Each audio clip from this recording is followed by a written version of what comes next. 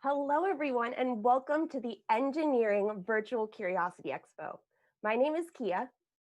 And I'm Zita, and we're from Pacific Science Center, and we will be your host for today's event. So thank you very much for joining. We appreciate you taking the time to connect with us and join us for this exciting event, our first virtual Curiosity Expo. Before we get ready and start getting nerdy about engineering, we have a few things to let you know about. Today's Engineering Virtual Curiosity Expo is presented by Boeing Company with generous support from Intellectual Ventures, PEMCO Insurance, and First Tech Federal Credit Union. Programming like this is also made possible in large part thanks to the generous support of donors. For over 50 years, PacSci has ignited curiosity in kids and adults on a whole range of topics, from virtual reality and space, butterflies and insects, to engineering like today, climate change, and more. And even though we can't welcome you today to the Science Center buildings, we know that curiosity never closes, and we're happy you're joining us today. As this region's Science Center, Pacific Science Center's work is more important now than ever.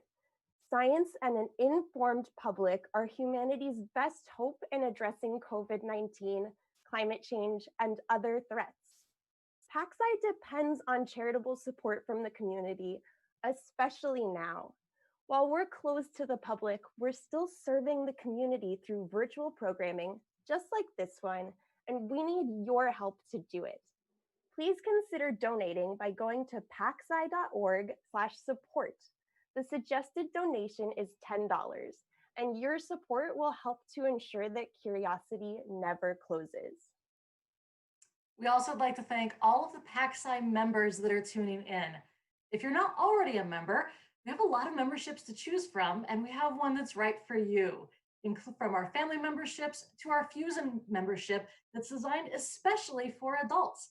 The perks of many of these memberships include free admissions to IMAX documentaries, to laser shows, the Science in the City talks. We have passes to 21 plus events like happy hours, which we have one next week, and Brewology. We also have discounts to our gift shop and our cafe. And the best part is that a membership also supports PacSci's mission to expand science education in Seattle and beyond, all throughout Washington State. You can visit PacSci/membership to find the membership level that's right for you and to purchase one today.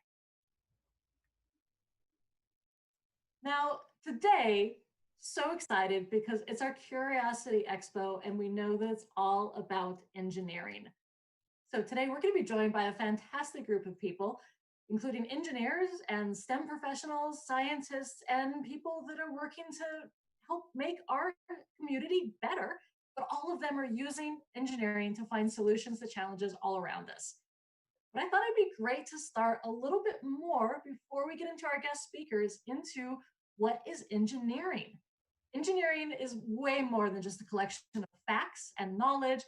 It's actually an entire process, and it's a way of thinking. That's right. And Zita, actually, I've been doing a lot of engineering recently. I've been working, yeah, that's right.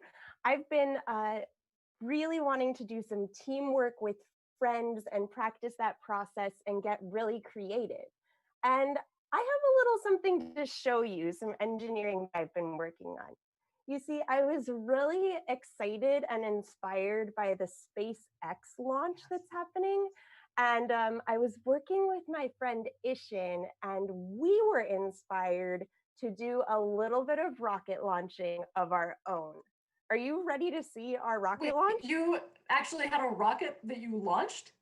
That's right. That's right. We did some engineering, we figured it out, and we launched some rockets. I am very excited to see your rocket launch. So let's do it.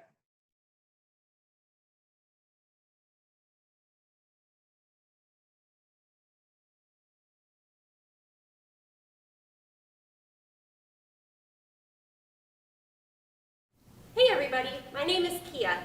And my name is Ishin. And we're here to celebrate Pacific Science Center's very first Virtual Curiosity Expo, all about engineering. And Kia, I was so excited about this engineering day that I spent all of last night working on my engineering project, and I know engineering is all about building stuff. So I've already gone ahead and built my very own water bottle rocket. Oh, Ishan, that's very, very cool, but you don't think you're done, right? Well, of course I'm done. I'm done. Look, I'm already packed up for my weekend vacation. I've got my water bottle finished. I'm so ready for tomorrow. Where are you going? Oh, sorry, did I say weekend vacation? I meant weekend isolation. Ishan, good thing you're not going anywhere because you're not quite done yet. You see, engineering is all about people working together to make things work. And once you design something, you're not just done. You see, engineers follow a process. It looks a little something like this. First, engineers design something. They start with a problem, like that they need to get their water bottle rocket from one place to another. Then they need to test it. They need to see if their design works. And then, they're not done yet. They redesign to make it work better, stronger, faster. And then we're done. Well, not quite, because then they need to redesign it, and test it again, and design it again, test it, and then redesign it, and test it, and design it, and...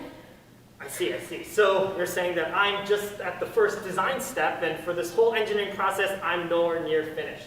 I need to test. That's right, Ishan, so put on your engineer cap. Okay. I'm gonna put on safety goggles. Great. And let's test. Because lucky for you, I was also working on an engineering project, and I was working on a Tablecloth. No, Ishan, not a tablecloth. A water bottle rocket launcher. A water bottle? What a coincidence. Huh, it's like we've met before. Yeah. That's right. Yeah. Oh, okay. All right, so let me test this out. Bum-ba-da-bum. This is my water bottle rocket launcher 3000. Are you going to test with that? I am. Let's test your design. What I'm looking for during this test is for my astronauts to get from where they are to where they need to go safely and smoothly. I'm looking for a nice smooth rocket launch. I don't want my rocket to be flipping around, tumbling through the air and all that. So that's what I'm looking for during my test. So I want you all to look as well and make some observations with me, and you can give me a thumbs up if you think we have a nice smooth launch, or a thumbs down if you think this rocket is going crazy and our astronauts might lose their lunch.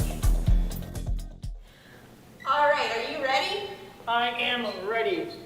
In 3, 2, 1. Whoa!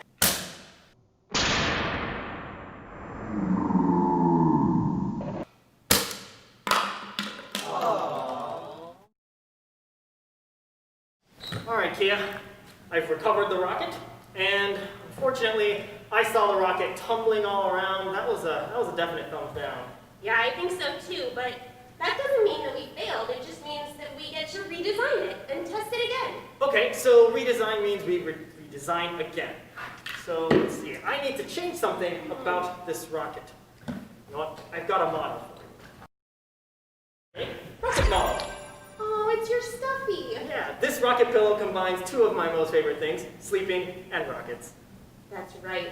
Shipping you right off into space for some sweet dreams. And so I think we can compare this model rocket with our water bottle rocket and see what we can do to change and redesign our water bottle to make it look more like this one. Well, you see, I noticed one thing right off the bat. Yours has a flat top, while your stuffy has a nice pointy nose.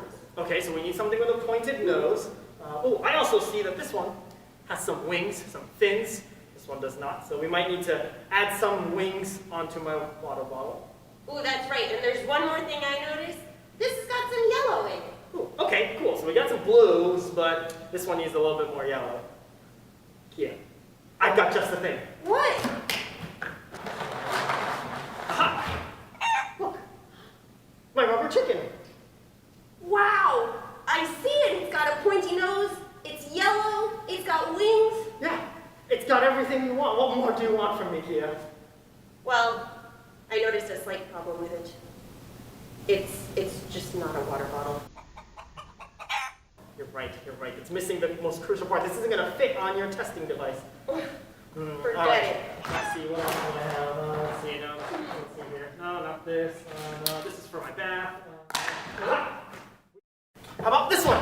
Ishin, it's perfect. It's got a pointy nose, it's got wings, and most importantly, It's a water bottle. it's a water bottle. All right, so we redesigned. What's next? I think we have to go back and test it again, make sure that this one does better than my last one. All right, let's give it a go. For this second test, we're going to look for the same thing as we did the first time. We're looking for a nice, smooth ride through the air, not the kind of tumbly ride we saw before. So you can do the same observations as before. Give me a thumbs up if you have a nice, smooth ride. Give me a thumbs down if you see it tumble all over the place. Let's see if Kia's ready for our test. All right, Ishin, we're ready to launch. Let's go in 3, 2, 1.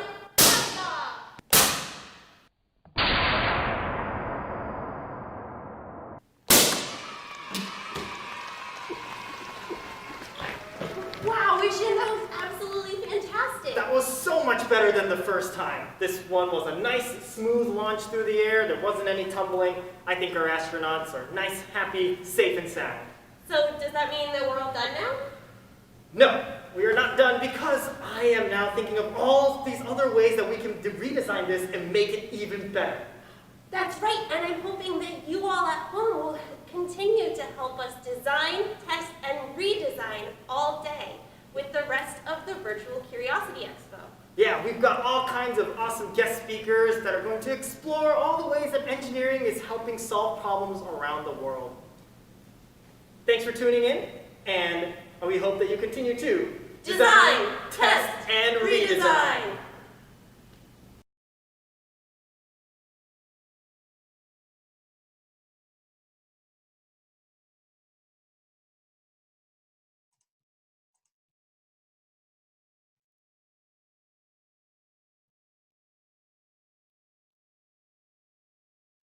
Kia, that was an amazing rocket that you made. And I really like the process that you went through of designing something, testing it, and then redesigning it to make it even better. The second one flew so much better, but I am curious, have you thought more about what that next design is going to look like? Zita, that's a great question. Actually, engineering is all about that design, test, and redesign, but it's also a lot about teamwork. So Ishan and I have been thinking, what would we really, really like if we had to fly to space? And we were thinking that we would want it to be pretty cozy inside, but also have a piece that jumps off the back of the spaceship so that we could take a little cruise down to a planet. That's what we were thinking. So we're working on how to release a part off the back. Oh, I like that. It reminds me a little bit of every time I've seen a design that NASA's putting together to go to another planet. They have part of the ship that stays in orbit, and then part of it that goes down to the surface and then returns back up to that main ship. Exactly. We may have borrowed a little bit from NASA, but we're also trying to figure out how to do it in a water bottle rocket. So we need to keep innovating with that. But another thing I've kind of been thinking of is that engineering is not all about going to space or about robots.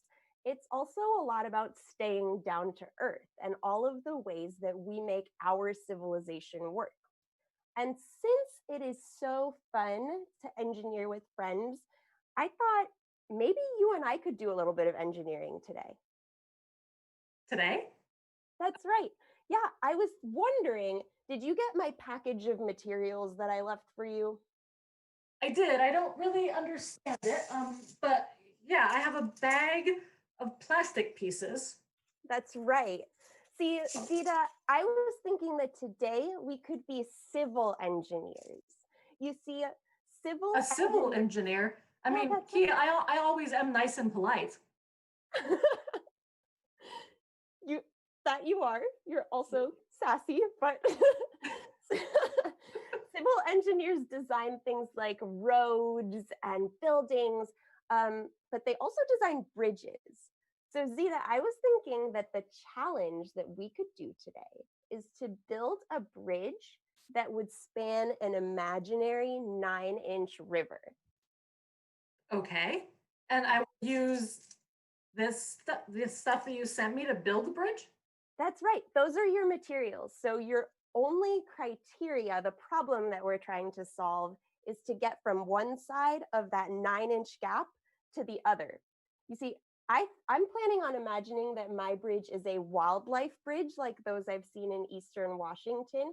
So maybe if you want to come up with a problem that you're trying to solve with your bridge, that would fit really well in with engineering too. I like that. There are a lot of roads that I don't like having to cross and wait for the crosswalk, but having a pedestrian bridge that could go up and over a road, I like that idea. That sounds awesome. Zita, Okay, but I don't know a lot about bridges.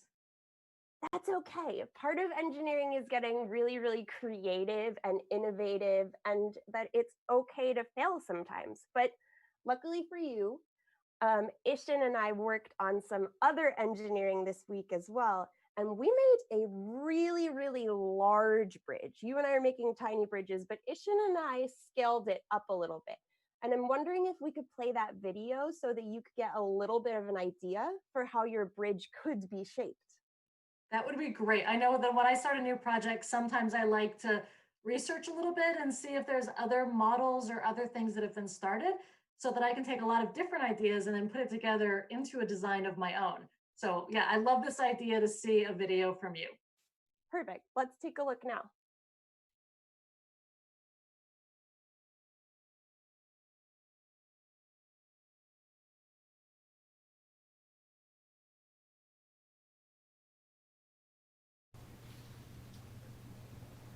Oh boy, Ishin, I've got a problem. What's your problem, Kia? Well, you see, I've got this really cool thing to build today. I really wanted to build it, but I really hate the stickiness of paste. What do you mean the stickiness of paste? What are you trying to build? How big is this project? It's huge. Well, what is it? It's an arch. See, I've got all the pieces right here. You know. Right there. We solved one of my problems already. I couldn't even get the pieces out. All right. So you've got the makings of an arch? I've got an arch, but I just don't like using paste. It's too sticky, and I want to put it together, but I don't know how. Kia, what if I told you that we could build this arch right here, right now, without any paste? No. We can keep this whole thing up just by itself. No nails? No nails. No tacks? No tacks. No sandpaper? No sandpaper. All right, let's do it. Okay. What do we need? We need some good old-fashioned civil engineering skills. And we're going to build this arch the way some other classic arches were made, like the St. Louis Arch in Missouri. We're going to start from the ground up, and we're going to start from the bottom, and we're just going to, use our hands to hold the pieces together, and we'll show you how to kind of put it all together once it's at the top. All right, let's give it a go. Okay. Wait a minute, Kia. What? I'm noticing something. What? That your pieces have numbers on them. Perhaps these numbers are a clue into which direction or in what order we can put them in. Okay, let's give that a try. All right. We'll start with, this is your one. That's your one. Yes. One. Two.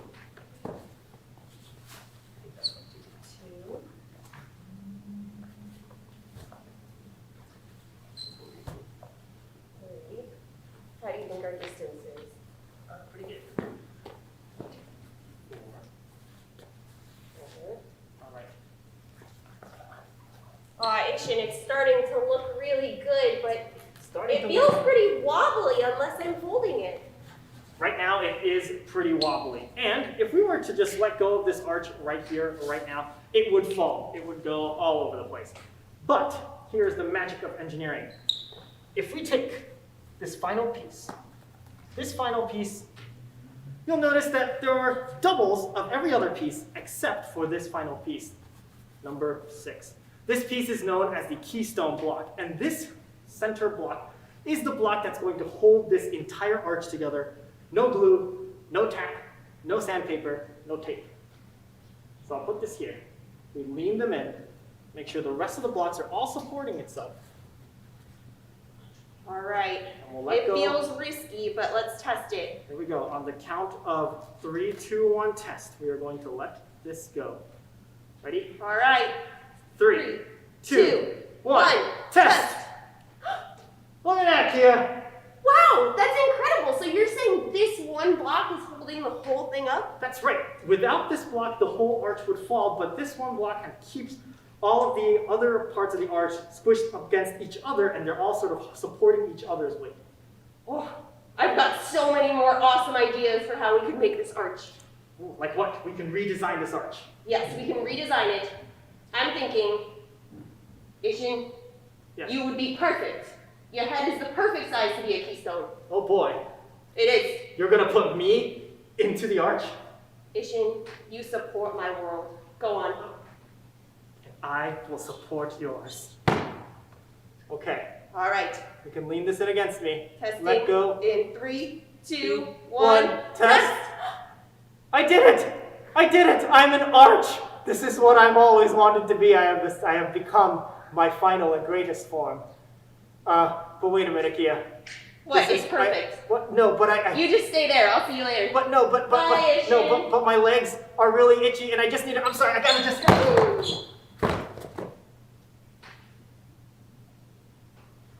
I made a great mistake. I'm sorry, Kia.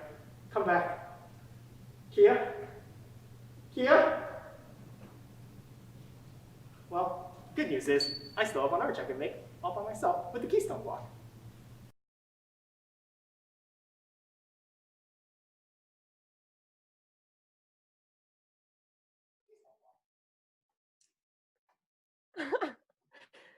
So Zita, Ish and I had some fun building that arch. Did you get any inspiration there? I think I did. I really liked how different parts of the arch helped to hold themselves together in place, and that made it sturdier. I think one of the things I might want to change is that arch had a big curve to it, and I'm initially thinking about something a little bit flatter because I know that I'm going to want people to walk over my bridge. So I've started my design. Can I show you what I've started so far? Please, yeah, let's see it. Okay, so I took some of the yellow pieces and blue pieces, and I've started out with my first framework, where I'm thinking it will be like this, and people will be able to walk across it. I love that idea. That seems really accessible, and that it's flat, so that'll be really good. Zita, can I show you what I've started working on? Yes. So I was watching the other day, and you were talking about different shapes. And so I thought it might be neat to get a triangle shape going. I think I'm going to go flat as well, but starting out with those strong triangle shapes that'll hopefully be able to support the animals that are crossing the bridge. Now, I do have a question about engineering, and since you've done a couple of challenges, you might be able to answer this for me. Yeah. Do you think that I should build my entire bridge first and then see if it works? Or is there a way to sort of check if it's going to work before I go all the way through? Because I don't really want to build the entire thing and then have it break. That's a really good point. Zita, remember, our engineering process is all about designing, testing, and then redesigning. So if I was you, I would test it all day long to see which parts are working and which parts need some redesign. But I was thinking also, Zita, that since we'll be checking in throughout the day with our bridge designs, that maybe later in the day, we could test them with everybody and see how our bridges hold up. What do you think? I like that a lot. It's a little bit scary to think about that I'm going to do my test with a lot of people to see, but I guess that's how we learn. And I suppose one advantage of lots of people seeing it is that maybe they can give me ideas of how to make it better so I'm not just working on it by myself. Exactly.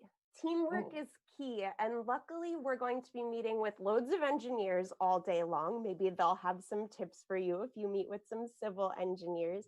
And the folks at home could always leave some ideas in the comments for us, suggestions that you have for making our bridges better.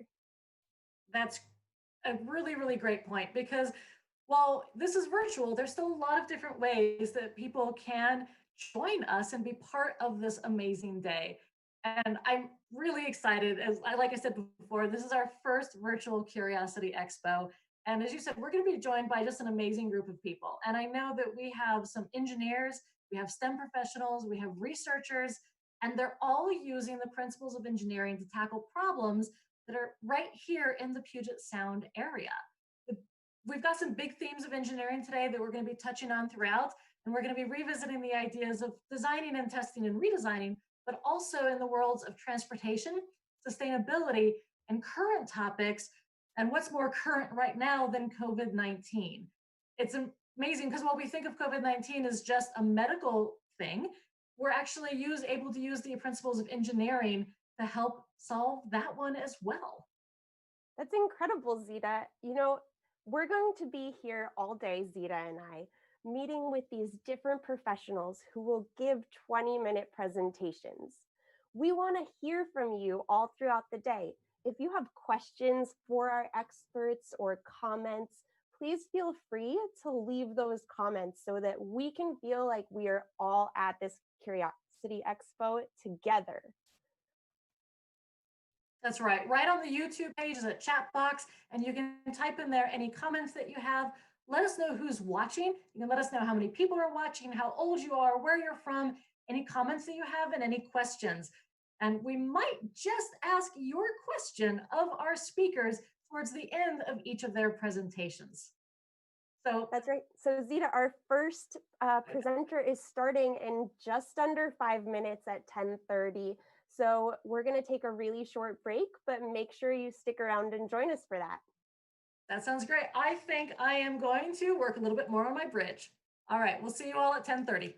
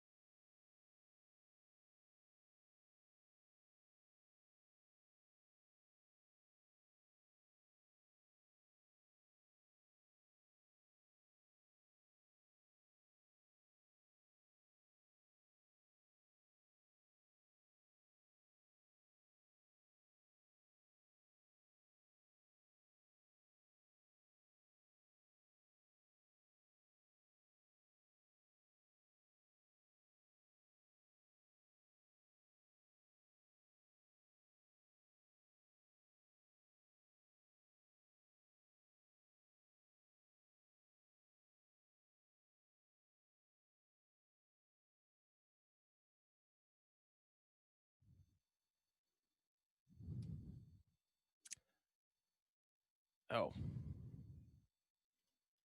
me go.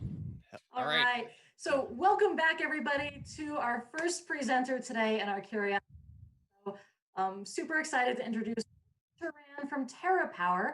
It's a nuclear innovation company right in this area in Bellevue, Washington. Now, if you have been to a Curiosity Expo before, you might remember Nick. This is his third Expo working with us. When not working with the Science Center, Nick is the manager of nuclear design and the founder of the public education website, whatisnuclear.com. So today, Nick is going to be talking about the different ways of making electricity and talking about engines and the different fuel sources of those engines. Nick, welcome to our Curiosity Expo. Thank you. Yeah, I'm really excited to be here. Thanks for having me. And this is a really exciting new thing for me to be doing this live. So hopefully we'll do something interesting. So yeah, so as said, I'm an engineer. I work on making electricity using nuclear power plants, which split atoms to make heat and push electricity around. And I'm going to try to talk through exactly what that means. And I've got magnets and I have a coil of wire, and we're just gonna dive right in. So before I get started with electricity, I just want to talk about energy as a concept and why it's a big deal. So energy is a really big topic for us because it helps us have a good quality of life. So if you look at these figures here, on the top are ways of doing things without very much energy. So if we're doing construction, people have to lift huge rocks and move them around, and it's really hard, and you need tons of people. Whereas with a lot of energy, you can use energy to have a machine or a crane or a truck move the things around, and you just have to operate it. So it gives us a better life in construction. In terms of farming, as you may know, not too long ago, the huge majority of people spent almost all of their time farming just for the food that they needed. But today, very few people actually spend all their time farming because we have energy that can run machines that can go out and collect food and grow food for everybody, with just a handful of people operating it. As for washing clothes, we take it for granted to just turn a faucet on and get water, but it's a huge deal when you don't have energy to bring that water to you. You have to walk miles to a river. You have to spend all this time washing and walk back, and you can't do what you want. So energy gives us freedom to live the life that we choose. And so again, it's very important. Travel is another example. So that's why energy is important, and it's such a big deal that the way we use energy can influence the environment in all sorts of different ways. And so it's important how we choose to get our energy. Okay, so let me so we'll talk. I'll show you energy in a second, but I want to talk about electricity now. So you've probably seen something like this. This is a wire, and all electricity is a way of moving energy down a wire. So if you have energy at this end, and you want the energy to come out this end, then you need to use electricity. I mean, one way of doing it is electricity. And you can think of it as marbles. Imagine that there's just a bunch of marbles in here that can move around. When you wiggle something over here, the marbles will wiggle over on this side too. And those little marbles inside of wires are called electrons, and they're very, very small. They're part of atoms. There's billions upon billions of them in here, but all electricity is moving these marbles or electrons around on a wire. So how do you move electrons? Well, you use a magnet. So I'm going to now show you that you can actually make electricity using a magnet and moving it around on a wire. Okay, so let's try this. Let's switch over here. So you have to have a coiled wire. You may be able to see, hopefully you can see this. This is just a little coil of wire wrapped around a pin. Okay, and if you move this magnet around the wire, it actually moves those little marbles around and you get electricity. And to prove it to you, I have an instrument here that's called an oscilloscope. And what this does is it can measure very small amounts of electricity, which is all we're going to produce with this thing. So let me try to get a good view of this. So all you do is you hook up the little probe to each end of the wire. You can see I'm shaking. Live performance. Okay, and then you have to zoom way in. Oops. Have to organize it right. So if this is going to work, we should be able to see pulses of electricity when I move this magnet across the wire. And sure enough, look at that. So when I move the magnet, it registers electricity coming out the side. And it goes in different directions based on which way I move the magnet. So there you go. I've proven it to you that I'm just pushing electrons around, and that's how I can deliver energy to my house or all around from a power plant to wherever. Now, now this energy form is just me moving the magnet with my hand, and that I don't want to do this all day, so we need a better way to do it. And so we've actually designed machines that can do this. So this is just this thing is a hand crank, and if you can see in there, there's a little spinning shaft. When I turn the crank, it turns the shaft, and inside this generator are just a bunch of coils just like this and magnets. So this is just a really a better design of how to make electricity. And if I hook this guy up, you'll see that it's much more effective at making electricity, and it's easier for me than just moving that magnet around. Although it's basically the same thing. Geez. So let's zoom out a little more. So now when I turn the crank, let's see what happens. There, you can see again that it's making, whoops, the wire came off. It's making a bunch of electricity. And this is actually enough electricity that I can do something useful, like light up a light. And so I can turn myself turning the crank into light by hooking it up to this little LED bulb. So let's see, if I now turn the crank, look at that. I'm actually making light by turning a crank. And again, that's just moving a magnet over wires, moving those little marbles around, making light. Okay, so this is great and all, but I still don't want to sit here and turn this crank all day. It's the same problem. So I need to find a different energy source that will turn a crank for me and make electricity. Okay, and so for that, we invented engines. And here is such a thing. Bring this down. So this is a small real engine. It's called a Stirling engine. And here's where the fuel source is. And so this is going to make heat. And then it's going to turn, it's going to move these pistons around. There's a piston in here, and it's going to push that back, and then it's going to start coming back. And down here, we have a little generator and a light, exactly like the little generator that I just had. So now I need to take an actual energy source. So here's where energy comes in. And I have a little jar full of, it looks like it's a fuel. This is just like gasoline in your car. This is a chemical fuel. It's called ethyl alcohol. And so if I fill up my little gas tank here with this fuel, let's just get a little bit going in there. Whoops, sorry, can't see it. So I've now put some fuel in here, and I put the little wick down. And hang on, let me put some safety glasses on. Engineering, it's important to be safe. So now I'm just gonna light this little candle up. Here we go. There, and so we have a little flame. And so this is my energy source. This is what we're gonna use instead of me turning the crank. And so I've put the energy source, I can't even see the flame, but it is on. So I've now put the energy source in position. And if I try to get the engine going, well, it's not going yet, but it takes a little while, and then it starts going.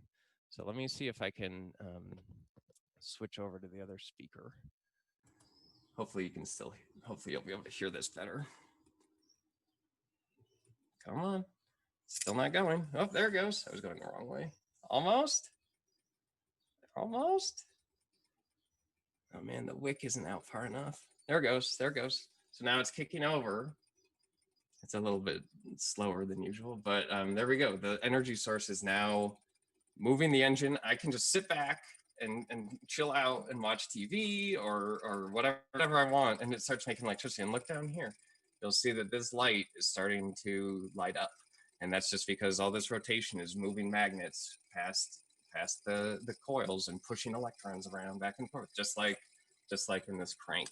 And there, it's really going now. So this, my friends, is how electricity comes into your house. If you look at the outlet somewhere on your wall, there's a machine, not unlike this, taking some form of energy and turning it into rotation to light up a light right here. So that's what's happening. So there you go. Now, so what sources of energy do we use today? Well, here's a graph that shows that around the world, more than 80% of the energy of the world comes from fossil fuel, chemical fuel. Let me switch my mic back. Most of the energy comes from fossil fuel in the gray, and then there's a little bit from wind and solar, the renewables, a lot from hydro, and a little bit from nuclear power, which is splitting atoms. So those are the different things you put in the energy, in the fuel tank, basically, to get your electricity. Now, so let's talk just briefly about exactly what a nuclear power plant is. So the little engine I have here is using a candle to make heat. But in a nuclear power plant, you split atoms and that makes the heat. And then you turn the heat into electricity through what's going to happen here. So this whole thing on the screen is the little fuel tank in the nuclear reactor. So atoms start splitting down there in the bottom left, the little red reactor core, and that starts heating up water. And water starts turning into steam, and the steam pressurizes just like in your tea kettle. And then the steam starts coming out that straw on the top, see? And so once that steam starts coming out, well, you take this pipe and you blow the steam over a fan. It's called a turbine, and that turbine spins the generator, which is just the crank. It's the exact same thing as the crank in this hand crank, and that thing goes off and pushes the electrons, as you can see, going off on the wire, and that goes to your house. And so that's how you would use splitting atoms to get electricity. And in fact, there's a nuclear power plant like this over over by Hanford that makes a little bit of the electricity for us, not much, but a little bit. Most of our electricity here comes from hydroelectric plants, actually, which just the water comes down. All right, so it really is splitting atoms. And if you look really closely at what's going on inside a nuclear reactor, it's actually one little particle called a neutron is coming in, and it splits a uranium atom, which releases all this energy, and that goes on and causes this chain reaction where you see one atom splits the next atom, splits more atoms, and those little atoms that come out, the 2 half uranium atoms, those come out really fast and they're really hot, and so you make a lot of heat, and then you boil water, just like this little, and then you do your engine here. And by the way, the leftover, those little guys that come out, those are what's known as nuclear waste, which we can talk about because that's a hot topic. When I first got into nuclear, I was like, well, isn't nuclear really bad? Doesn't nuclear cause problems? Aren't there safety issues and waste problems? And those are all issues, but it still turns out that it's actually, well, we'll talk about it. Well, let's take a look. It turns out it's quite a good energy source, even considering those things. And here's why. So I talked about all the different energy sources before, and you can use whatever you put in that gas tank. You can use coal, natural gas, whatever. But if you look at how much carbon is emitted as you burn each energy source, well, it's very, very different. So if you burn coal as your fuel, you make a lot of carbon dioxide, which causes global warming. If you burn biomass, same problem. Even though the trees grow later, the carbon is still in the atmosphere because it takes many years for the tree to grow back. So it still causes climate change. Fracked natural gas, we use a lot for our home. If you have a gas stove, that's what you're using. It's a very high carbon energy source, and these are all problematic from a carbon point of view. And then you get down to you get solar, you get geothermal, hydropower, which is where we get most of our electricity again. And here's nuclear. It's extraordinarily low carbon. And the really unique thing about it is of all the low carbon things, it's one that it can run all day, all night, regardless of weather, regardless of drought. So it's pretty powerful, and it uses a very small amount of area. All right, so let me go back to the big screen here. No, live demo screen. So I just want to show you a little bit more about nuclear. I'm going to turn off my engine here. So nuclear fuel looks like this. This is a piece of rock that was found. It has some purple on it. It's not usually purple. I just got some ink on it. This is a rock that was found in Colorado, and it has a bunch of uranium in it, which is nuclear fuel. And the energy is slowly leaking out of this as the atoms are sort of decaying, and little pieces of the atoms are coming off. It's not, the atoms aren't splitting, but just a small chunk of the atom is coming off. And you can't see it, and it's not hot, but this thing, which is called a Geiger counter, can see it. And I'm gonna, let me switch back to the other mic so you can hear it. So it clicks whenever a piece of an atom goes into this sensor. So if I take this uranium and hold it up to it, you should be able to hear the clicks getting higher and higher. And as I hold it there, you can see it's clicking like crazy, 257 counts per second. And so sure enough, this little piece of rock that was found out in the dirt has a bunch of energy in it that is slowly leaking out. And those are actual atoms. Every click is a single atom decaying, which is really kind of interesting. So let's see. However, since this rock isn't hot, it's not hot enough. So I can't run my engine with it, right? So like ideally, I would just take my engine and slap my rock right here, and it would heat this up and run the engine just like that. But it doesn't do that naturally because it's just not hot enough. So you need to build a machine that's job is to actually split the atoms, and then that gets much hotter, and now you have a nuclear reactor. And that's how nuclear power plants work. It's literally just this, but with splitting these atoms rather than just setting them here. So to build a nuclear reactor, you have to take this rock and crush it up, and then you fabricate it into little pellets. So this is actually a little piece of metallic uranium, which is just what the rock, you take the uranium out, and you can see that if I hold this up to it, you should see that it's also emitting some radiation, sure enough. Anyway, and then you load these into that picture that I showed before in the video, and then you just start splitting the atoms. And so anyway, my job is to figure out how to put this stuff into a machine and get it to split and then get the heat out and make that electricity.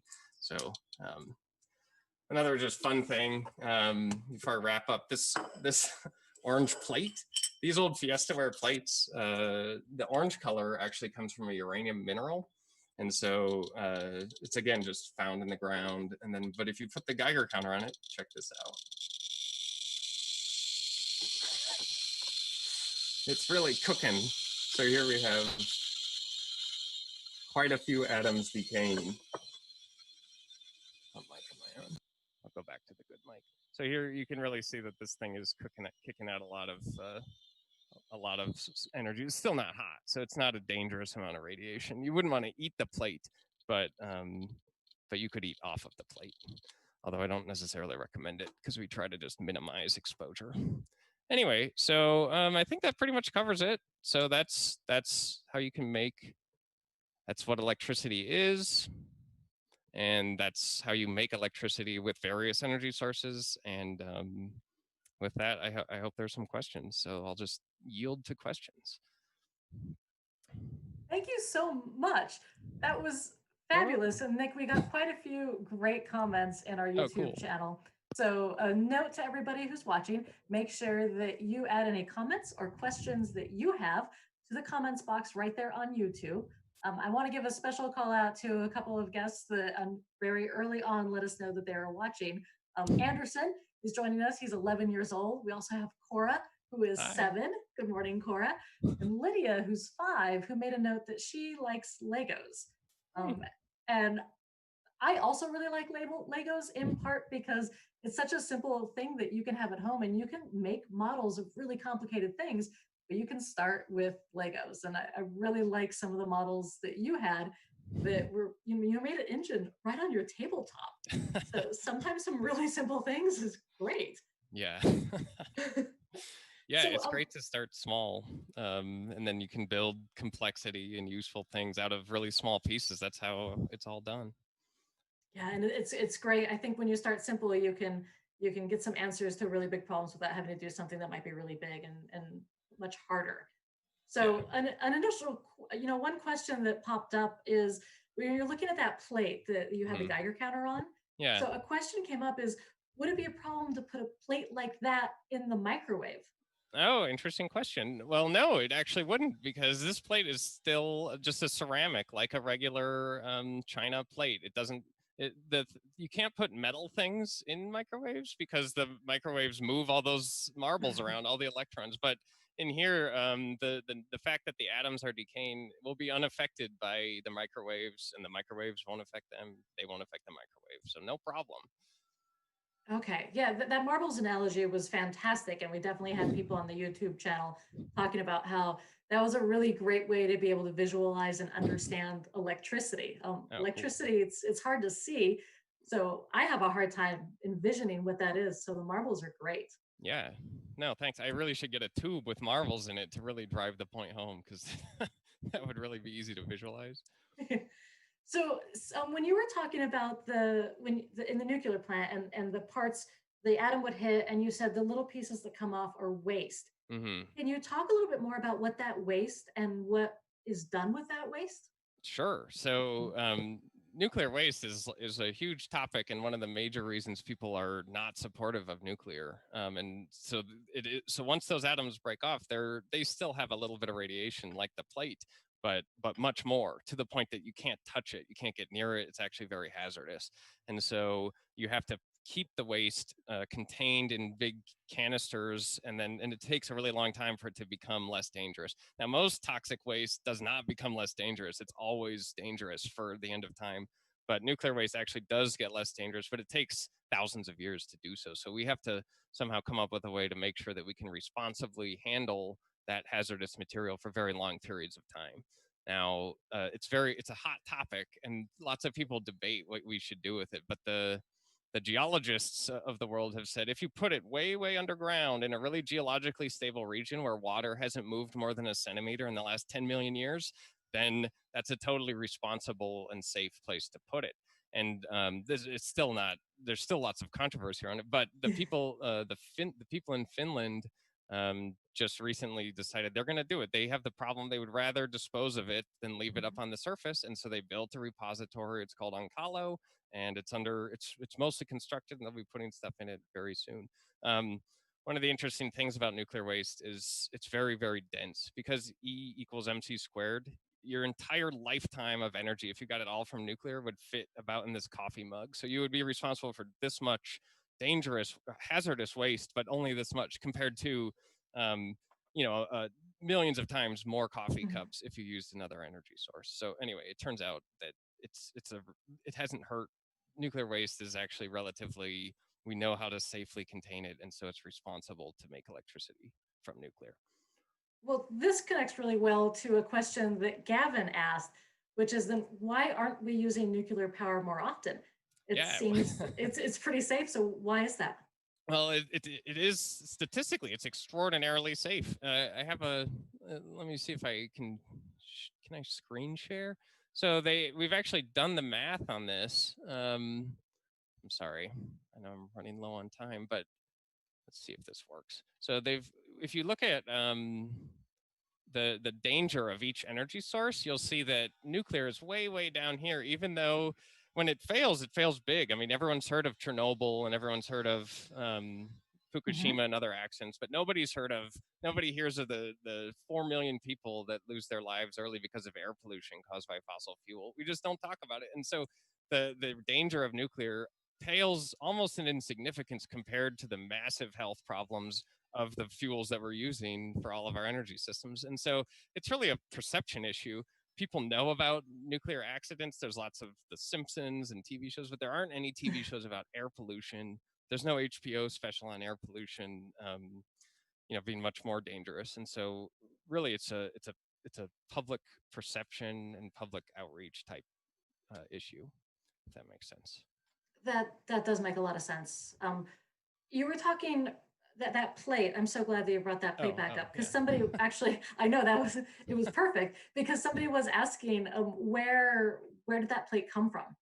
Well, this particular plate, for me, it came into my life through eBay, where I just went on and found an orange plate from the 1960s. But originally, I mean, the atoms in here, the uranium atoms, were just dug up in a uranium-rich mineral. Sorry about the lawn noise, but you can just go out to certain places in Australia or Colorado, and you'll find uranium mineral on the ground, and people detect it with Geiger counters. You can just go walk around until you find it. There's actually a great I Love Lucy about finding uranium in Colorado, if anyone watched TV in the 50s.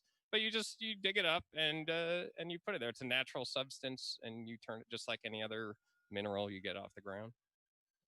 So I think we have time for a couple more questions with some quick answers. Okay. I'm glad you mentioned the uranium and how it can be found. Anderson, who's age 11, was asking, how long does it take for uranium to decay? Specifically, if you were to start out with a piece that weighed a pound, do you know how long a 1 pound of uranium would take? This uranium is decaying very, very slowly. And the half-life of uranium is on the order of 4 billion years. So this actually, it's better with the rock. This little uranium rock has been sitting from where it was created. And if it's been 4 billion years, then half of the uranium atoms would have decayed into smaller things. And then another 4 billion years later, they will split as well. That's at this really low, that's before you actually split the atoms. Once you split the atoms, they decay much faster, on the order of 100 or 1,000 years. That is, it's really interesting to think about an engineering problem that spans such a big amount of time. It's a problem that's happening now, but some of these solutions and some of the processes are really long. Yeah, yeah. And actually, fun fact, you know how the Earth is hot on the inside and you Mhm. can get geothermal power out of it? Half of that energy is coming from the decay of these atoms, just like this.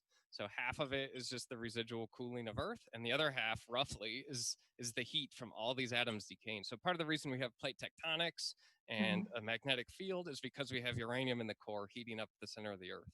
And so it really is a fundamental part of nature and an important part of the Earth ecosystem. And it's a good thing it takes that long, because if it didn't, well, the core might solidify and then we wouldn't have our magnetic field.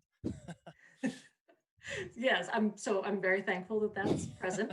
Yeah. I think our last question is going back to the engine, which you sort of started us off with. So it Oh yeah, seems like a nice thing to to wrap bring it up back. with, which is that heat power. And can you tell us a little more about how heat power, or how heat powers an engine?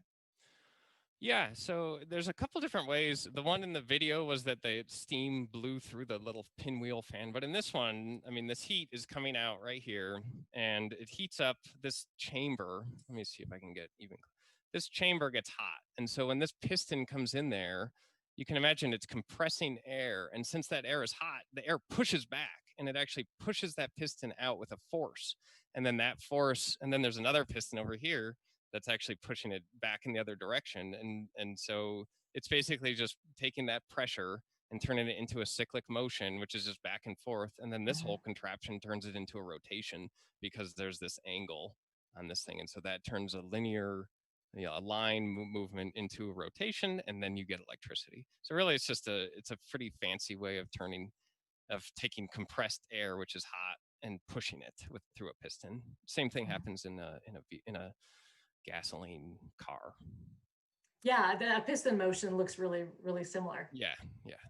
This is great. Nick, thank you so much for joining us today. This Yeah, of was an course. amazing kickoff to talk about how engineering can solve some problems. Having power is definitely an important thing for our society, and it's great to Yes, it see is. some of the different ways that we can get that. So thank you so much for joining us. You're so welcome. Thank you for having me. I hope it was fun, and have a good rest of the day, everyone. Enjoy. Excellent.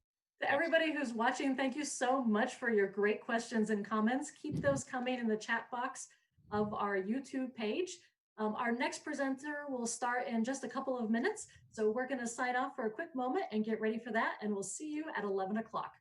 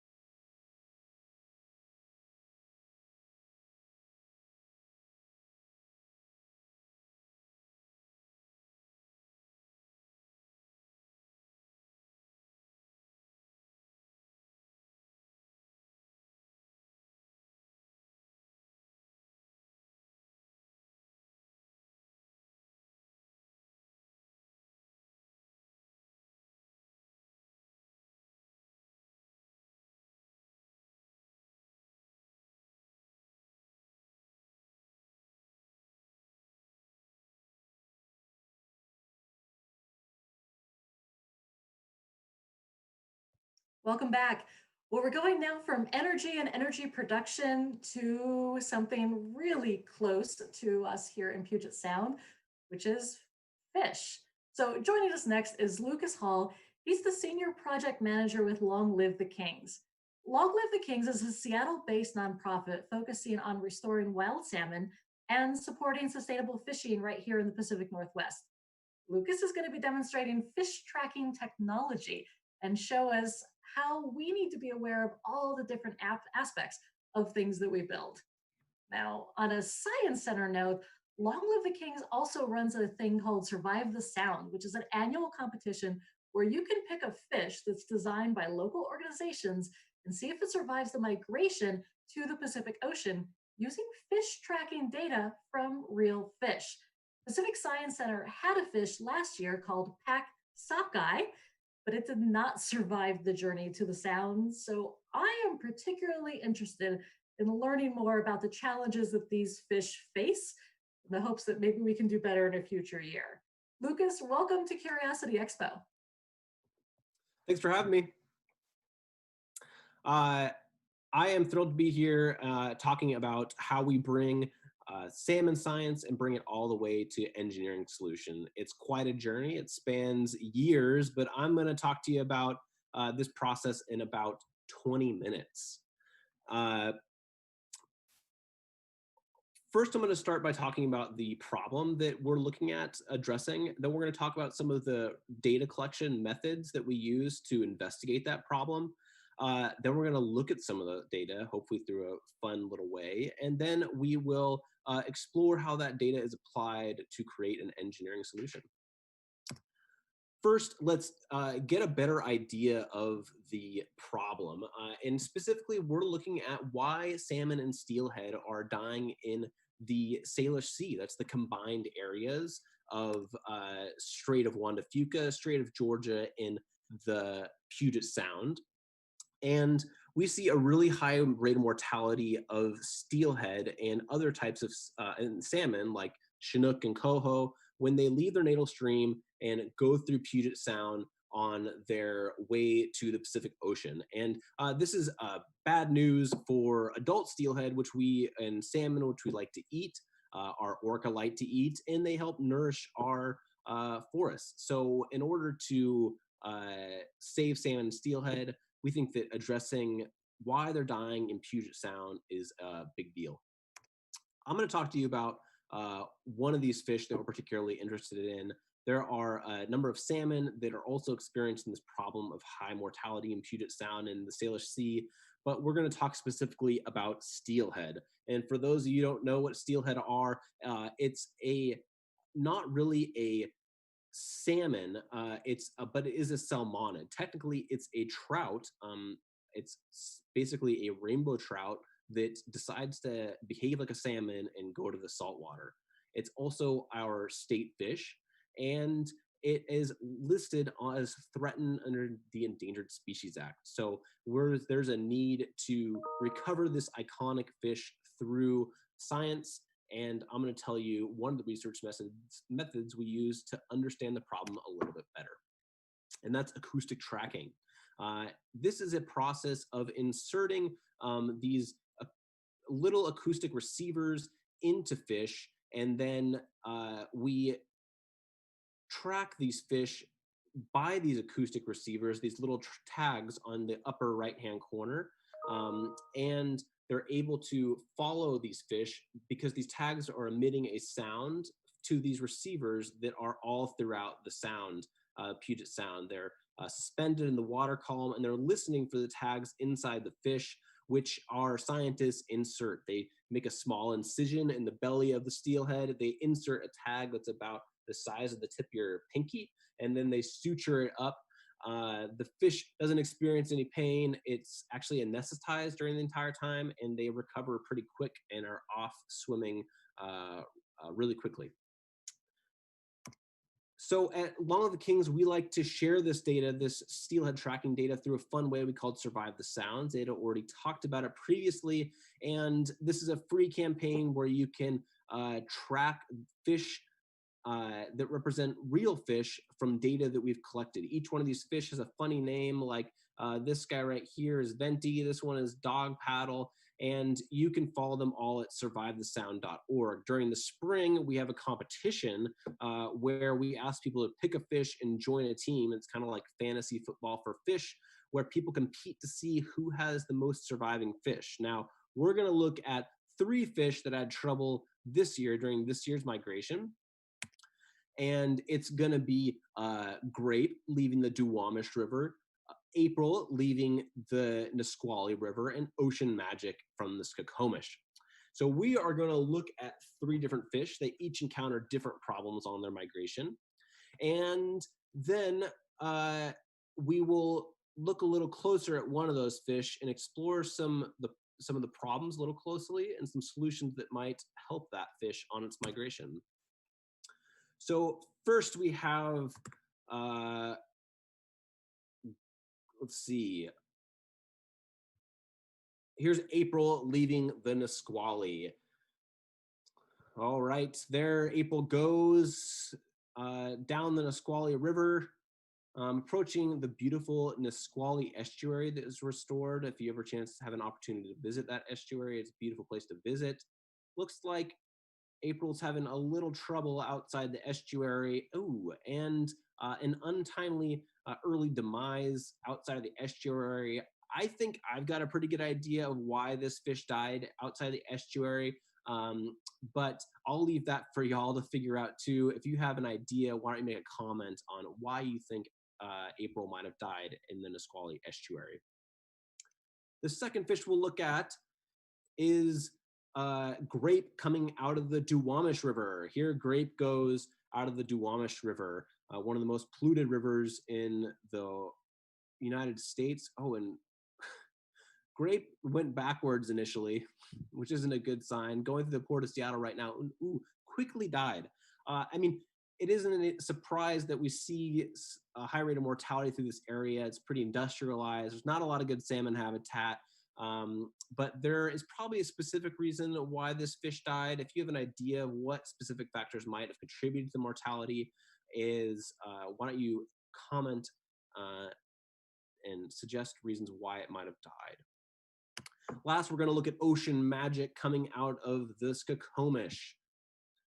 Let's see how Ocean Magic does. This Hood Canal in Skokomish is a beautiful area, and Ocean Magic is through the Skokomish estuary and into Hood Canal, just passing Lilywop, that yellow dot. That's our field station in Hood Canal, and moving south through Hood Canal, doing well, making great progress. Almost ducked into Daybog Bay, past the Bangor Navy base, and chugging along just nicely. Having a little bit of trouble there. We'll see what's going on there. Interesting. Still having trouble with something there. Making a really good effort to negotiate some obstacle there. And having a lot of trouble. Oh, and unfortunately couldn't make it past that issue going on there. But let's take a little closer look at this data. So we've looked at 3 separate pieces of data, which isn't really enough to identify a trend or make any conclusions based on this data. So let's look at a larger data set and maybe see if we can find some trends. So here's where Ocean Magic died, and here's where Grape died, and here's where April died. So all of these seem to show these other red fish here, which are other steelhead deaths in these areas. So we know there are probably some pretty significant problems going on in these areas. So it wasn't just a single data showing a problem.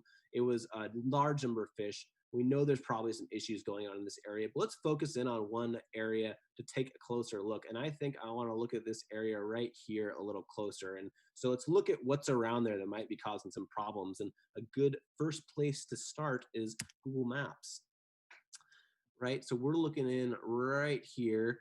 Let's zoom in a little closer so we can see there's a road, probably a bridge between Olympic Peninsula right here and Kitsap Peninsula over here. In fact, it is the Hood Canal floating bridge. a pretty big structure for a little steelhead trying to swim its way south to the Pacific Ocean. A little bit about the Hood Canal floating bridge. It was originally built in 1961. It's almost 1.5 miles long, and it floats on pontoons because it's so deep here. It's 340 feet deep at its deepest point in this water, and so really a traditional bridge isn't possible, so we use this floating bridge. It's a pretty big engineering marvel, this bridge, is it's the largest floating bridge in a saltwater environment in the world. But we can't just see what's going on with steelhead just by looking at this picture. Let's look a little closer at the diagram of the bridge's construction. So here we see a cross section of how the bridge is construction, and we see this road deck where the car is on, and then we see the road deck is suspended by some concrete pilings which rests on these concrete pontoons. Here's a cross section of these pontoons. They're actually 15 feet underwater, and for a fish that's pretty deep, right? That's about like 3 humans approximately stacked on top of each other. So for a small little fish about this big, going up against something that's deep isn't really something it's used to. So the physical structure of these pontoons could be causing the steelhead some trouble. It could be other factors. Maybe there's light from the bridge that's confusing steelhead, or maybe it's illuminating them, making it easier for predators to see them and eat them. Maybe there's sound from the loud road deck that's confusing salmon or masking an approaching predator.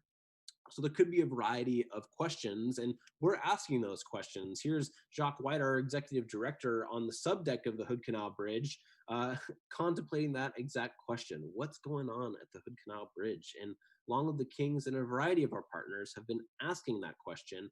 And we conducted 2 years of field research looking at light, noise, how steelhead are negotiating the bridge, currents, water quality, a variety of things that could be impacting steelhead. And what we do is we look at all that data together, and we try to draw conclusions based on all those different data points.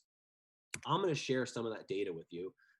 First, we're going to look at all the fish that we tracked past the Hood Canal Bridge that didn't survive, right? So we're really worried about fish not surviving past the Hood Canal Bridge. So let's see what's in common with all these fish that aren't surviving past the Hood Canal Bridge. And right here, we're going to show you an animation of a number of fish that didn't survive. And all these paths are sped up. It's about 1 second per hour. And you can see that they're going up and down the bridge structure where we would expect them to go straight past it, maybe under the bridge or around the bridge where there's connecting draw spans where there's no pontoon, there's just a top upper bridge deck, and the fish could pass underneath it, but they're not doing that. They're going back and forth, which isn't typical behavior of steelhead. We'd expect them to go straight out to the Pacific Ocean as fast as they can. So something's happening here. The bridge is certainly delaying the migration.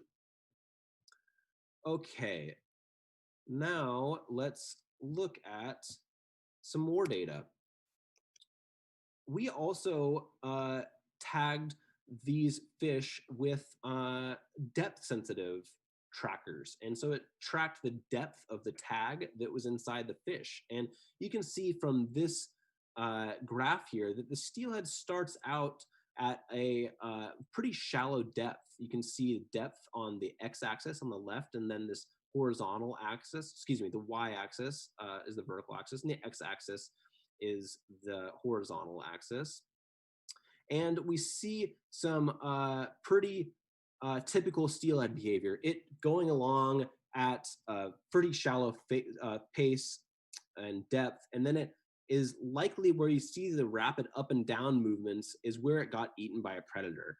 And this predator is diving all the way down to 120 feet. So when the steelhead's eaten by a predator, it takes the tag along with it. And so we no longer see the behavior of the steelhead, we're seeing the behavior of the predator, and this predator is diving deep. So, okay, we know that the bridge right now is delaying migration. It's probably being eaten by a predator, and this predator is diving pretty deep. The third piece of data we'll be looking at is temperature of these tags. We also have tags in these steelhead that look at the temperature, and we see that it starts at a pretty low temperature, here at just, let's see, 10 degrees Celsius. And then it moves up, likely when the fish was eaten by a predator, because we wouldn't expect a temperature change any other reason. It would have to be a change in the tag's condition. So it's either outside of the fish or inside something warmer. So the temperature of the tag increases all the way to 35 degrees Celsius and stays there. And 35 degrees Celsius is about the temperature we'd expect from a warm-blooded mammal. So now we know that the temperature is, or excuse me, the tag is, or steelhead's being delayed at the bridge. It's being eaten by a predator that's diving deep and is a warm-blooded mammal. You can see at the very end here where the temperature goes down again, and that's when the tag is excreted from the predator and is probably just hanging out in the water, the cold water, so the temperature of the tag decreases again. So we know that that the predator is warm-blooded and dives deep. So we looked around the bridge to try to look for what predators do that. And one of the likely suspects is we saw a ton of harbor seals around there. They dive deep and are also warm-blooded mammals. These guys right here.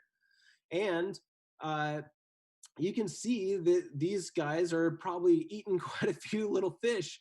It's not because they're bad guys eating more than their fair share, but maybe we've made it too easy for them to eat steelhead, or maybe we've taken away other food sources from them, and so they're relying more on juvenile steelhead. There could be a variety of environmental factors, but one thing's clear is, based on the look of that guy, he looks like he's having an easy time eating steelhead. So maybe we can introduce some solutions to the Hood Canal Bridge that will make it a little easier to get around. So remember when we were seeing that back and forth behavior from that tag? We think that has to do with these cross pontoons that extend about 50 feet or 60 feet from the main pontoon structure and create an obstacle for fish. So here's a close-up of that structure. And what we are seeing is the fish coming along here, hitting this structure, and instead of going around underneath the draw span, they seem to be diverted the other direction. That's not the behavior we wanted. And so we want them to find that opening and get around the bridge as quickly as possible. So what if we added a structure to make that easier? So when they hit the bridge, they weren't confused by that pontoon and they went right around the pontoon. Well, it's a pretty simple solution, and we hope to implement it. We recently got some funding based on this research to construct this and put it in the water. We hope to have it in there by 2022. That's pretty exciting, and we're really fortunate to have the funding to help save steelhead here at the bridge. So that is the very quick version of how we bring data and bring it all the way to an engineering solution. And if you want to learn more about our organization, Long Live the Kings, you can check out lltk.org, or you can watch the Survive the Sound migration, all this data and these funny looking fish at survivethesound.org. And if you want to reach out to me and learn more about how I got involved with salmon, you're welcome to. There's my email. The reason that I kind of am doing this and spending my time doing this is because that I grew up around the Pacific Northwest, and salmon really were part of why I stayed around and were things that I enjoyed during my childhood. So when I thought about my professional career, I wanted to protect something that I love in the Pacific Northwest. And so I ended up finding ways through my education to protect salmon. So I hope you all are able to find your passions as well. Thanks, Ada. Lucas, thank you so much. I'd actually love to hear a little bit more about your background. You're working with a lot of different experts and with engineers. Did you train as a scientist yourself? I didn't. I have an undergrad degree in political science from Western Washington University, and I took a couple of years off trying to figure out what I wanted to do with that degree. And I came back to the University of Washington to get a master's in public administration. So I kind of, in simple terms, I kind of have a project management background and with a focus on kind of strategic communications. So it's kind of an interesting path to get into salmon science. That kind of proves that you can really get to what you know and love and want to protect and want to do with your life through a variety of routes. You just have to figure out how your skill set applies to that passion. Well, I think it's also a really great example of how there are people from a lot of different backgrounds and a lot of different fields that work together on a common problem. So can you share a little bit more about the types of experts that you're working with to do the work that you do? Certainly. So we've got a whole team of experts, and each of them have a different expertise. Uh, on the Hood Canal Bridge assessment team, we've got some people specializing in seals, so marine mammals. We also have a number of fish biologists, and we have some people who specialize in this acoustic tracking technology. And we also have an engineer team that helps us design these engineering solutions.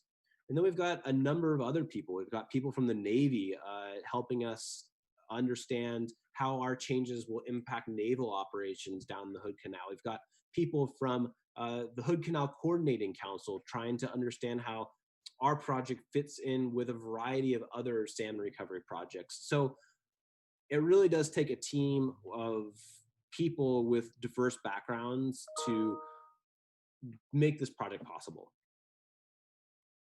When you were talking about what was happening with the salmon and some of the you were asking some of the reasons of why people were thinking that the salmon might not make it all the way. Yeah, I just want to let you know that our audience had some great ideas. There are some good. people that thought maybe it got confused because there were sounds. We did have some people, ingenious age 9 early on, thought that maybe it was eaten by a seal. Yeah. Um, there were some other folks that thought that maybe there was could be the bridge.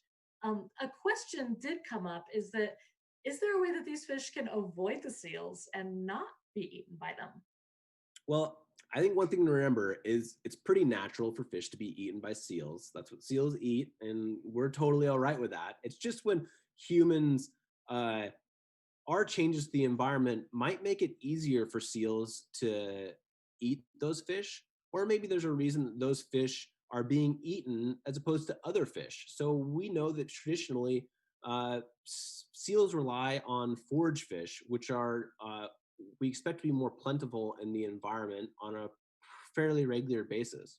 But we see them eating a lot more salmon, specifically young salmon, because of these environmental changes. There could be a variety of other factors going on, such as the Hood Canal Bridge creating kind of a place for seals to corral salmon. There's also laws we've put in to protect seals that are also helping their population. So Mhm. all these human changes have an effect on the environment, and seals will eat any fish that they can get their hands on. And salmon are normally pretty good at avoiding them, but maybe we've polluted the waters too much, and that might be making salmon slower and not able to avoid seals as well. Or we've put objects in their way that make it harder for seal or steelhead and fish to get away from seals. So I would say fish are just as easy, are still able to run away from seals, but there's a variety of other factors that have made it so seals have an easier time getting fish. Yeah, that's an interesting idea that it's a very natural process, but we've done something to make it just a little bit easier for one side or the other. Right. Yeah. Um, I think we have time for one more question, and we have a great question to go back to that bridge. We know that the fish sometimes are hitting the bridge, right? So I mean, can a I don't know fish, if they're necessarily running into it at force, but they're not getting around it very easily. right? Um, is there a way to know if the fish are hitting the bridge and what that impact would be? I mean, somebody's asking, could the fish die by hitting the bridge too much, or what is the factors of having them die when they come up You to know, that bridge? I think that's a pretty valid hypothesis. And one of the ways that we looked at why we think that's really not happening is because we know that fish encounter stationary objects in the environment, in the natural environment all the time, and manage not to die when they run into a rock in a river or something like that. So we wouldn't expect them to really do that at a bridge either. And we would see that behavior in the tagging. Remember when I showed that animation of those fish moving back and forth the side of the bridge? We would have seen fish, running into the bridge and then stopping. And we didn't really see any of that. We saw fish hitting the bridge or running up against the bridge and going back and forth. So those are the reasons that we think that that's not really occurring. It's something to delay their migration, and then a predator's picking them off, basically. We have a really creative audience, and I just saw a suggestion come through that one way to help salmon get past the bridge might be to build a fish cannon so the fish can be launched over the bridge. Yeah, well, we'll consider that. There is a fish cannon that does exist if you've have seen it, and that's normally for adults. We did look at if a fish cannon would be feasible in this situation, and basically, yeah, you could probably do that. But we like to start with these really simple solutions first and see if these simple solutions work, and then we'll go into more complicated ones that are probably a little more expensive. That makes a lot of sense. And again, that's that iteration process of starting something, trying it, testing it, and then building up to some other ideas. Thank you so much for joining us and sharing your information of this real world engineering challenge and how fish tracking can help us to identify what might be a little bit of a hidden process in the water. There's some great comments coming in on that chat box on the YouTube page, so keep those coming. To learn more about the salmon, the research that's happening, be sure to check out the Long Live the Kings website. And the campaign Survive the Sound, I think, has just wrapped up, but it'll be happening again next year. So tune in for that. We'll take a short break as we get ready for our next presentation. It'll start at 11:30, and we'll see you right back here.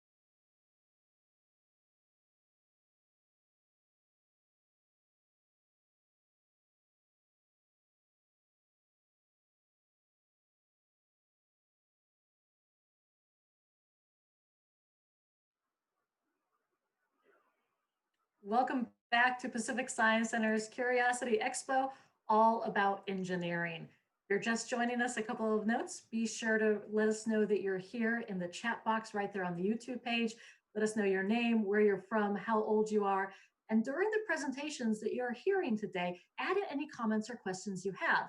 Whenever we have time for questions at the end of a presentation, we might just ask your question. So be sure to include it. All right.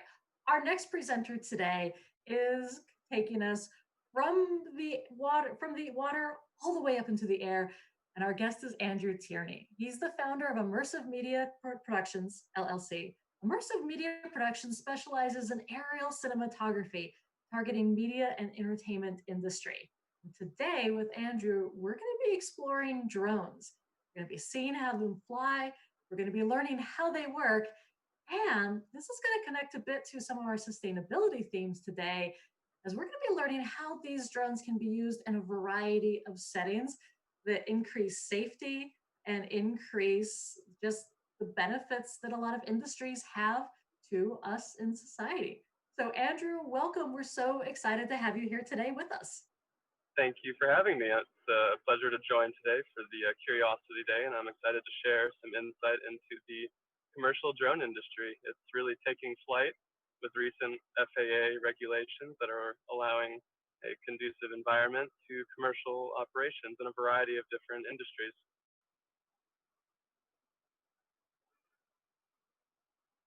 And now I think we're going to watch a couple of videos, so stay tuned here. I think so. And Andrew, it looks like you're in a car. Is that correct? Yes, I'm in the field. Yep, we are doing the drone work. That's fantastic. I love that we have a call coming into the field. This makes the day even more exciting for us. I'm excited now also to see your videos that you have. Awesome.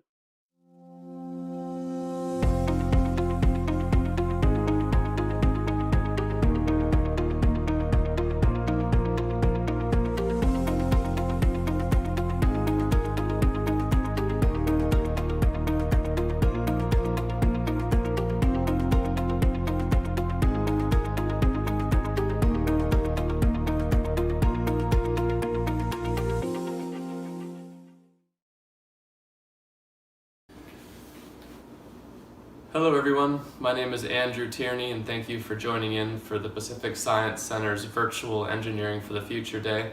I'm really excited to be spending a little bit of time together and sharing some of my experiences and a little bit more about the drone technology that we're starting to work with and see more frequently. So I'm from Issaquah, Washington, went to school, University of Oklahoma, where I studied finance and accounting. Worked on Wall Street for a brief period of time, and then followed some of my creative and instinctual passions into content creation with drones and a variety of different environments. First it was for film festivals and looking at content creation for CNBC, Nat Geo, Sports Illustrated, which took me to some interesting places. Been to Africa or Mount Everest in 2016, 2017, where I was able to do some hiking and actually flying drones up to about 22,000 feet, which was something that was very intriguing because the air is so thin up there, right? So the drones are very challenging to fly at those altitudes. So that's a little bit about my background. I have an interest in the mountains. I'm from the Seattle area.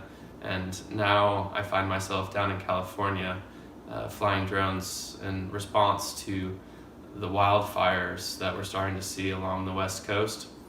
So this has been an interesting time. And we look at California, we look at Australia, and some of the headlines we see are there's these very large fires that are occurring, and we're trying to respond to that using the best technology and the best practices possible. And one of those pieces of technology are drones, like this one right here. This is the Inspire 2 model. So these drones are now being used to capture aerial data. It's a new way of inspecting pieces of infrastructure. So let's talk about the different systems that we're seeing being used down in California. So we have fixed wing drones, which fly like an airplane.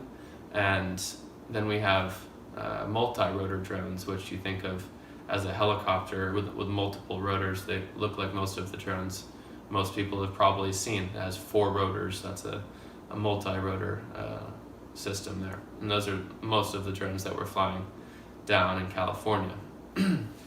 So these new technological advancements have allowed us to deploy these aerial systems with a variety of different sensor payloads on top of them. So the fixed wing and the multi-rotor drones that we're now using and seeing are being kitted with different sensors, right? So you have visual imagery, photo, video imagery that you can then run inspections on. You have thermal imagery. You think thermal, you think night vision using a FLIR sensor. Those sensors are now being able to be placed under the drone to inspect substations, other electrical infrastructure. You can also see thermal imagery being used for firefighting, looking for hot spots during or after a fire, or some of the applications that you're seeing thermal imagery being used for.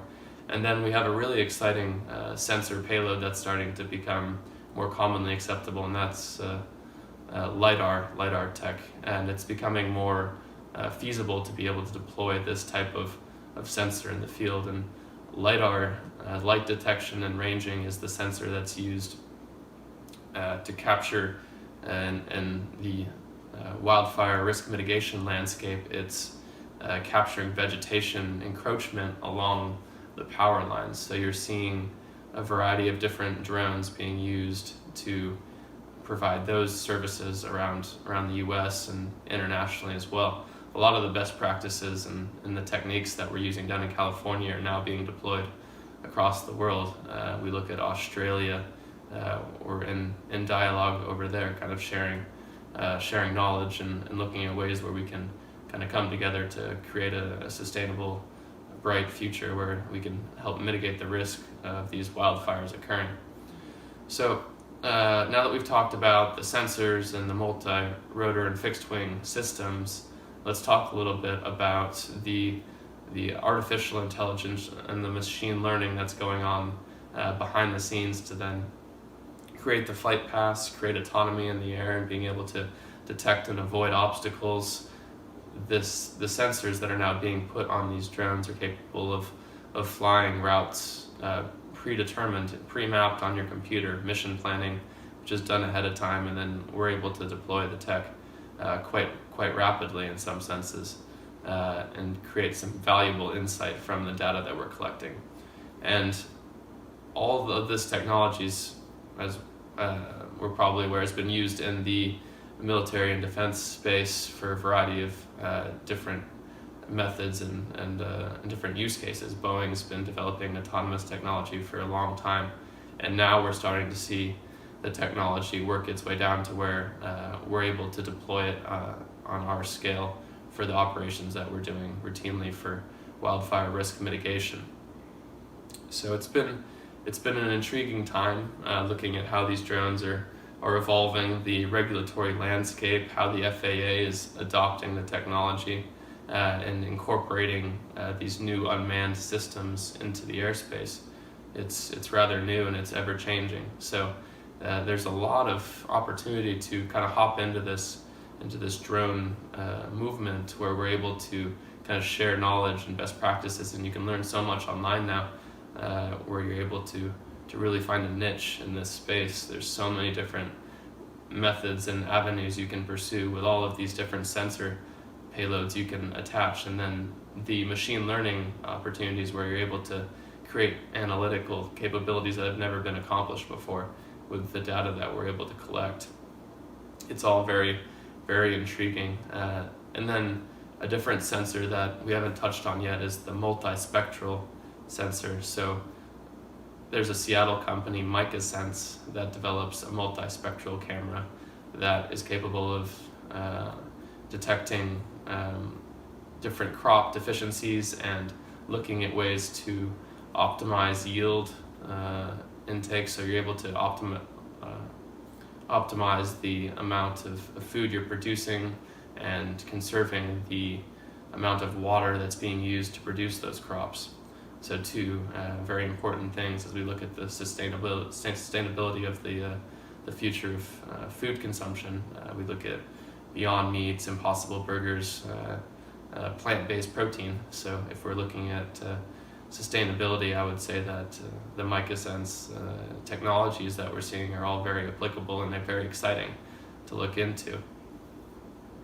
Why is this exciting? I think that this opportunity to learn about drone technology is ever changing and exciting. I think that if you are still in school and have the interest in aviation and technology and robotics, that I would suggest to buy a small trainer drone, or learn and come to one of the future drone days at the Pacific Science Center, where we look at these different technologies and are able to fly these drones and showcase some of the capabilities. It's pretty impressive to see how they're being deployed in the variety of different sectors that they're being deployed in.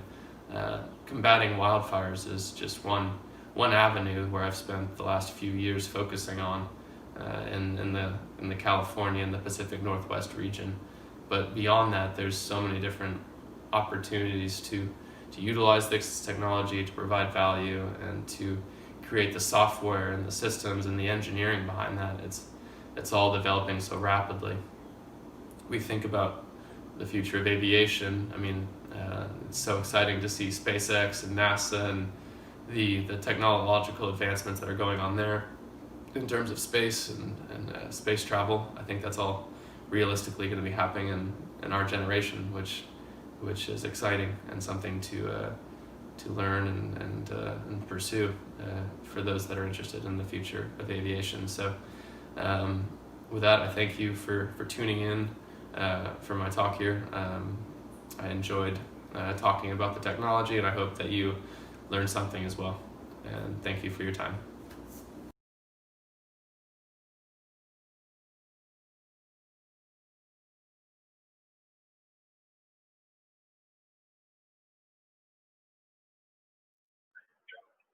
Thank you so much for that look at drones. That was, I think drones are used in a lot more ways than I thought that they were.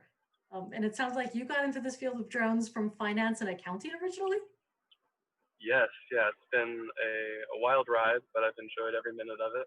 And now we're flying drones commercially, and I'm excited to see where things go a few years from now. So just follow your passions, yeah. Are there any uses of drones that have really surprised you that that's how a drone can be used? One of the more interesting methods of utilizing the technology is the Department of Interior is using drones to create fire breaks. So they'll kit a drone with these combustible flaming balls that they'll then run along a ridge line to create a fire break in a fire situation, which I think is really interesting to think about. I mean, dropping little flame balls from the air to help mitigate or to reduce the fuel, right, as the fire's approaching a town or something that they're trying to defend. So that's an interesting method of utilizing the technology that I'm seeing used here in California and other parts of the U.S. So it sounds very much that a drone is almost starting out like a blank page, and you can add different items onto it based on the use that you want to do with that drone. So in some cases, there might be cameras 100. or fire bomb launchers. Yes, I mean it's really a flying computer per se. So you can have a variety of different APIs, application processing interfaces. So you can integrate a lot of different data and other sources of information into the drone, and then convert that real time to make informed decisions. So the hardware is advancing, the software is advancing, the vision systems are advancing. There's a lot of technological advancements that are occurring right now. So it's a very exciting space to be kind of interested and intrigued about. So our chat box has a lot of amazing comments, and people are talking about uses for drones. So I'd love to just run through and hear from you a little bit about some of these drone uses and these different API, you called it, that you can. Yeah. I mean, there's a lot of different software applications that are being built on top of the hardware. So let's say some of the U.S. Drone manufacturers produce the hardware, but then there's a whole other software component that's evolving as well to help the drone capture the data or analyze the data. So it's multifaceted. Okay, so early question that came on is, can you attach arms that can cut through wires and that can fix things? Not yet, but I would predict that that type of technology is coming. Once the drone has a better vision system and is able to have arms like a robot, then it's feasible. It could be doing some of the repairs that currently utility workers have to climb the pole to do the repairs, right? Which is dangerous, putting people at risk, climbing high towers. So if you had the ability to fix these structures via drone using advanced robotics, then that would be very fascinating. So you could actually use a drone to help connect these wires together in these really, really tall transmission lines. Yeah, and you see the transmission lines, those long cables, they're actually using drones to lay the cables as they're putting the transmission towers together. So that's something new where they're using the drone to string the lines, right? And that's saving a lot of time and money, and it's an increase in safety as well. Mm-hmm. So going back to the wildfire question, and we can use the drones to bake some fire breaks to stop the spread of fire. Can we use the drones to know where that fire is, or do we have to use more conventional methods of wildfire spotting before we can deploy the drones to make the breaks? There's definitely some technology that can be used by the drone to get a better sense of the health of the vegetation, right? So using the multispectral camera made by MicaSense, a Seattle company, that's a way of getting a better idea of the health of the trees and the health of the vegetation to tell if everything's dead, then that's a lot of fuel that's waiting to combust and start a fire. So that's one method of getting ahead of the fire and trying to mitigate it before the fire starts. Another is a lot of the work that we're doing in California is looking at the nuts and the bolts and the insulators and the splices and all aspects of the structure with really high resolution imagery that is then ingested by the companies, and then they have trained linemen who know exactly how these poles and structures are supposed to look, that are then analyzing the imagery and creating reports to then repair these issues before they potentially spark a fire. Mm-hmm. So once there is the fire, can drones shoot water out of it? This is a question that came in. Can drones help put out the fire that way? Larger drones, I imagine, can probably start to accomplish those feats. That's advancing. Those are much larger drones capable of carrying hundreds, if not thousands of pounds. So those are almost military grade, large autonomous systems that are capable of carrying those sorts of payloads. For the work that we're doing after the fire, for example, you can use thermal imagery to find the hot spots. So let's say the fire is already kind of run through an area. You can use the thermal imagery to find certain geographic locations that maybe still have a lot of heat coming from it, right? Because the fire sometimes will go down through the roots, and you'll actually have the fire continuing to burn underground, which is a problem, right? So you can use this thermal imagery technology to get a better understanding of the aftermath of a fire and where you might need to go pay some more attention to make sure it actually goes out fully. Okay, do you know, we had a question come up about how drones are used in more urban environments too by police. Somebody was saying that drones for police can see footprints. Is that also heat-based, or you know? There's a lot of discussion going on with the utilization of drones in the police arena. That's a very touchy subject. The number one concern that gets brought up is privacy. But as this technology advances and there's limits to the capabilities of where these police drones can go and the methods that they're being used in, then I think there are a lot of applications in disaster first response and responding to fires or to an incident. You can use the drone to map out a scene, a crash scene, for example. You can map the incident to create a digital record of the event, which is intriguing. So there's going to be continued discussions and a lot of dialogue as Seattle, for example, starts to look at how these drones can be implemented safely with the belief and kind of good understanding of the general public that things are being done properly and within limits and boundaries. Mm-hmm. Yeah, I think drones is a really interesting field where it's fairly new and it's so wide. There's so many applications and it's in so many different fields, and we're still Oh there's yes, still a lot of yeah, decisions being made around drones, right? there are, and the policies around them. How do we regulate these systems? The FAA, Federal Aviation Administration, is working overtime to figure out how to incorporate these autonomous systems into the airspace. The development of Part 107 after the 333 exemption opened it up for commercial drone operations here in the U.S. And moving forward, as we develop the detect and avoid technologies that will allow these drones to be aware of other manned aircraft and to avoid them, right? So that's one of the big next steps as we move into BVLOS, beyond visual line of sight, which is allowing the drones to operate for deliveries, for example, Amazon Prime Air, Google X Wing. There's a lot of different companies that are working on these technologies. And the technology and the hardware could be there, but the regulation from the FAA is really waiting to be developed as well to make sure we have a safe landscape for these operations to occur in.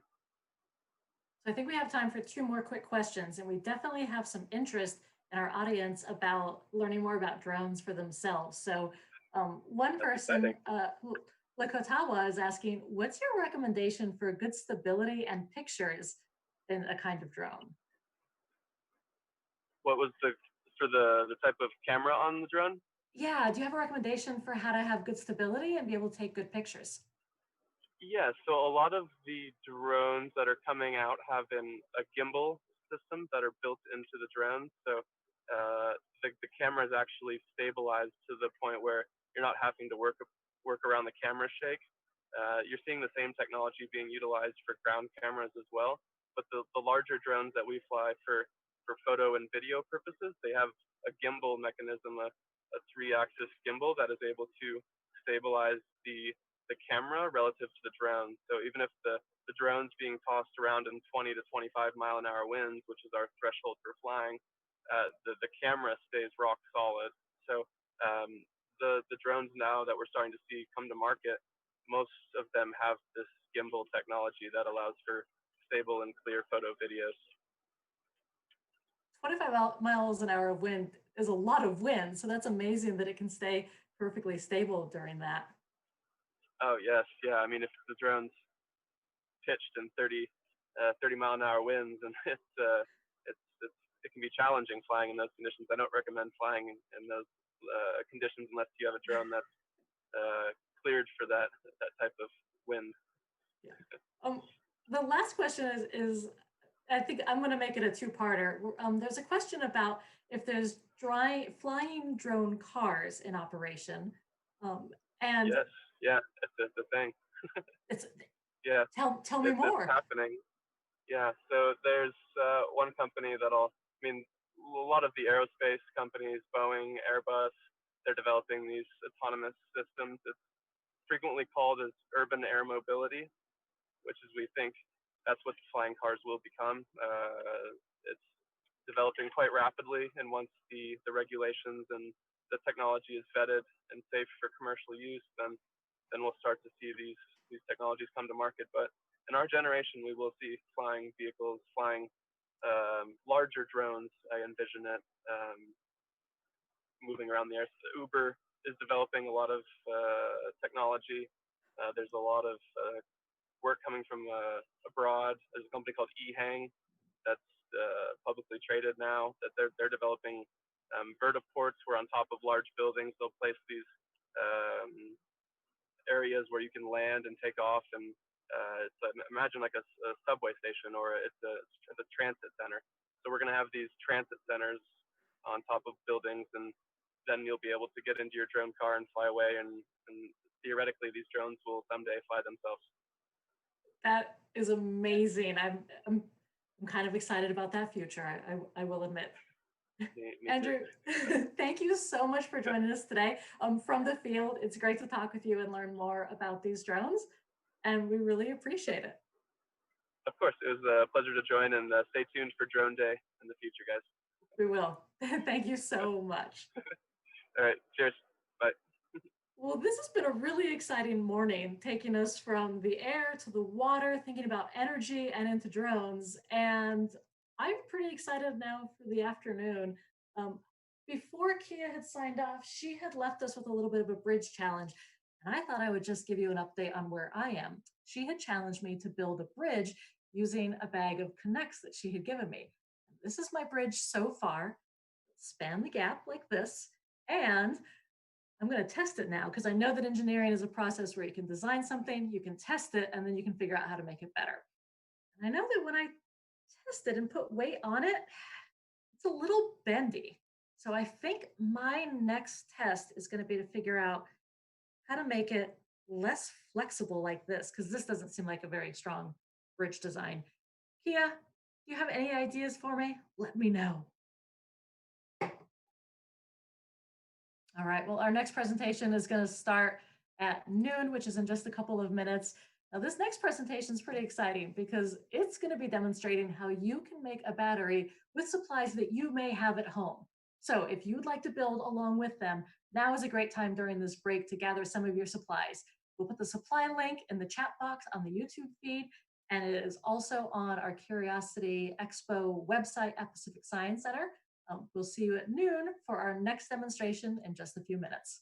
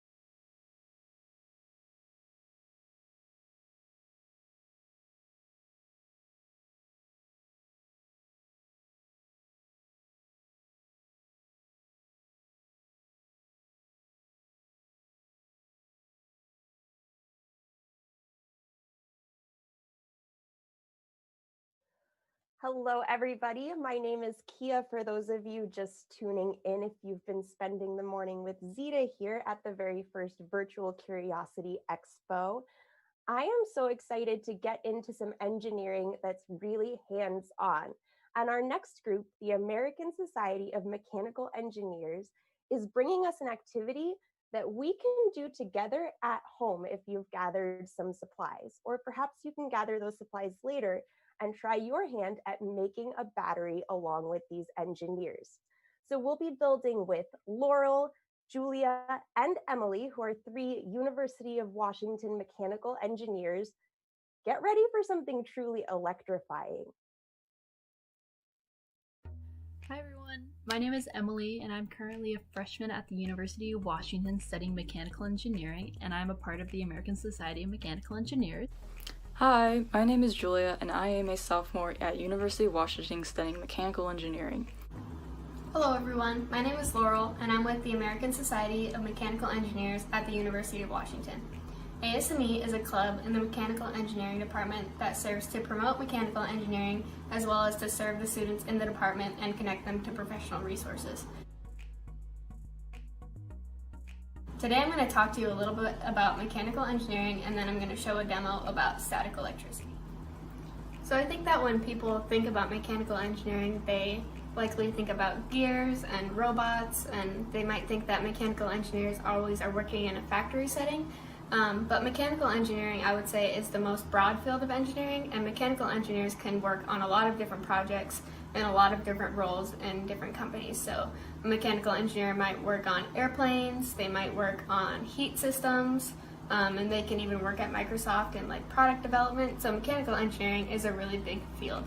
And then I think that the future of engineering and mechanical engineers can be involved in this is renewable energy. So that's kind of the theme of our demo today, and I'm going to talk about how electricity and batteries are important to renewable energy. So for my section of the demo, I'm going to be talking about static electricity and how electricity works in general. And then later in the video, Julia is going to talk a little bit about batteries and do a demo. And then Emily is going to show a motor and how that works. So for my section of the demo, if you want to follow along at home, you're going to need a washcloth, a PVC tube or similar, a aluminum can, a straw, and then some dishwashing soap. So every object in the world is made up of neutrons, protons, and electrons. And protons have a positive charge, and electrons have a negative charge, and for the most part they balance out, and most things in the world are neutrally charged. But when you have more positive than negative, you get a net positive charge, and when you have more negative than positive on an object, you get a net negative charge. So static electricity is what happens when you have more positive than negative or more negative than positive, and you get that net charge. So you might be familiar with static electricity. It's what makes your hair stand up when you rub a balloon against your head, and it's also what makes you get a shock when you touch a door handle in the middle of winter. So today I'm going to show you a demo that demonstrates how you can see static electricity in action. Alright, for the first demo, you're going to take the PVC rod and then you're going to rub it with the washcloth on one end. And what that's going to do is deposit a negative charge along the end of the PVC tube. So you're just going to rub it a bunch of times, like so. And then you're going to go ahead and lay the aluminum can on its side. And then, without touching it, bring the PVC rod close to the can. And you'll see that the can is attracted to the rod. And so basically what's happening here is that there's a negative charge on the PVC rod, and then there's an even charge in the can, but the charges in metal are allowed to move freely. So the can closer to the rod has a positive charge when you bring the rod close to it, and the other side has a negative charge, and then the opposite charges are attracted to each other. Alright, so this next demo is very similar, but just a little bit different. So this is when the dishwashing liquid and straw are going to come into play. So first what you're going to do is just take some dishwashing liquid and water and put it into a bottle, or you can just mix it up on your counter. And you're going to want a flat surface, and you're going to go ahead and just distribute that over the flat surface. And then I'm going to take the straw and just flatten it out a tiny bit. And then you're going to carefully blow a bubble. So you're going to want to put the straw tip right there, and then just carefully.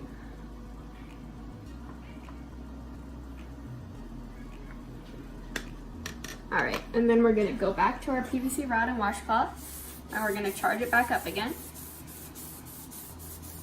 And then if you bring the camera in really close, you can see that the bubble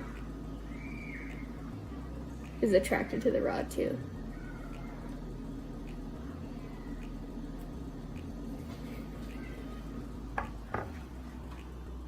So if you have a PVC rod or any plastic rod at home and a washcloth, there are a ton of different experiments you can do to show how static electricity works. And also, if you happen to have a glass rod at home, you can also do the same experiments, and that will deposit a positive charge on the glass rod.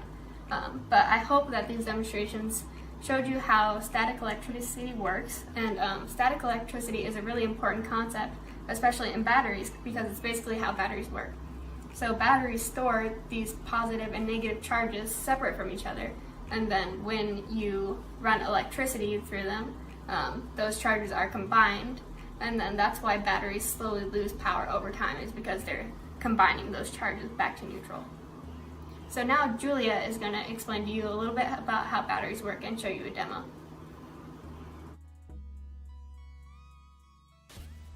Now that we know some basics about how electricity works through looking at static electricity, we're going to try to make our own battery at home.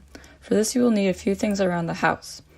You will need vinegar, salt, 2 glass containers, and 2 different types of metal, and some wire.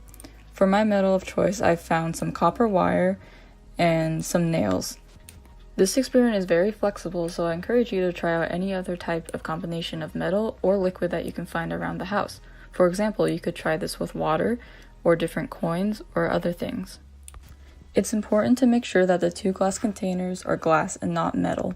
This will also work with plastic, but this is because metal is able to conduct electricity, so it might affect the power of your battery. First, take the nail and the copper coil and the wire. You want to wrap the wire around each of the metal parts as shown in the video. Repeat this process twice. Take the 2 glass containers and put 1 cup of vinegar in each of them, or water, whichever liquid you decide to use. Before we add the salt, I recommend microwaving your liquid to make sure that the salt is more easily dissolved. Next, take 1 tablespoon of salt and dissolve it into each of the containers. When salt is dissolved into water, it breaks into 2 different types of components. It breaks into sodium, which has a positive charge, and chloride, which has a negative charge. This mixture is called an electrolyte. After creating the mixtures, take the wire that has 1 nail on the one end and a copper coil on the other end. Put them into the containers such that one nail is in the container and the other coil is in the other container. Repeat this for the second strand of wire you have. It should look like one jar has 1 copper coil and 1 nail, and so does the other. Remember to make sure that the 2 ends from one of the copper coil and one of the nails are sticking out, so they are not connected to anything. Make sure the nail and the copper are not touching, because this could cause an issue with flow of electrons. I used tape to make sure that they would not touch. With the 2 free ends, you can connect them to a motor or LED lights or any small voltage device that could be powered by this battery.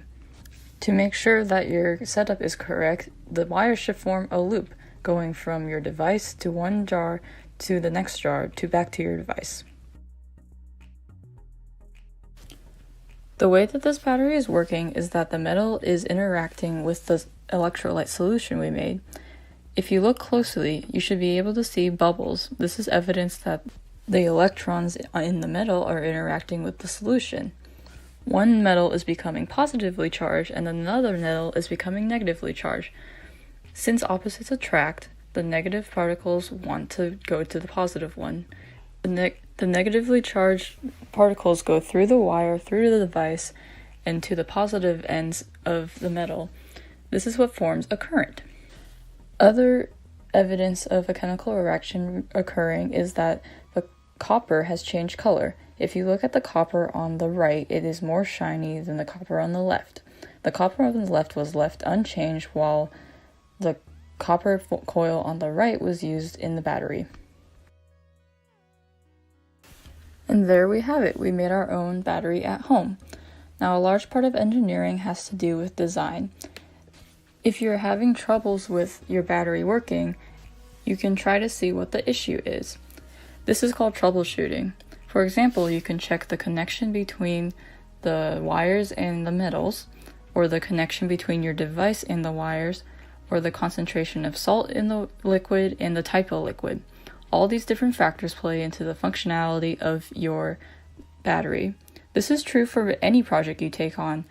In order to find the issue with your project, you have to consider all the different factors that play into the result that you want. This is a large part of engineering design. Creativity is also a big part of engineering. Different problems can be solved in many different ways, so the more ideas you come up with, the more ideas you can test and more solutions you could possibly find. Relating back to sustainable energy, I hope this experiment encouraged you to think about where we get our energy sources. We were able to get energy from the simple things around our house. Imagine what else we could find. Right now, there are a lot of different types of sustainable energy sources. For example, there's wind turbines, there's hydroelectric power, and there's solar panels, and there's a lot of different ways that we can get energy. The most popular energy sources right now are very harmful to the environment and are contributing to climate change. For example, batteries that you use all around the house cannot be recycled, so they contribute to land waste. This is why it's very important to always try to design new ideas that will be more sustainable for the environment. Maybe one of you will design a new battery that will be way more sustainable for the environment. Next, Emily is going to do a little demo with a motor. Alright, so since you guys have heard a little bit already about static electricity and a little bit about batteries, we're going to take these concepts that you guys have learned and kind of turn them on their sides and think about the applications that we can use with them. So here I have just a regular battery. So this is kind of a advanced version of the saltwater battery that you guys just saw, and the saltwater battery that you guys can make it hold. This is an alkaline battery of 1.5 volts. A AA battery, as a lot of you may have heard that term before. And as many of you know, this single little piece of metal basically can be used to power all sorts of different devices around your home. You think about the applications of batteries and you think about, cars use batteries, airplanes use batteries, your toys at home use batteries. Batteries are everywhere. Batteries are so cool. They're so much fun to think about, to play with, and to understand how they work, because there's so many different things that batteries can be used for. Alright, so thinking of some applications of batteries, we're going to take a small little example right here. So what this is called a simple DC motor. And basically what this does is it's kind of a scaled down version of any motor that you can think of in like a car or a boat or a plane sometimes.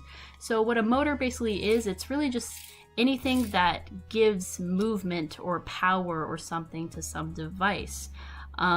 It really just makes something move. So if you think about it in this context, this battery that has, the energy, the stored energy that we saw with the saltwater battery, we can think of what we learned about static electricity and what we learned about saltwater batteries and understand that, if I put this battery in like this, the copper coils here and the copper wire will send electricity through this circuit and cause it to move.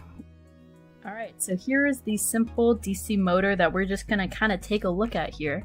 So here we have the part where the battery will sit, and then we have this copper wire, this orange copper wire that you can see that kind of runs around and makes all these little loops and coils, and what eventually it's going to do is the battery is going to send power or electricity, as we saw with the static electricity. It's going to send electricity through these copper wires and eventually make it so this center motor can move just like that. So we're going to see this in action here very soon. Alright, so as we can see, once you kind of kickstart it, you can see how the battery is now supplying energy through these copper wires and making it so this center axle right here, this motor can spin. the power and the potential for this battery to really do so many different things that we need it to do. You might be thinking to yourself, why is powering just this simple DC motor so important? I mean, it's not really going to do a lot of work. It's not very powerful nor very big, but you think about this small battery, the different things that this can be used for, the different things that people do use it for every single day, and they're all around us. And that's why it's really important to think about science and think about the things that you use every single day, the technologies that have been discovered and the things that we're still discovering. It's super exciting, and it's even more exciting to think about how you can be discovering those things and you can be advancing our technology. I encourage you guys to think about the batteries that you use every single day and the different applications that you can see. Just this tiny piece of, technology that you can hold in your hand, different things that you're able to accomplish and the things that you're able to create using science and engineering. When I was younger, I wasn't sure what I wanted to do. I was really into writing, so I considered being an author. I was really into music, so I considered being a musician. But I was also really fascinated with math and science and how things function around me, so I was really torn between pursuing a life in STEM and pursuing a more creative life. But then I realized that there doesn't need to be a difference between the two. So I decided to become a mechanical engineer. I really like that how mechanical engineers use their creativity to solve problems in a new way, and they keep innovating the current systems we have right now. My main goal is to become a biomechanical engineer. This means I want to work in the health field, and hopefully I can come up with some new ideas that will help improve people's lives. When I was younger and thinking about my own future, I thought that I was going to be like an astronaut when I grew up, or I was going to work at Lego as a master builder, or I was going to do, build airplanes and all this fun stuff. And now thinking about where I am right now at the University of Washington in the field that I'm in, mechanical engineering, I think all those things are still really possible. I mean, the opportunities that engineering gives you, all the things that you're able to do with it are so incredible, and so I'm so excited to see what my future holds and what all your guys' futures holds if you do choose to do a STEM career, and kind of stick with it. STEM is so rewarding. It can be a little complex and challenging, but to me that's what makes it fun, that's what makes it unique, and there's really a sense of reward with any STEM related career path or fields of interests that you're interested in. It really makes it fun and enjoyable.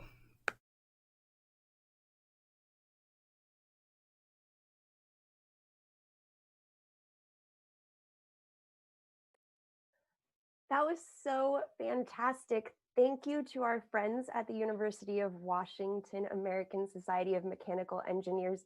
Zita, I saw some really incredible things. Have you ever seen a soda can move with the force before? I don't think that I have. That was pretty fantastic. That was so fantastic. Hey, Zita, I know you were showing us your bridge before, and we got some fantastic suggestions from viewers as to ways that we can make our bridges stronger. Can you show us again what you've been working on?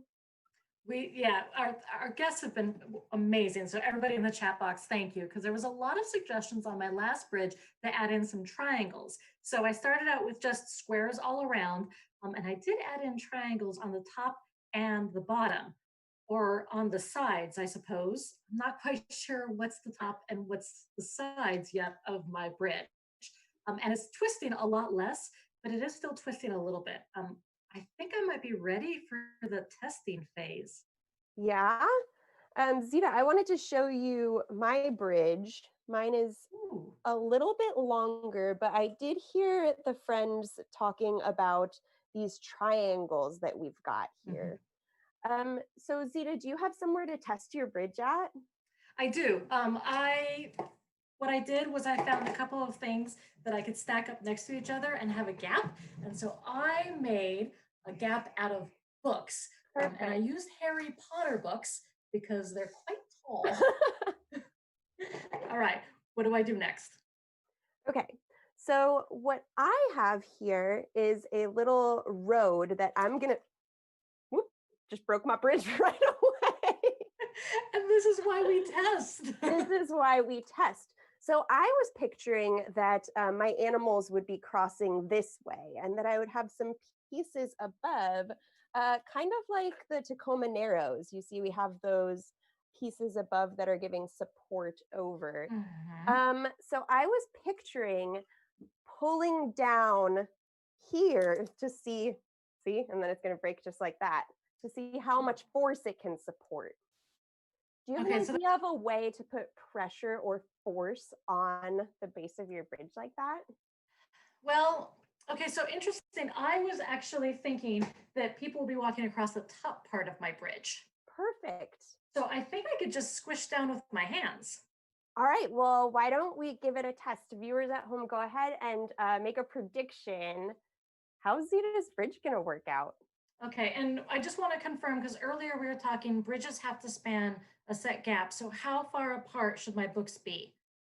So we were saying 9 inches is the goal. I don't know if you have a way to measure. Oh, you do. Good. You have a tool. I do.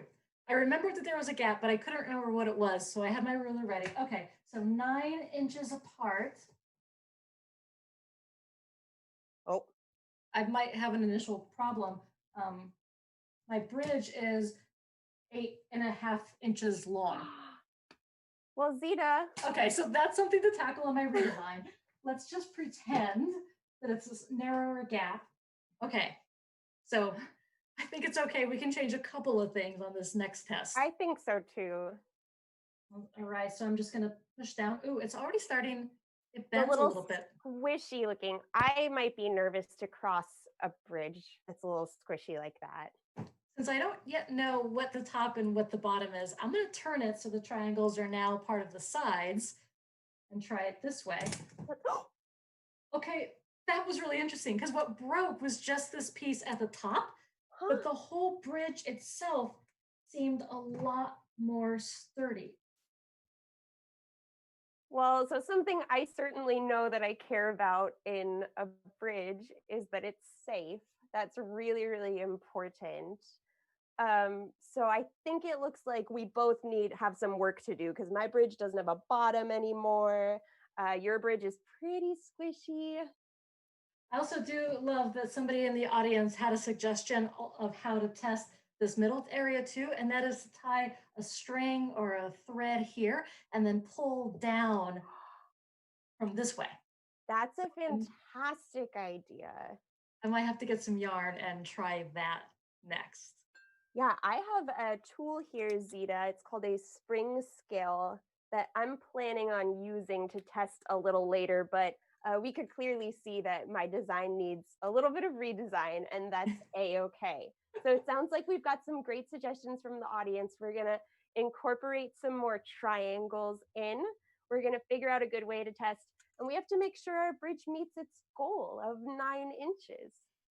And I really like how we're testing it in pieces now before we build the entire thing. And this is really similar to what engineers do, because what they don't want to do is build an entire bridge and then let people walk across it and see if it is strong enough to hold them or not. So they definitely test the parts and pieces of that bridge so that they're pretty confident when the full bridge is made, it's gonna work.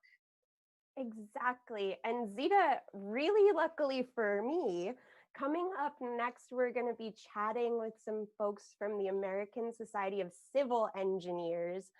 So I'm hoping on getting some bridge building tips from some real live engineers who focus on all the things that make our world work, like bridges and buildings and roads. I love that idea also of checking in with people who have already solved some of these problems before we apply them to a new situation. We don't have to think it all up ourselves because we're all working on it together. So listening to our next presenter to get some bridge building hints, I think that's a really good idea. But also, folks at home, please keep giving us ideas. We really appreciate that too, because the more brains that are on this, the better bridge we're going to get. Absolutely. All right, Zita, so we'll check back in later for some final bridge testing. In the meantime, we're going to take a very short break and we're going to come back with the American Society of Civil Engineers in just a few minutes.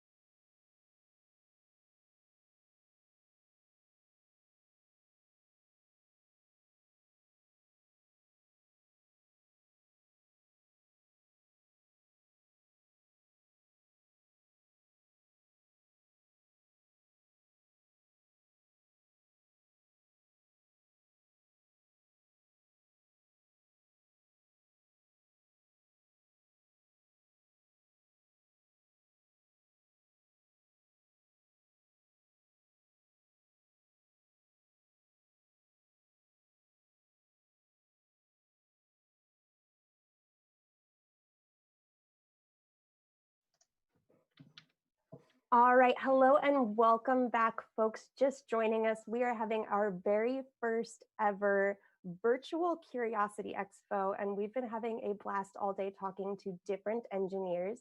I am so excited to welcome with you right now lots of engineers that you can see. We're with the American Society of Civil Engineers.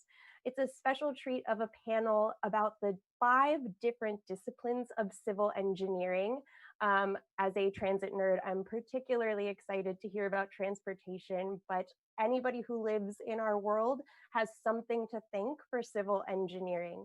With that, I'm going to turn it over to Bobby Gilmore, who's going to introduce the rest of our engineers. Thank you, Bobby. Thank you. Hi, my name is Bobby and I'm a civil engineer. Civil engineers work in teams to design things for people like buildings, roadways, and utilities.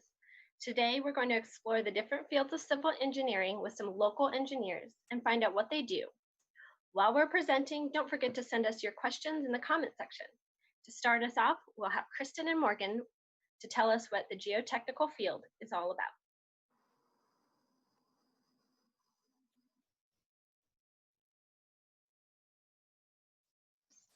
Hi, my name is Kristen McFarland, and I am a geotechnical engineer at Terracown. And hi, my name is Morgan Sanger, and I'm a geotechnical engineer at Shannon & Wilson.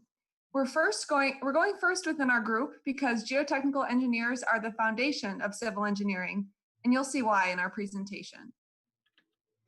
Geotechnical engineers investigate the soil and rock below the ground, then determine strength properties of the soil and rock. They use math and science to develop a solution in, on, or with earth materials. Does anyone recognize the building in the image?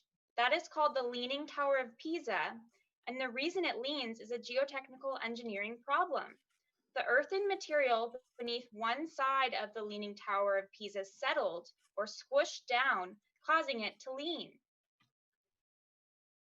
Our job as geotechnical engineers is to find out what type of earth materials, or soil and rock, are at the project site and how strong they are. This helps us know how we can build on them. Have you ever tried to build a sandcastle at the beach? Do you use the dry sand at the top of the beach? Do you use the wet sand right by the water's edge? Or do you use the damp sand in the middle? And have you ever made a clay sculpture in art class? Both clay and sand are different types of soil, and they have very different properties. This is what makes our job fun and interesting. Geotechnical engineers take the information from their investigation and then design the substructure that a building or bridge stands on, called a foundation. A foundation is built either in earth materials, as shown in the image on the left, you can see with the wall, or on earth materials, as shown in the image on the right, and that's the foundation is these concrete podiums. Tunnels are structures built in earth materials. Do we have any tunnels in Seattle? The answer is yes. We have a very famous tunnel, the SR-99 tunnel. Dams and embankments are structures with earth materials. We have more than 1,100 dams in Washington state. Geotechnical engineers also assess the danger to humans, property, and the environment from natural hazards such as landslides. Now that we have our foundation, let's see how things get built in construction. Bobby Gilmore will present to us on construction.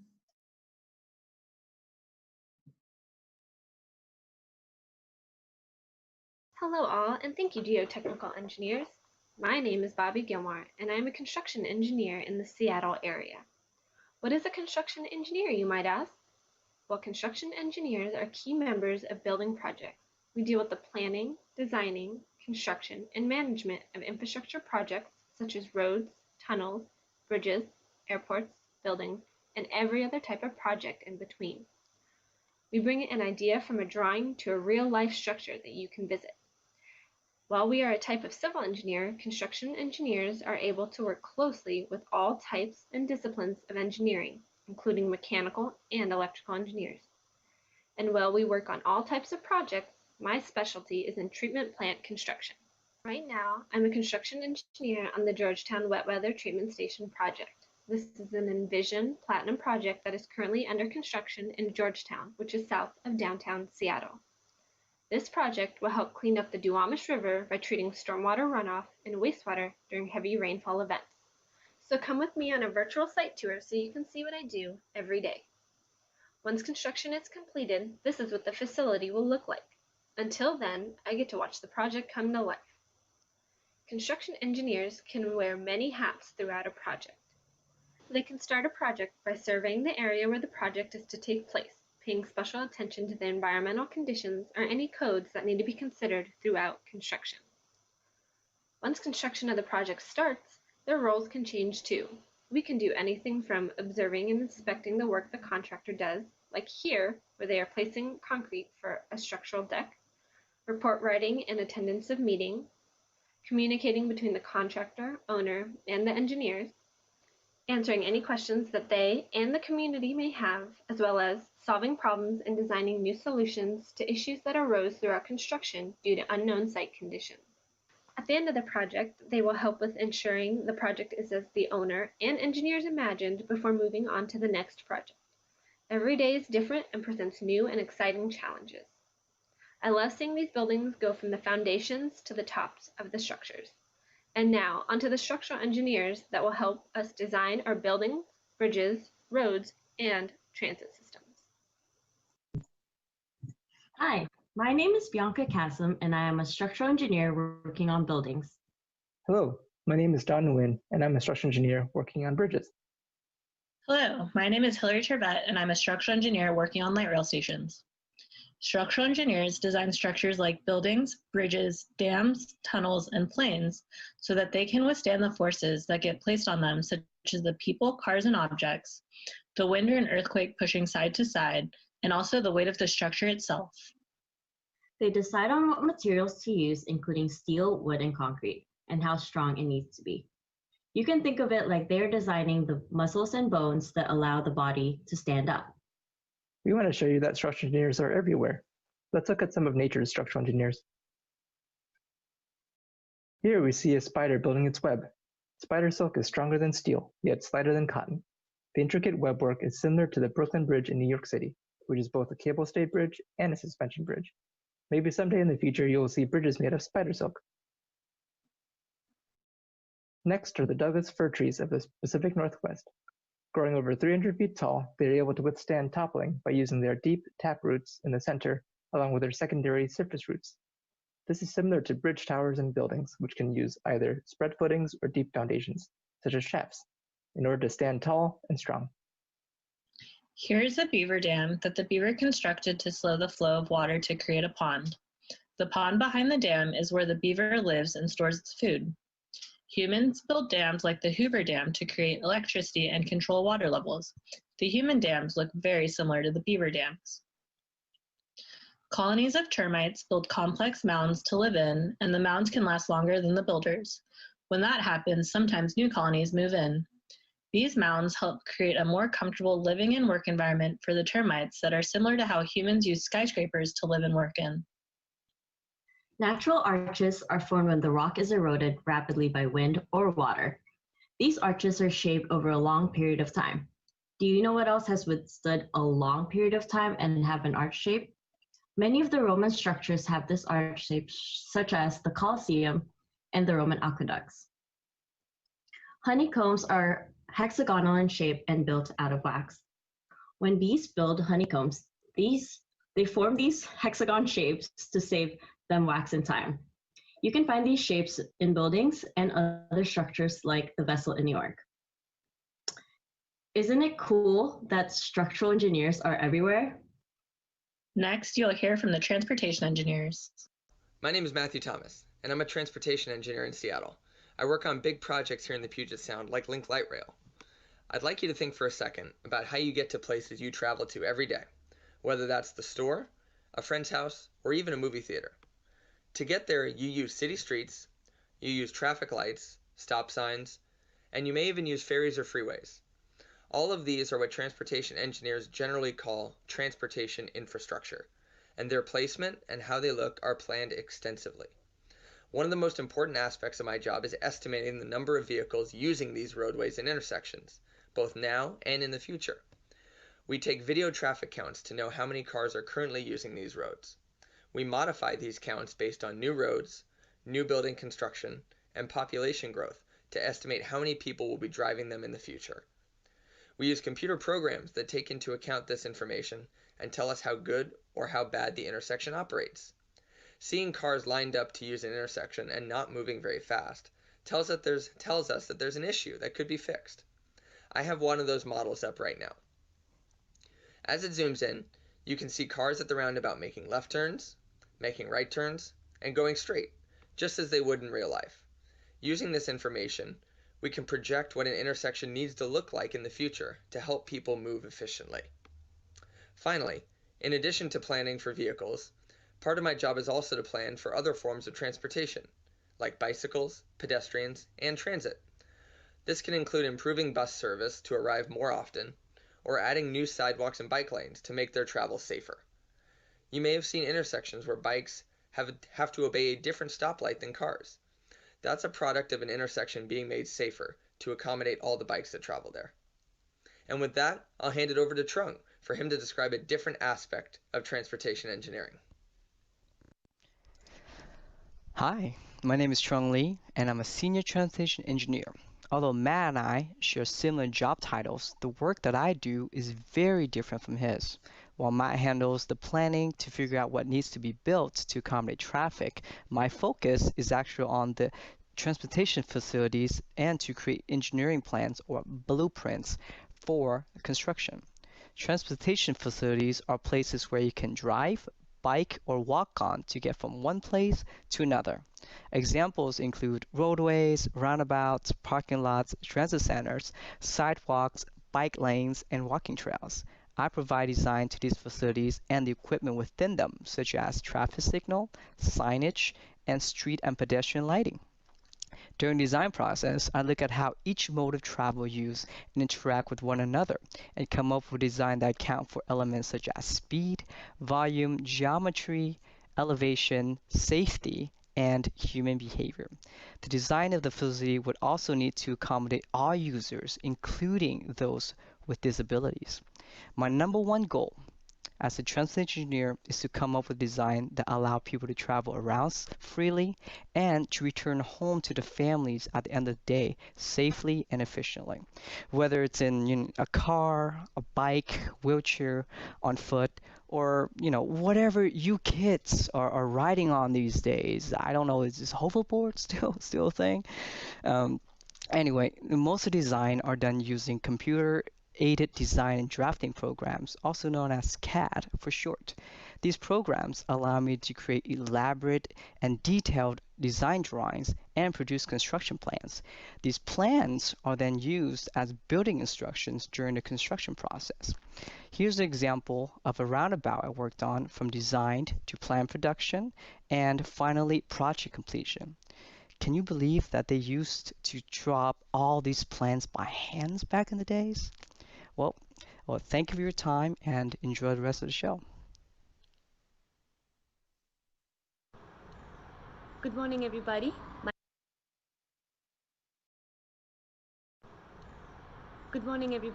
My name is Swapna Sridharan. I am a stormwater engineer, and I'm here to talk to you about why stormwater engineering is very important. You may be wondering why we need to do anything with stormwater. It's fresh water that falls from the sky and just directly hits our pavement surfaces. Why should we do anything with it? But I'm here to tell you that it's important to engineer stormwater. Because when cars drive on roadways, they discharge a lot of oils and pollutants on roadway surfaces. So when fresh water from the sky directly hits the road, it mixes up with all of these pollutants and discharges water into our big oceans and lakes and rivers.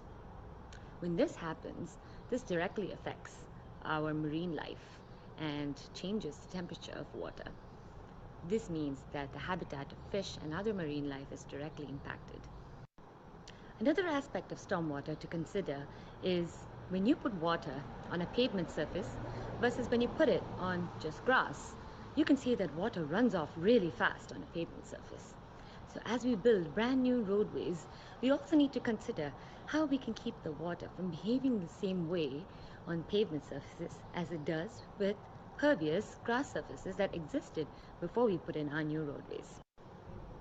Next time you take a walk in your neighborhood, I want to show you some things that you can look at and observe that are stormwater solutions that have been provided just for this very reason.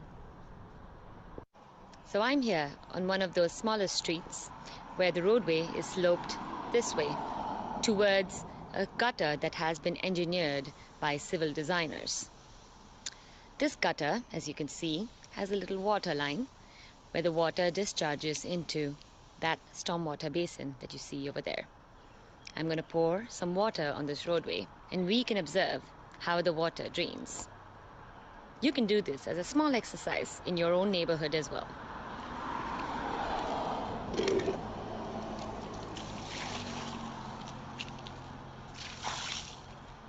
Look how the water is naturally flowing towards that gutter. And it's moving straight towards the catch basin. And there you have it, folks. That's one small aspect of stormwater engineering. I'm also going to show you a small snapshot of a water quality treatment system that you can notice along roadways as well. Here's a Filtera system that is also a water quality system. As you take a walk along your neighborhood, make sure to notice these things. Thank you, everyone. I hope you all learned a little bit something about what stormwater engineers do to protect the environment.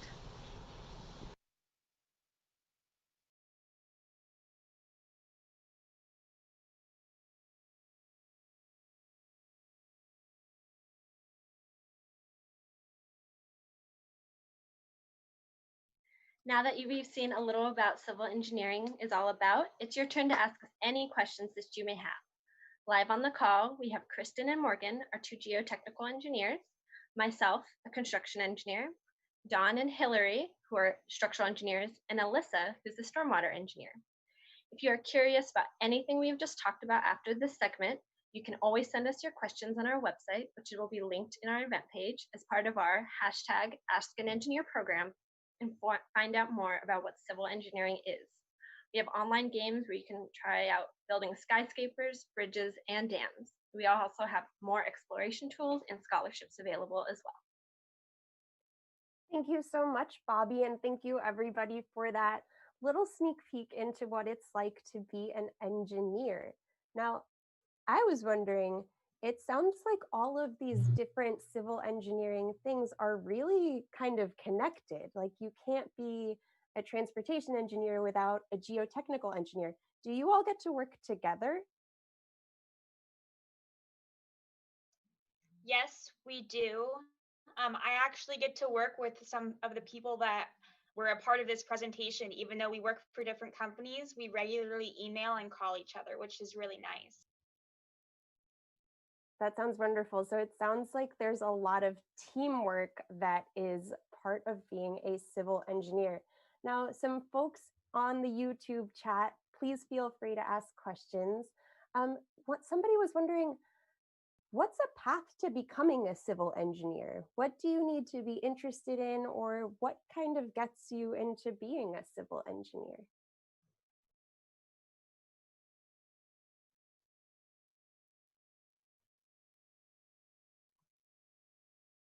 So I think for me, my path was that I really loved water and I loved watching things being built. And in high school, I realized I loved math and science, and I had a great teacher that told me engineering might be the way to go.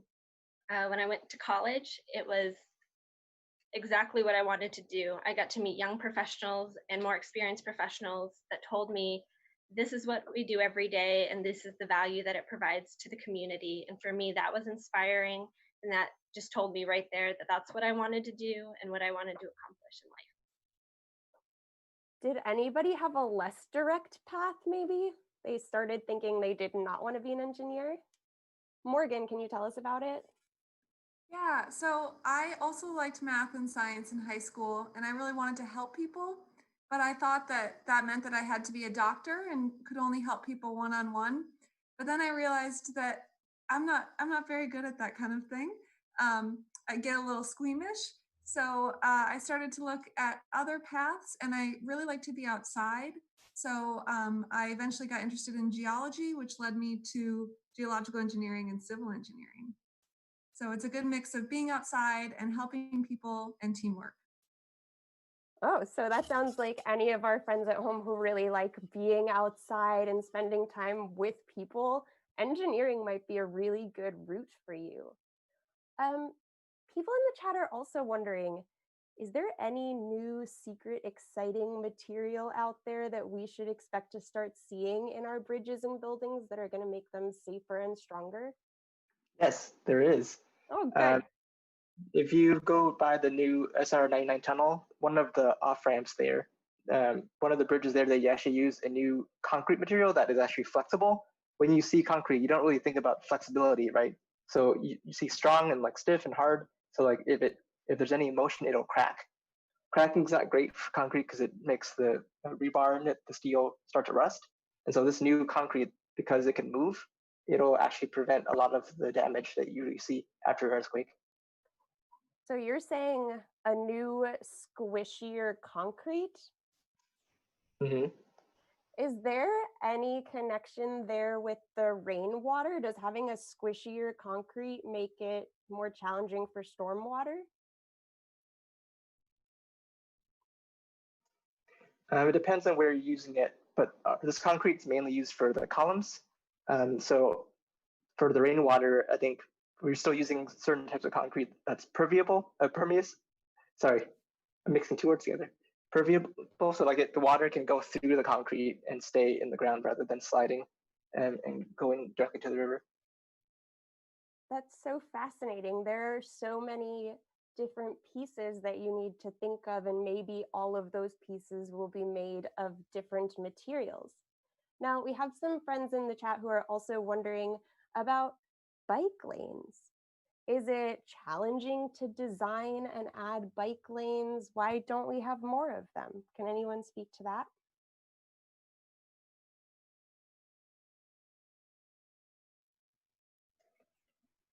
So for bike lanes, it's also limited in how much space we have on the roads. We can't just put bike lanes everywhere because we've already built cities all over, have limited road space. So when you add it in a bike lane, you take away a road lane or a parking lane. So that's a decision that cities have to make if they would rather have more cars, more bikes. So many factors to think about. Hey, while I have you guys here, I don't know if you know this, but my friend Zita and I are in a bridge building challenge. Here's what I've got. My last bridge fell apart completely. Does anybody have some tips or tricks for me that I might use to make my bridge stronger?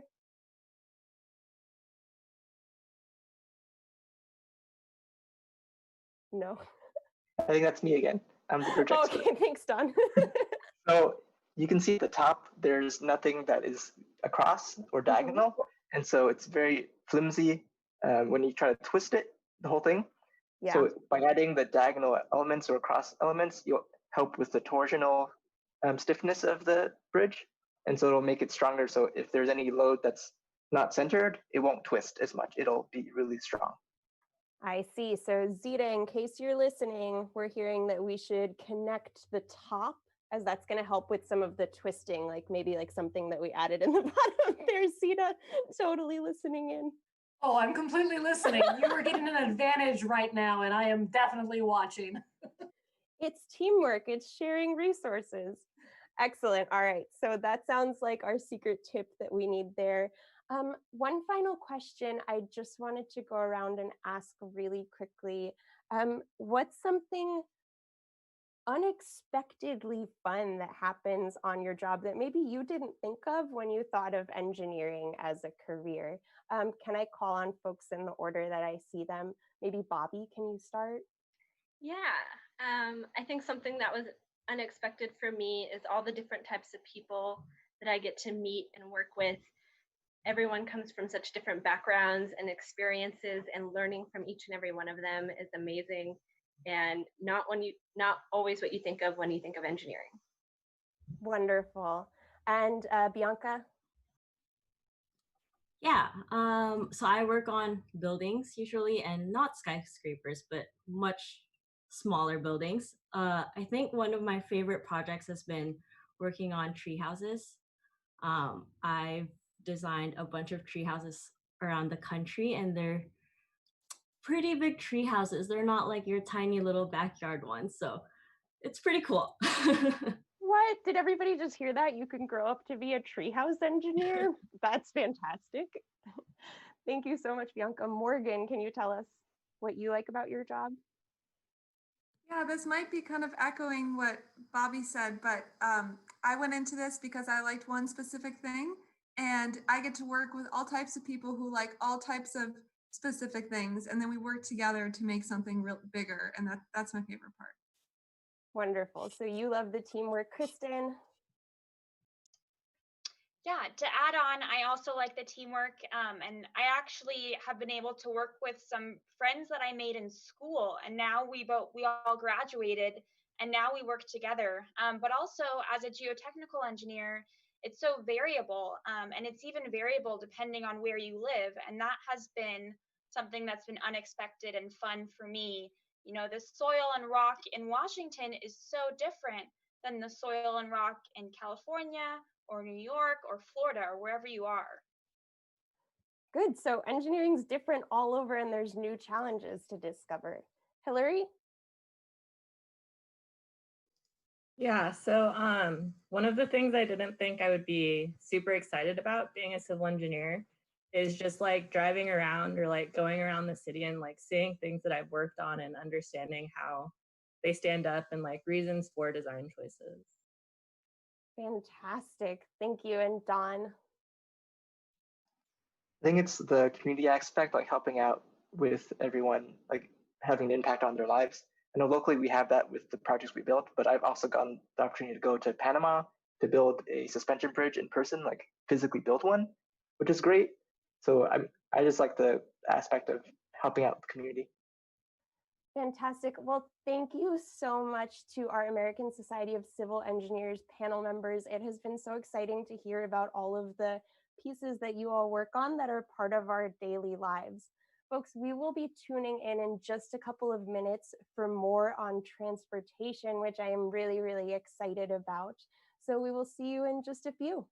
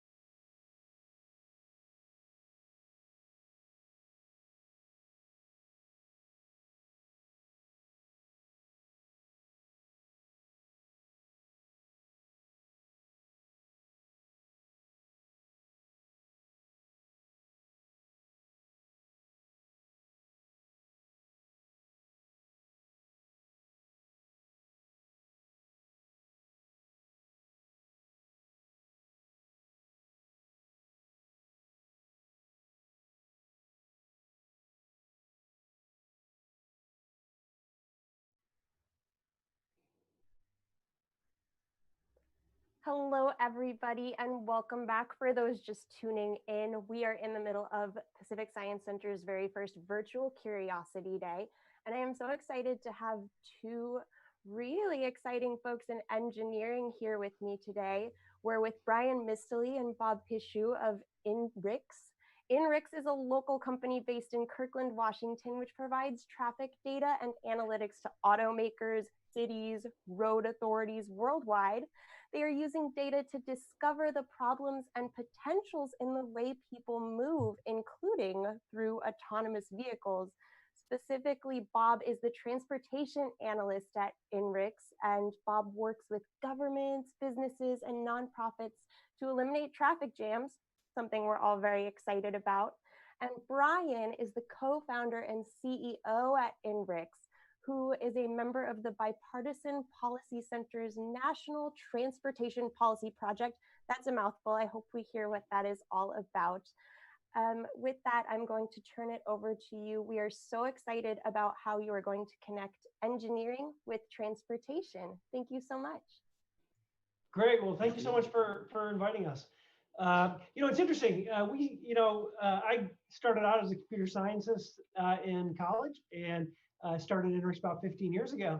And people don't really think a lot about transportation, especially related to technology.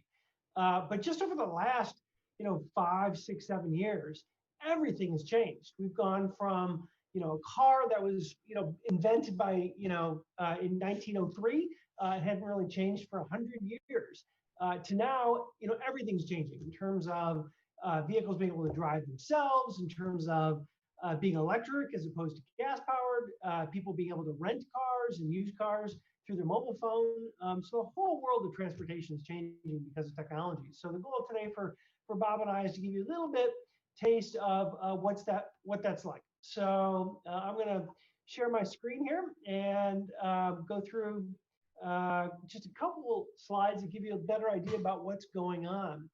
So, this is really what we focus on. Transportation is a big, big problem. I mean, let's put this in perspective.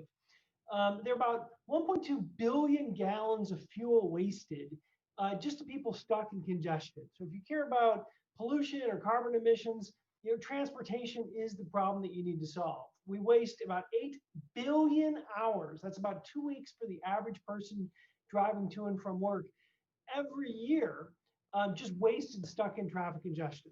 But the big number we care the most about is this last one, which is 1.3 million. There are 1.3 million deaths on our roadways every year globally. Now, let's put that in perspective. That's about 4 times what have died globally from COVID.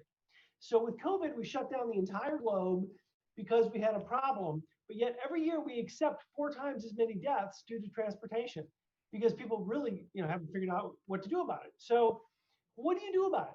And the answer is technology is having a huge impact, right? Literally 10 years ago, if you wanted to know what was happening on our roadways, you flew a helicopter and you looked out the window. I mean, that literally was state of the art, where people in news stations would look out the window and tell you where traffic backups were. And then, about 5, 10 years ago, people started putting these little tubes, and they still do. If you see these little tubes across the road that count cars, that was state of the art. Well, today, all of that data is being collected electronically through mobile devices, through cars. Your car is actually transmitting data up to the cloud. Your mobile app is transmitting data up to the cloud, and that data can be used to help solve these kind of traffic problems and issues that exist. But this is the really exciting thing. If you look at what's happening now with autonomous vehicles, there is just an enormous amount of data and processing and computing that's being done on autonomous vehicles. If any of you have seen an autonomous vehicle driving on our roadways, and there's quite a few these days, Google's Waymo is driving them around Kirkland and downtown Seattle. There's a lot of folks building these autonomous vehicles. They create an enormous amount of data. They're taking, usually about a dozen cameras are used to try and recognize what's happening on with streetlights and stop signs and crosswalks and things like that.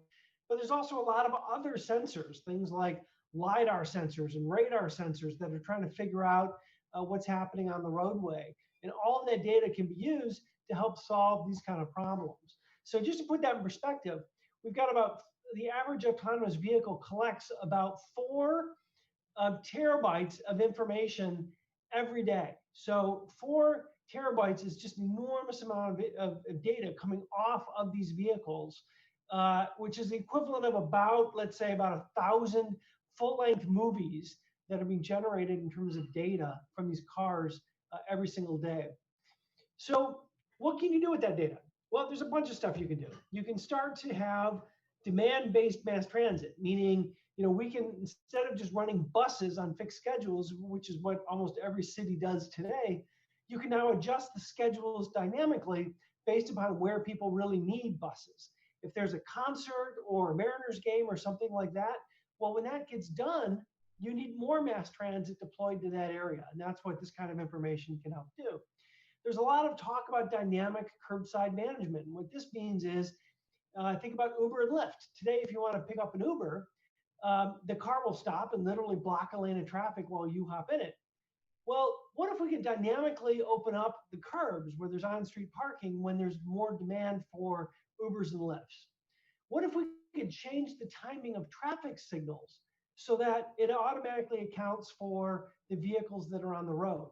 I'll give you a sense. So if you drive up, for instance, Mercer, or you drive up many roads, you may stop at a red traffic light and you'll notice there's no cars on the road. Well, why does it need to turn red?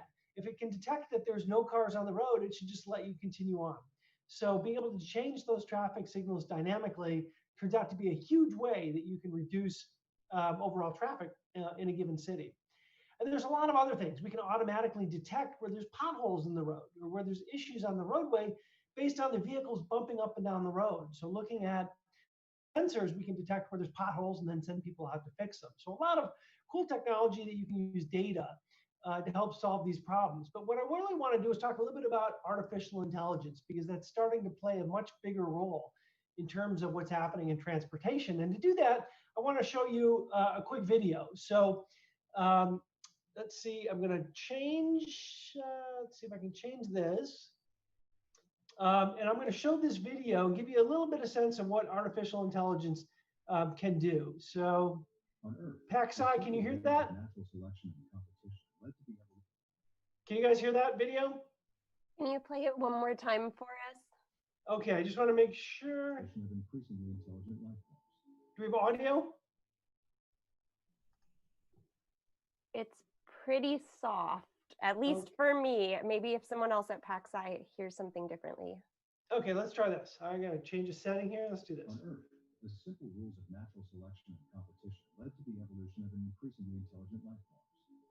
Today, we ask if comparably simple rules and multi-agent competition can also lead to intelligent behavior in a new... Brian, if you're looking for audio, if you unshare your screen and then pull the video back up before you hit share screen, click share sound.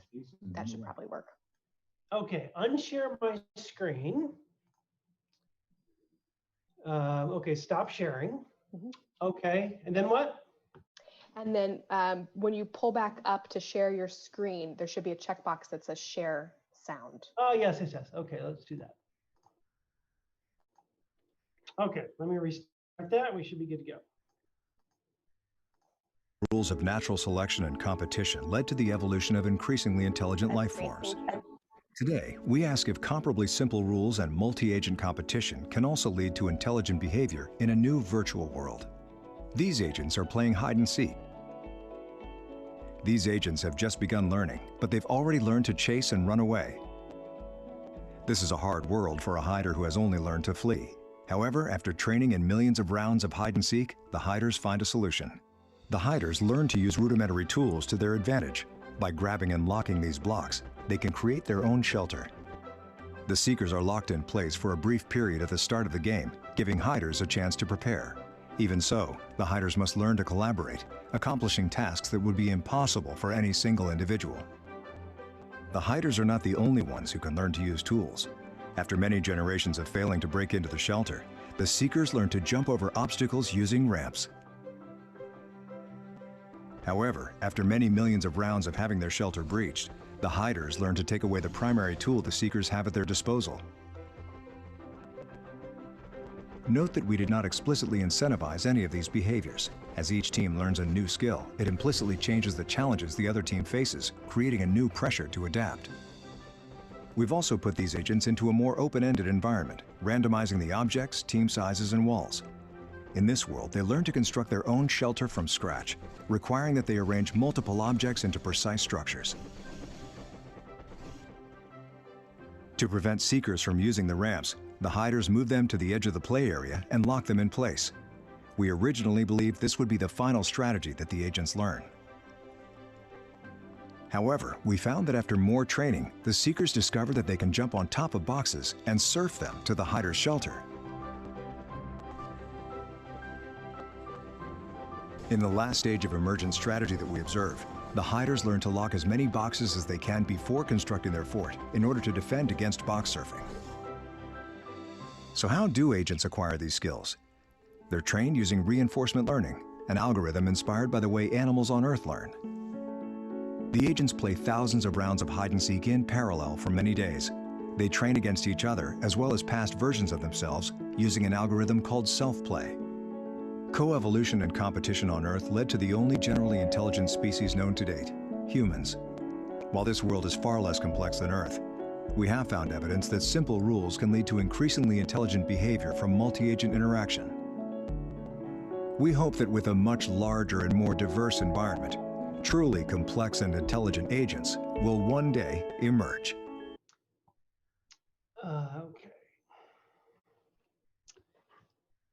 Okay, so let's see. Let's do this.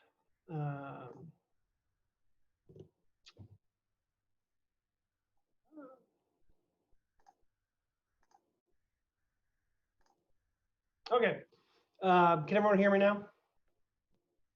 Okay, great. So what you saw there was basically these little bots that were created through a computer program that were designed to basically play hide and seek. But they weren't programmed to do that. They just learned how to play it by playing millions and millions of games. So how does this relate to transportation? Well, as vehicles become autonomous, they essentially become little bots. They become little programs that can learn. So what we're trying to do now is train autonomous vehicles to be able to not only detect where there's a stoplight and a street sign or somebody crossing the road, but learn the best way to get from point A to point B. So imagine instead of that grid that you saw and little hide and seekers, imagine that's the roadway system for the country or for a city. And imagine that instead of the hide and seekers, these are cars that can automatically figure out the best way to get from point A to point B. And as you get more and more vehicles driving more and more miles, they get smarter and smarter about how to get around. And that's really what the promise of artificial intelligence does in terms of transportation, and why we get so excited that a lot of our problems that exist today can be solved through technology. So with that, I'd like to hand off to Bob, who will talk a little bit about Seattle and the issues that we faced in Seattle in general. So over to Bob. Well, thank you, Brian. Brian does not endorse playing hide and seek with cars. I think that's the takeaway. But thank you very much for joining. My name is Bob Pishu, and I'm the transportation analyst at INRIX. And I'd like to share some Seattle specific things of what we use data to find out about what's going on. So we can find out what's going on the roads. We can find out if people are moving around, especially during this time that's so difficult. Many of you are not in school. Your parents are always home and always in front of a computer, and you may ask why, when will they leave? But we're able to take a look at these things so that we can try to get out of this situation not only faster, but ready for the road ahead. So with that, I will share. I'm assuming you guys can see that. So I wanted to talk about kind of what we're seeing in transportation. So as Brian talked about, traffic congestion is a big deal.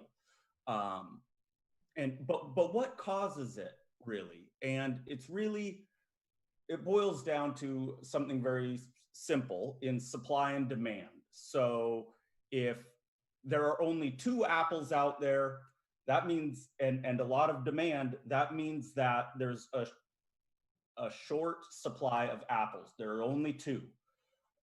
Same thing happens with roads. So there is a finite amount of roads generally. You can expand them. You can make it more efficient to travel on them.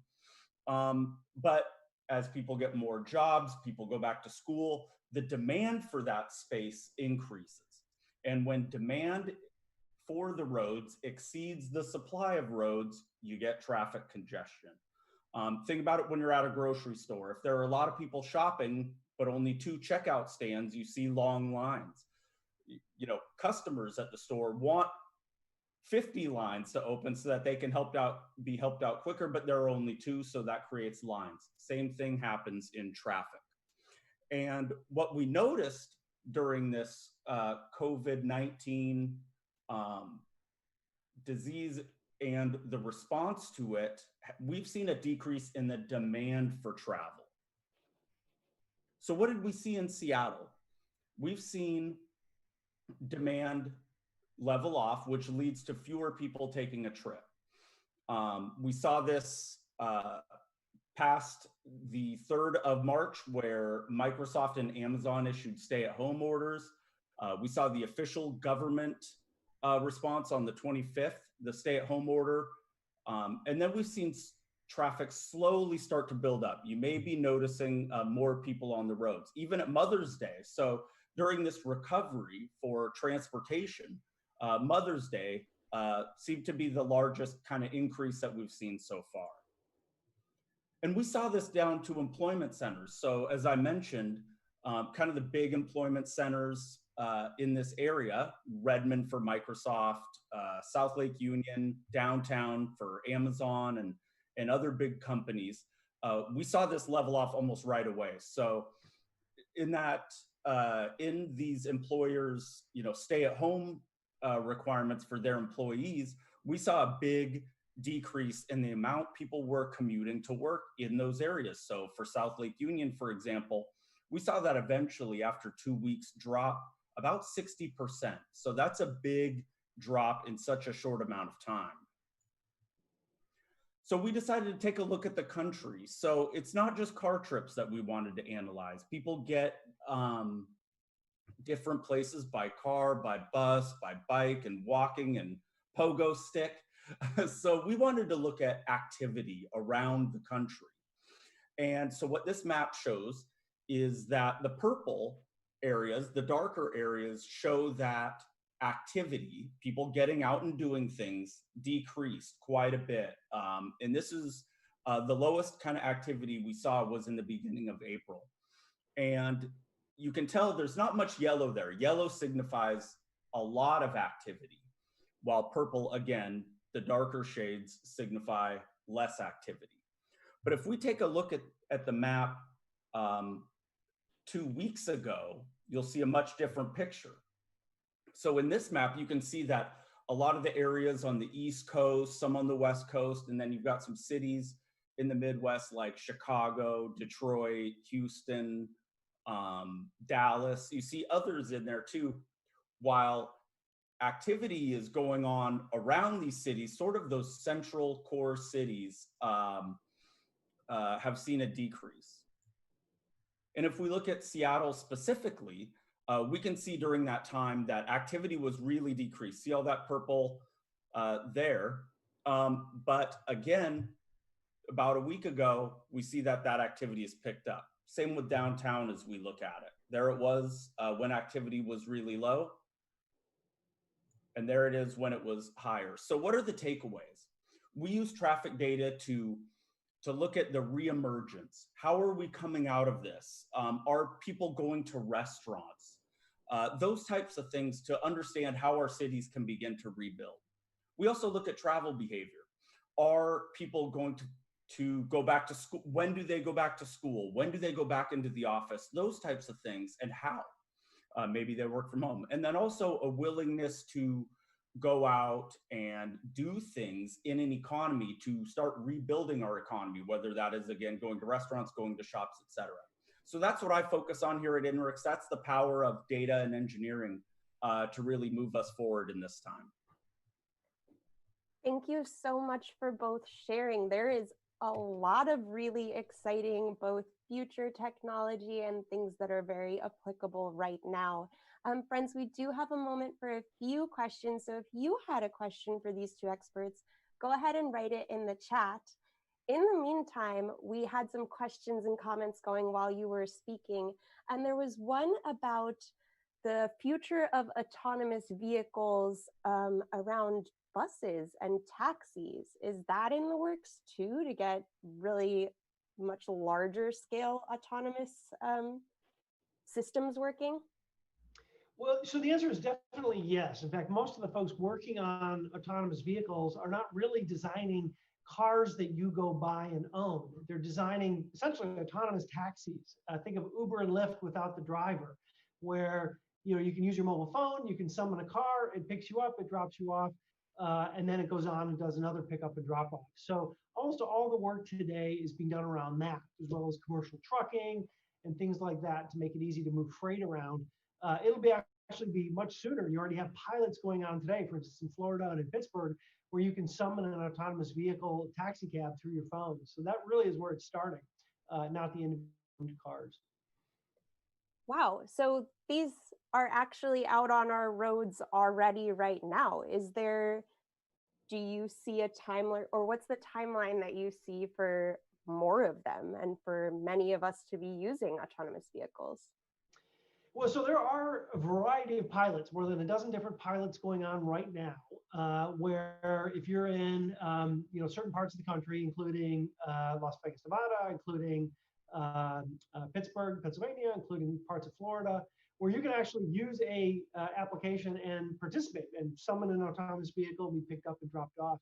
There's a variety of other testing going on. You'll see, like I said, around here, Seattle, Google is doing testing. So you see autonomous cars driving around, but you can't get in them. But yeah, as more and more of these deployments start to show, good results and they prove their safety, you'll see more and more of these on the road.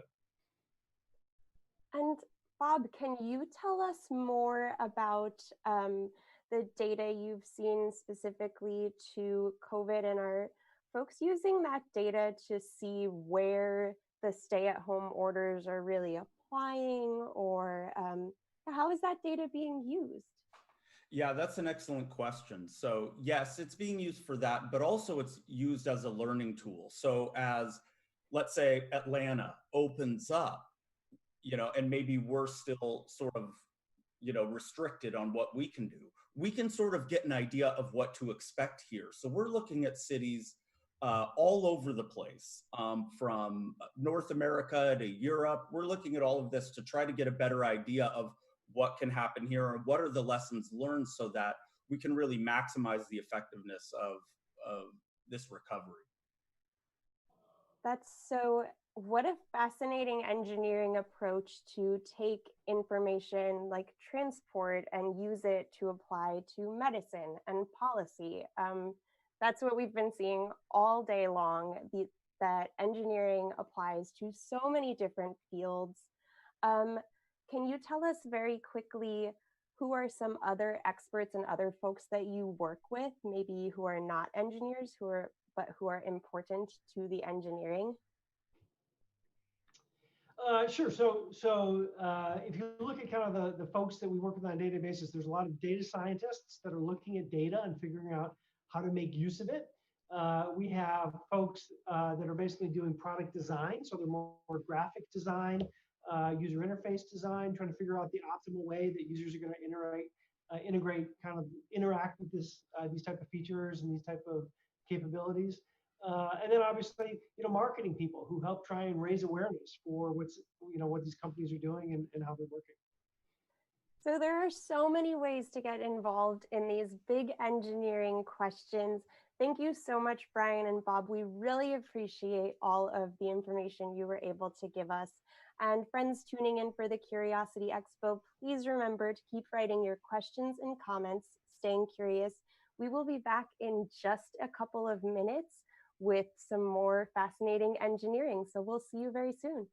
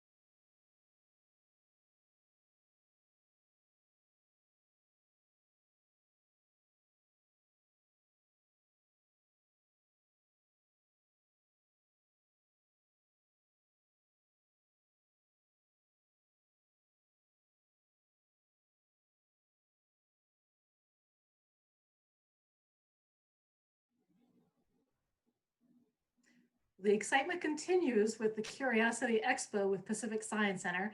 I'm very pleased for our next presentation, because we're going to be looking at an exploration of how computers can help us design new vaccines and drugs even.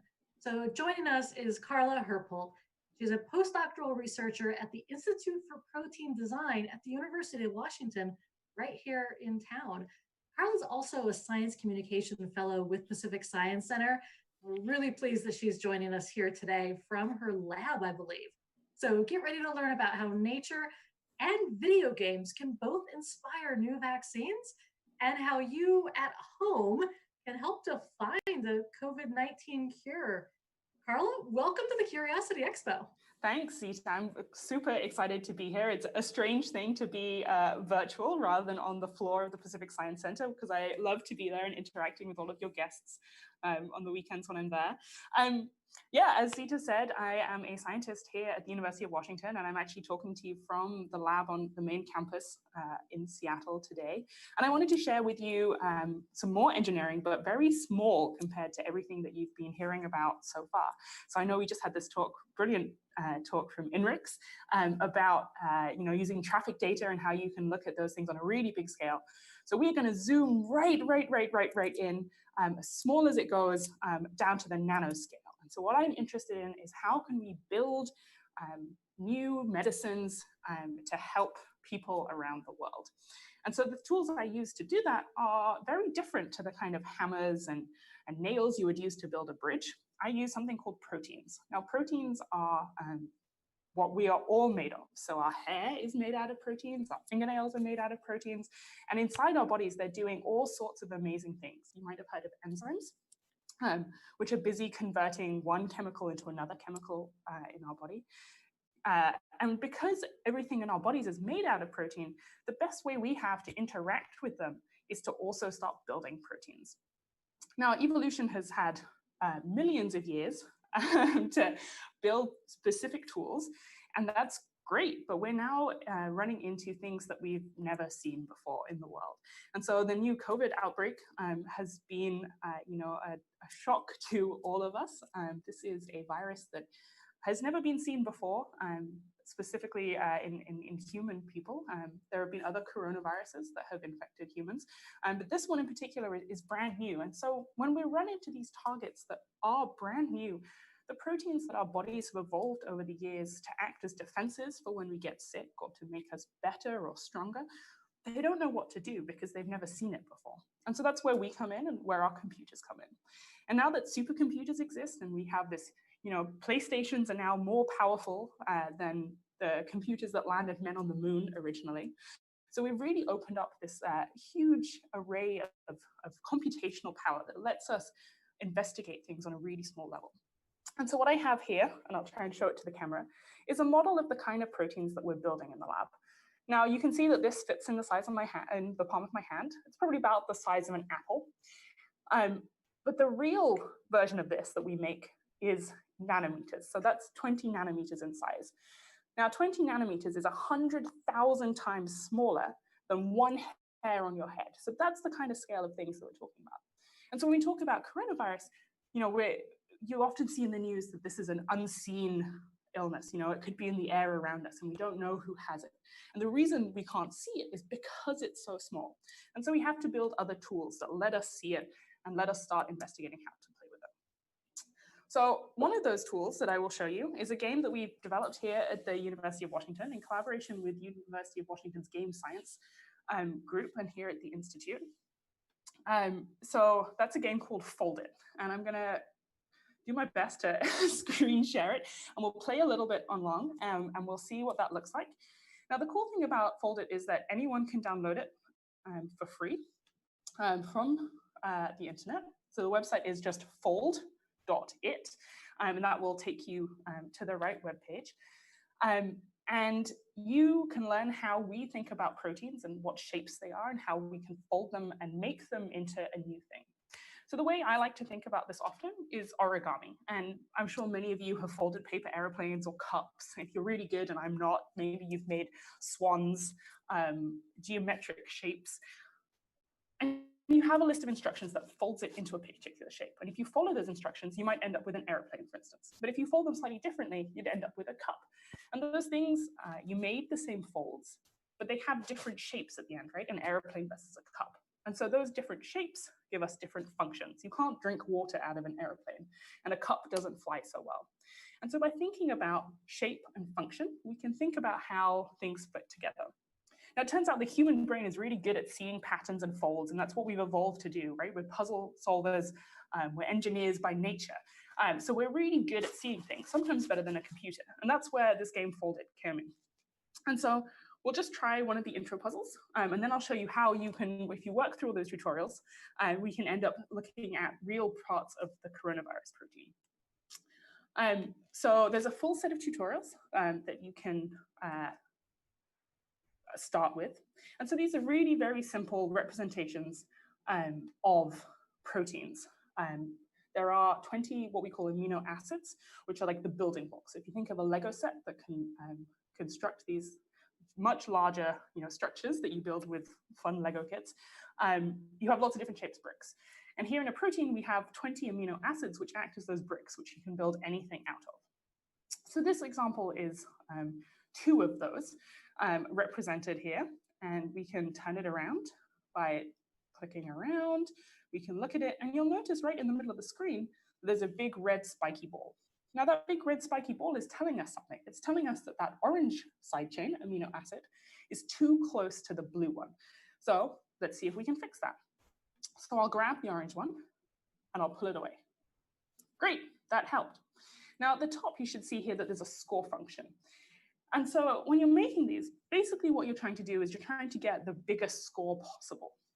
So this was pretty easy. Proteins are much more complicated than this. So let's try the next one. It loads. Okay, so it's getting a little bit more complicated.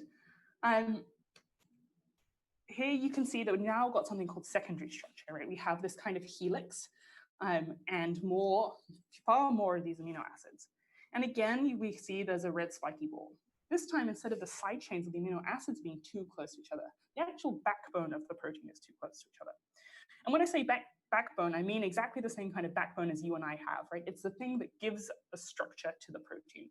Just the same way that the backbone in your body helps you stand up tall and straight, the protein's backbone keeps it in the shape it needs. So here we can just pull it apart. Oh, did that do it? No, not quite. But it's close, right? My score is almost maxed out. And, oh, no, made that much worse. Great, made plenty of space. Okay, let's try the next one.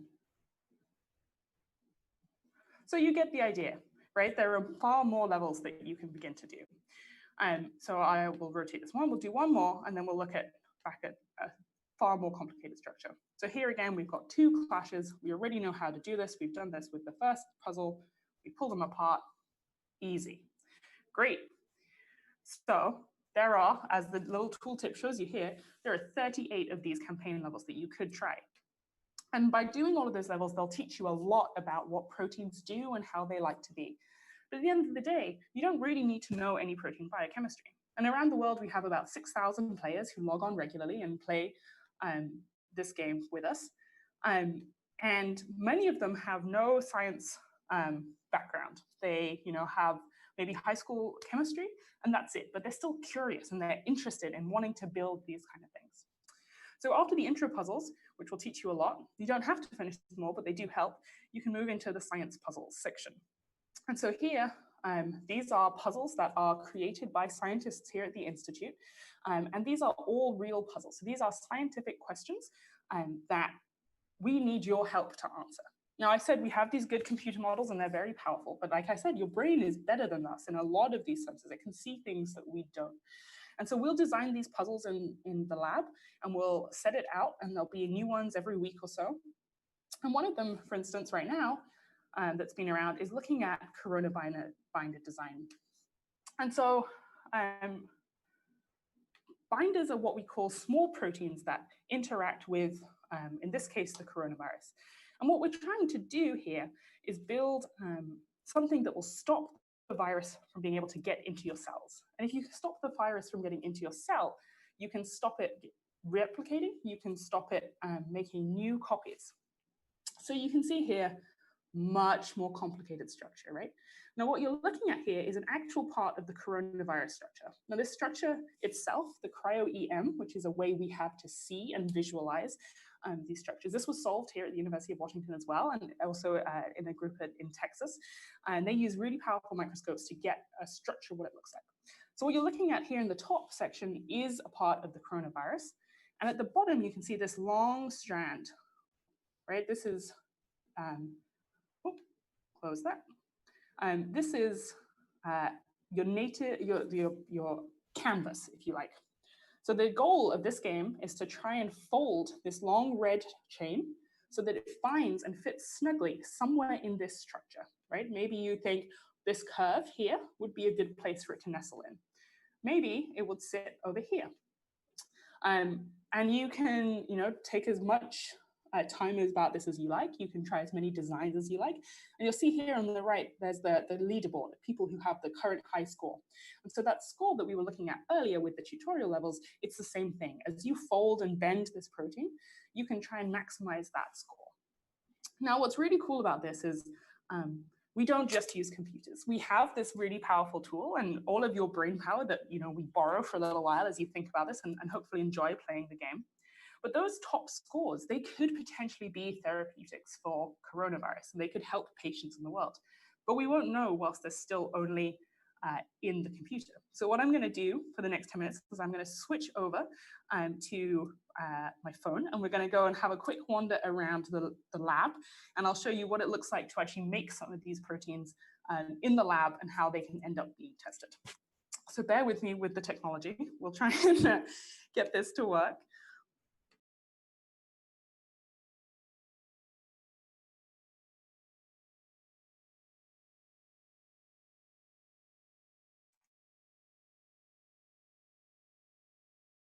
We're ready, and I think it's great as you're setting that up that we have this opportunity to actually go into your lab.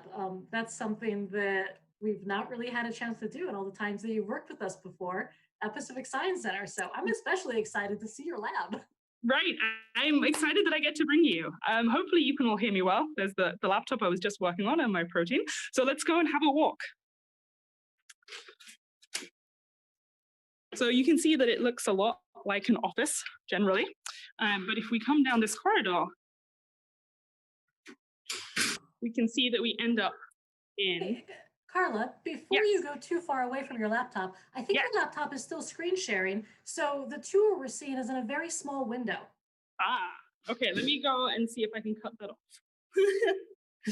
We can move it to the big one.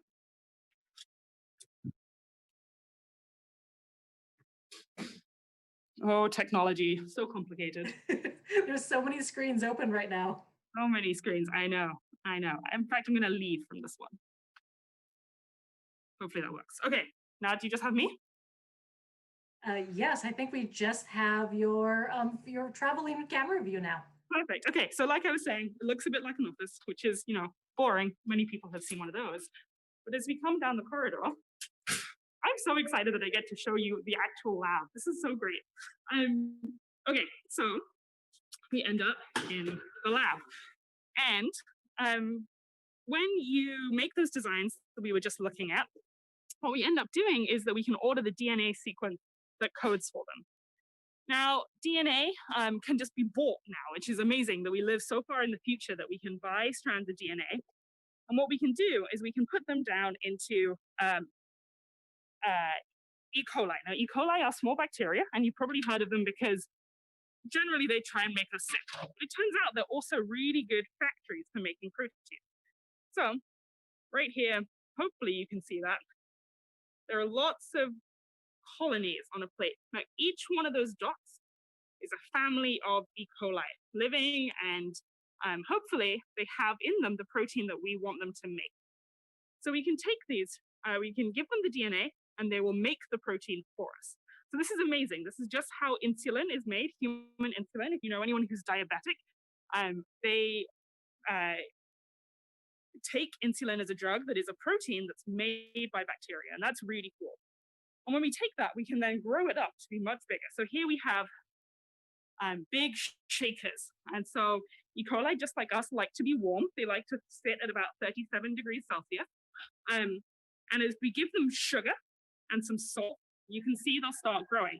Now, what I've made here is a flask of protein, and I'm going to try and find the light that works best for this. Now you can see that's really thick and gloopy and not very nice.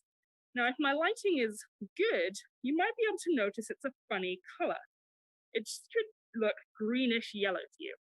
Now, the reason it looks greenish yellow is that these E. coli are making a protein that also has a jellyfish protein in it. And that jellyfish protein we call green fluorescent protein. And green fluorescent protein does exactly that. It's green and it fluoresces, and it's what gives jellyfish that amazing ability to sparkle. So we grow up this, and here in the lab, we'll grow things that are about this size. But in industry, if you were making, say, insulin, you would grow up E. coli in tanks the size of this room, which is really big. Now we grow up these kind of proteins, and then we can do a whole bunch of purification. And so I'll just walk you around a little. And you can see that engineering turns up in all sorts of places. We have so many instruments and fun toys. The ones you're looking at right now, we use to purify proteins. You can kind of think of them as sets of sieves. So big things can be separated from little things. But you can see that engineering takes all sorts of shapes. This is, very mechanical engineering, but we use it to do molecular engineering. And after we've done all this kind of purification, what we end up with are little proteins that look like this. Now, hopefully you can see, oh, that's the label. Can you see? So this is a beautiful shade of green, hopefully. So this is what that final protein looks like that was just growing in those big cloths. You can see it's a beautiful shade of green. Maybe if I hold it up to the light, you can see how it glows.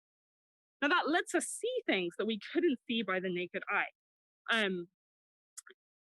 Because, like I said, these are so small and that we usually need microscopes to do it. In this case, we can use light and green color to show us that indeed the protein that we need is there. Now, the final thing I want to show you is that in the news, you might have heard a lot about antibody testing. Now, antibody testing is something that we do a lot here because we develop vaccines, and we're trying to make things that are new, better vaccines. And so I'm just going to take one of these plates, and hopefully you can see, oh, not so good with the light, that there's a whole shade of different green. Now, those colors are telling us that in this case, there were antibodies to the vaccine candidate we made. Just like with the coronavirus right now, we're looking for antibodies against the virus particle. So these are all sorts of fun tools that we have. And I'm going to end it there because I think my 20 minutes is about up. PPE in the lab because of making sure all of us and our co-workers are safe. And Zita, I would be glad to take any questions you might have. That's great. So to all of our viewers that are watching, in the chat box right there on YouTube, you can type in your comments, any questions that you have. You can let us know where you're watching from and even how old you are. And we just might ask your question to Carla right here at this moment. Carla, I'm going to start off with a question, and it actually relates very much to the PPE that you're wearing. And that's just, besides having to wear, a cloth mask, which it sounds like maybe you didn't have to before, how else is your working and your research different now because of COVID-19 than it was before?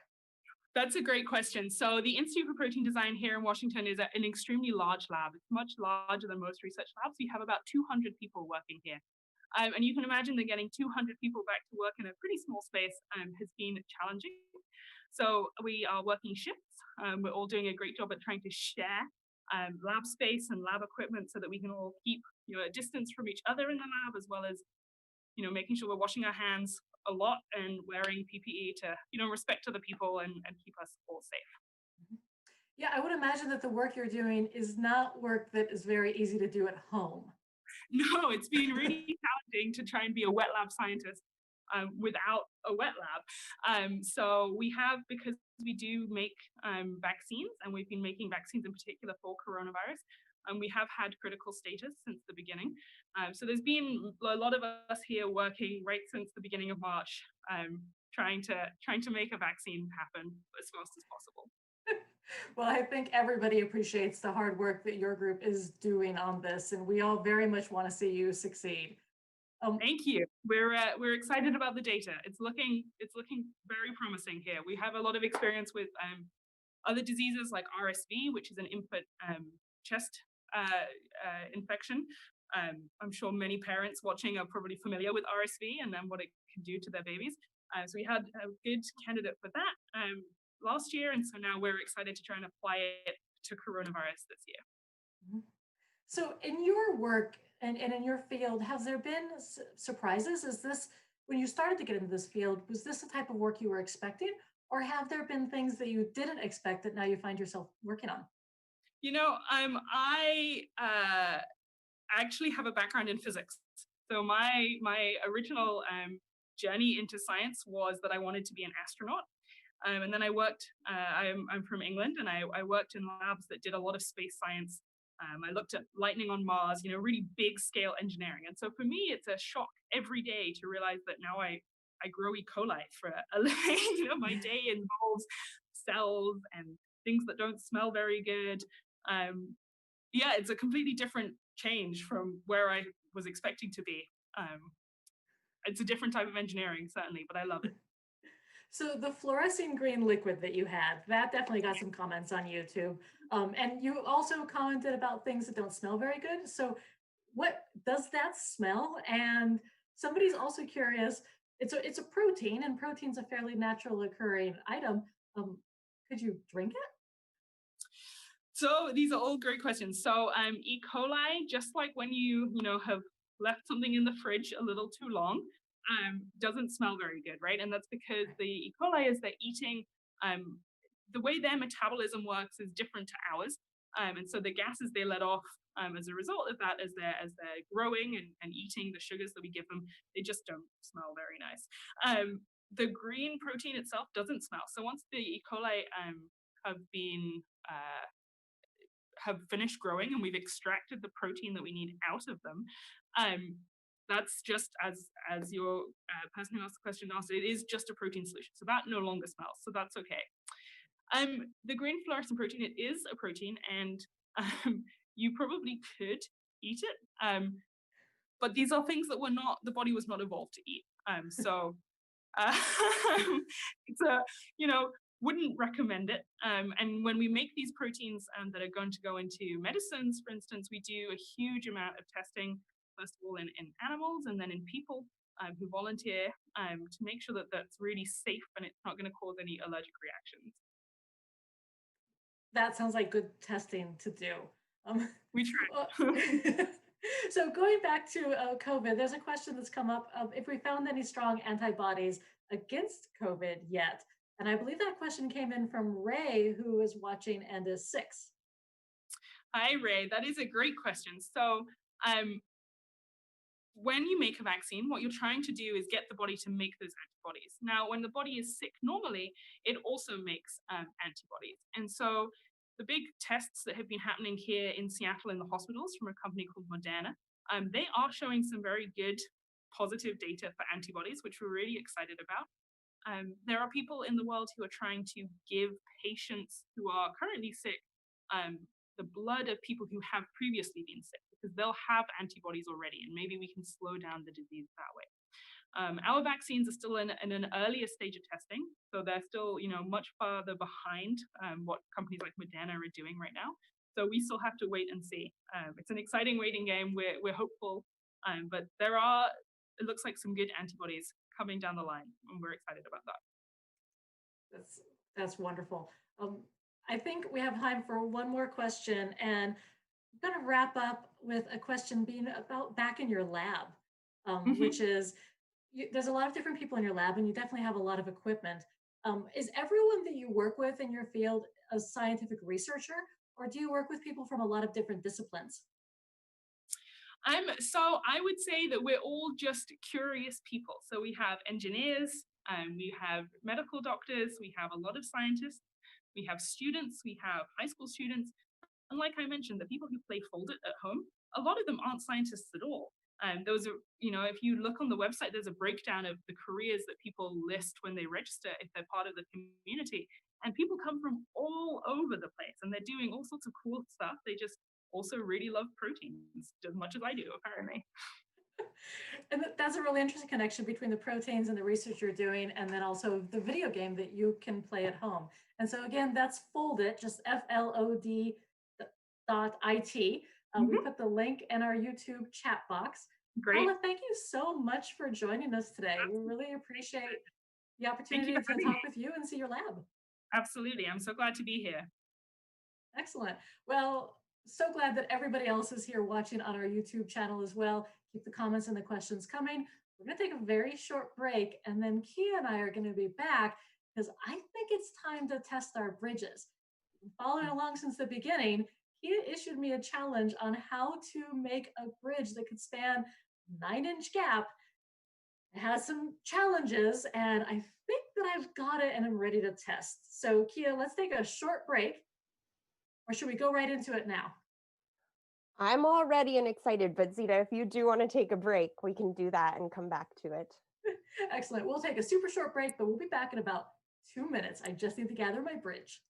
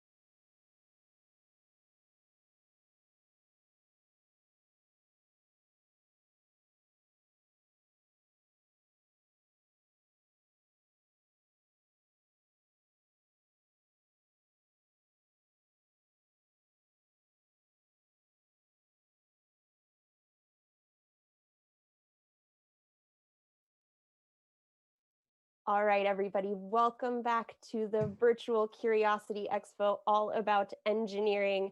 And folks, we started our day with a challenge. That's right, Zita and I were going to build some bridges, and we've been designing, testing, redesigning all day long. And Zita, I'm feeling pretty good about what I've come up with. How are you feeling? I am also feeling pretty good, but I'd love to take a moment and just share with you what I've learned and how my design has progressed, because it went through a lot of changes since you saw it last time. All right, tell us about it. Okay, so first off, you challenged me to design a bridge that could span a gap 9 inches wide, and my first bridge was 8 inches long. So that was the first thing that I had to fix. And as you can see, I've made it much longer, and it is now 17 inches long. So it definitely has a nice overhang on each side of the support to span that 9-inch gap. It also had I had these connectors on the bottom that had these really bulbous things, and so it didn't sit very flat. So I've swapped those out, so now my bottom is nice and smooth. Then I had some good friends on the chat box who initially, when my bridge was made up of a lot of squares, it twisted and it got out of shape a lot, but they recommended triangles. So I have used every red connector piece that you gave me in my kit to make every single triangle that I can. I am completely out of red connectors. I can't make any more triangles. So I'm ready to test. Can I tell you about my bridge design? Yes, I think we had a lot of the same thoughts. You see, I started out with some big squares just like you did.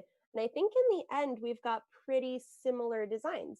I was very inspired by the Golden Gate Bridge with these supports that are coming down here. And as you can see, I've even got my little mammoth there ready to cross my wildlife bridge. You have a model on yours, that's great. You see, engineering is all about solving real problems. So I thought if a mammoth wanted to get from one side to the other, that's really important to make sure that it can do that. I know that one of the things engineers do also is they really think about the user and who's going to be using the device. And so you were making a wildlife bridge, right? That's right. Yeah. I've seen them in Eastern Washington crossing over I-90, the pass there. And I was thinking, what a clever way to help nature out. It's civil engineering, but we're using it to help the wildlife that's there. So I think that's really, really cool. Zita, yours was a pedestrian bridge, right? It is. And I think whereas your animals are going to be going across the bottom part of your bridge, I am going to have people to have really good views go across. And so people will be able to walk up this side and then across the top and then down. So yeah, my bridge will be a pedestrian bridge to get over like a freeway or a big road. Perfect. So hey, Zita, how are you going to test yours? We need to make sure that it's safe. So we need to make sure that it can support some force coming down on it, because lots of people or animals, they're going to put pressure downwards on the bridge. So how are you going to test that force for us? Well, I think that I'm just going to use my hands. So because this is a model, I can put my hands across the top here and push down and see what happens. It's also the same test that I did last time. And last time when I did this, I remember that this piece right here, actually, it went down. I could see my bridge forming a bit of a U shape. So that's something that I'm going to look for now in this test. All right. I'm ready and excited. Folks at home, make a prediction. What's going to happen with this bridge? And 3, 2, 1, test. All right, here we go. Okay, I'm pushing down, but it's actually quite sturdy. I had to push down really hard to get one little connection to pop off, but the bridge is still really sturdy. And I like that as a design, because that tells me that if something were to go wrong on this bridge, the whole thing wouldn't collapse. And then it would still be safe enough for people to get off the bridge before it was repaired. So I think that that is a pretty good test. Probably think about what I would do next, which, when I think about what to do next, I don't like that every time I test it, I'm just trying to remember how much I push down. So I think I might try to come up with a way of like stacking weights on it, like books or something. So if I know that I have 10 books on it, the next time I do it, I can use the same 10 books and see if it's stronger or not as strong. So I think that might be what I try to do next, is standardize my testing procedure a little bit instead of just me pushing. That's a fantastic idea. Scientists want to get really clear data, and so they want to be consistent with how they're testing. And if you have an idea about how Zeta could either change that bridge or do some tests in the future, go ahead and write that in the chat so that we'll know, because I'm sure we're going to keep working on these bridges. But hey, Zeta, I'm going to get my safety goggles on. You have some glasses, so your eyes are protected from flying pieces. But I'm going to test my bridge using this spring scale. So what's going to happen is I'm going to connect this to the bottom of my bridge, and I'm going to pull down. And this is going to give me some really good data about how much force I'm putting on my bridge. So I'm going to connect down here. Let's see. Whoop, my mammoth just went flying. All right, here we go. And I'm going to pull straight down, and let's see how much force my bridge can sustain. All right, here we go. I'm pulling down pretty hard. Zeta. That looks really solid. I am pulling all the way down as far as I can. That's pretty sturdy.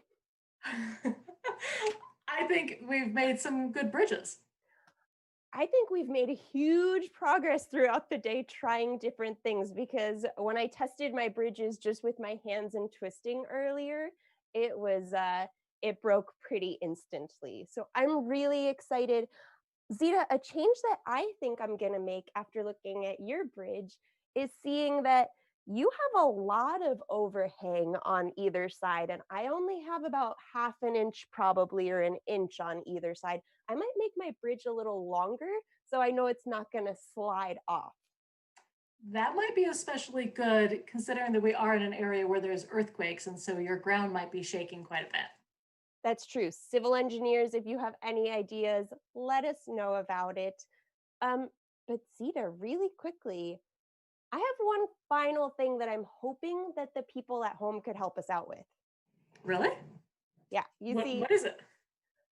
We've been doing a lot of engineering this week, and the really wonderful people that are part of Science on Wheels, that's Pacific Science Center's group that goes out to the community, they made a Rube Goldberg machine, which is really fun and funky and an awesome practice of engineering and physics, but it's not quite finished, and we need the help of our community to help us figure it out. So could we play another video of that Rube Goldberg machine?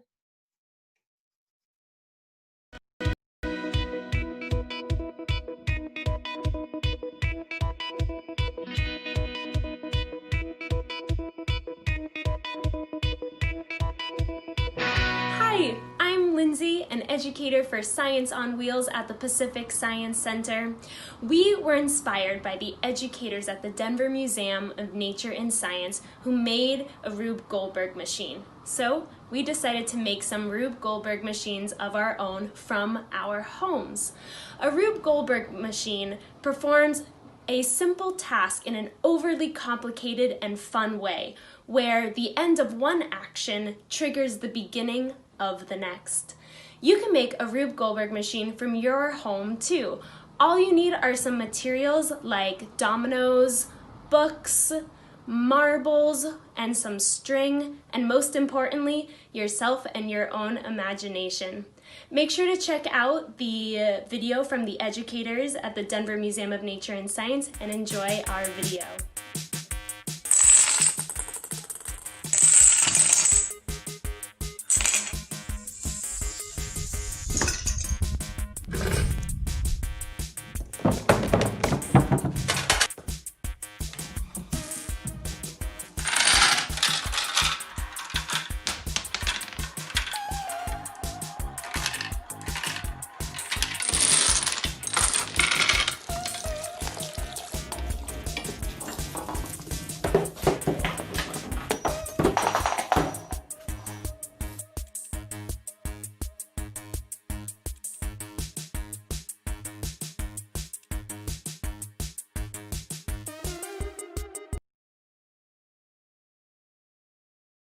What do you think, Zeta?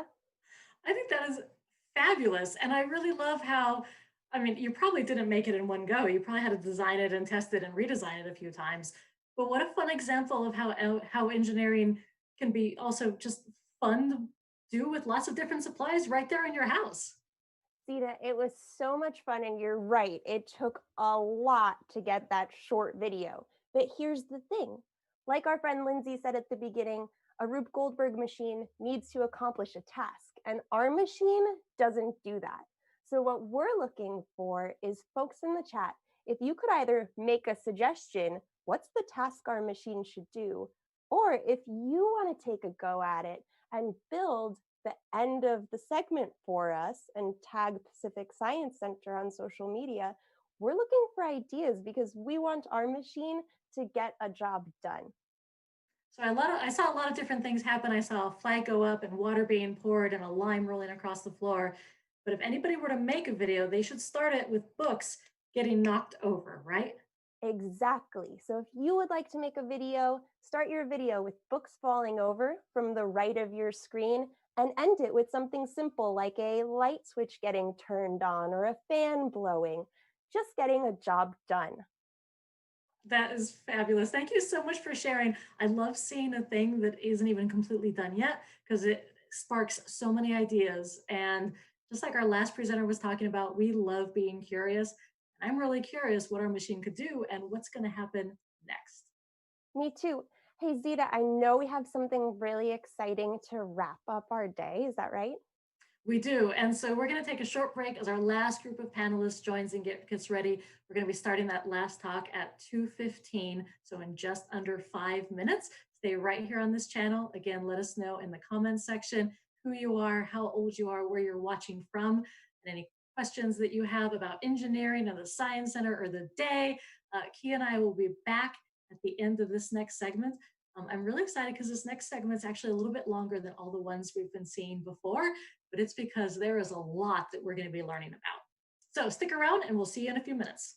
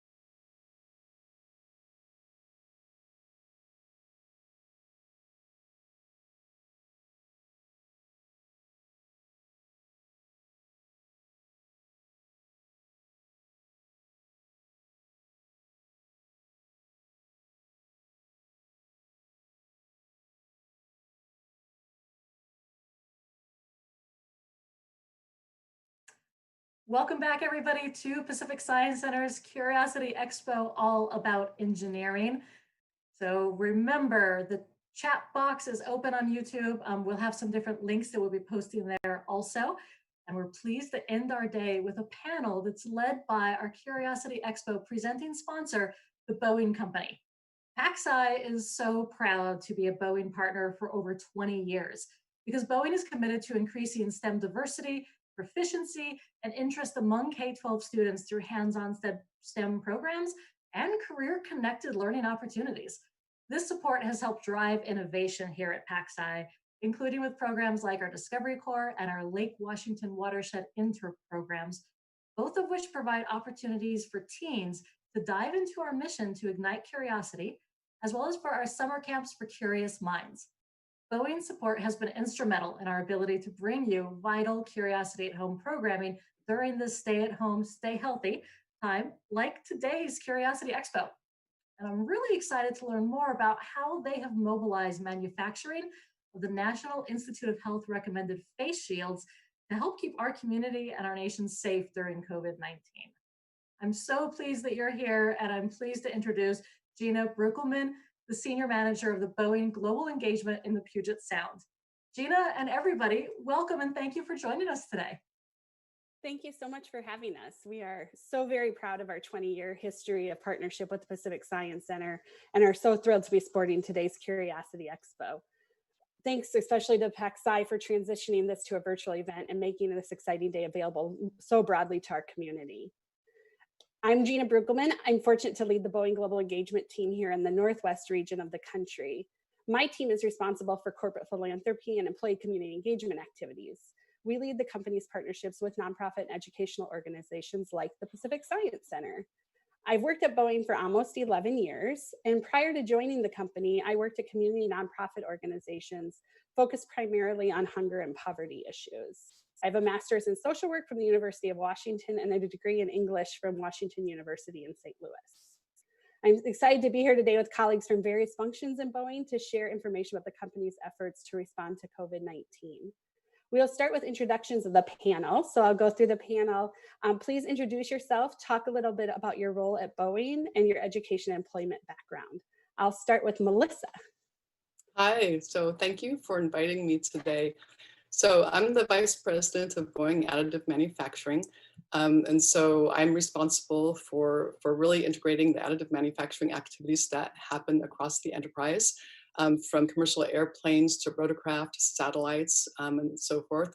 We create the databases that help us to, certify parts for flight.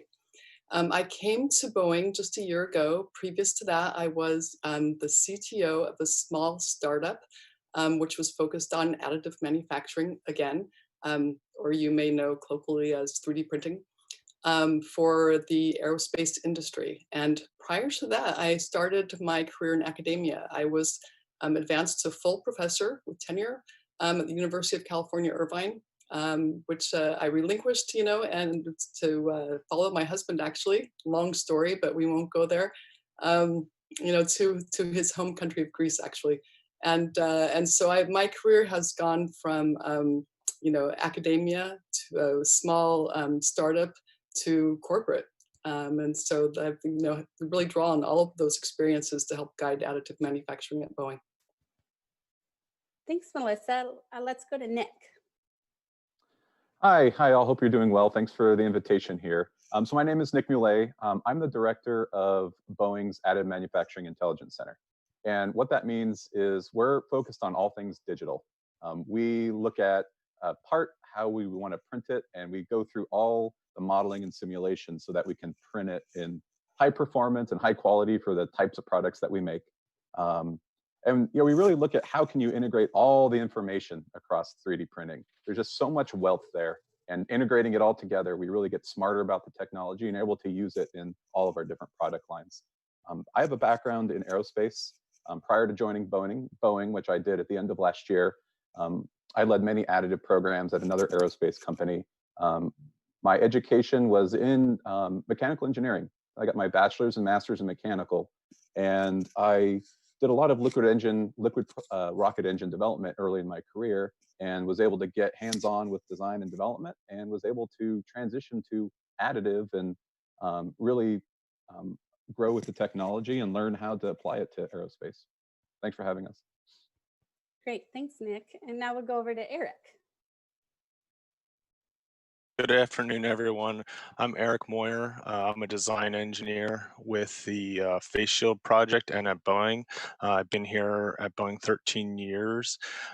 Really, the role that I had in this project was to handle setting up the requirements or rules that we were using to make the face shield. So I have a background in mechanical engineering, and it's really great that we get to talk about the work we've been doing over the last couple of weeks for the COVID effort. Thanks, Eric. And last but not least, Matthew. Hello, my name is Matthew Gray. I work in the additive manufacturing prototyping lab in Tukwila as a tool and equipment designer.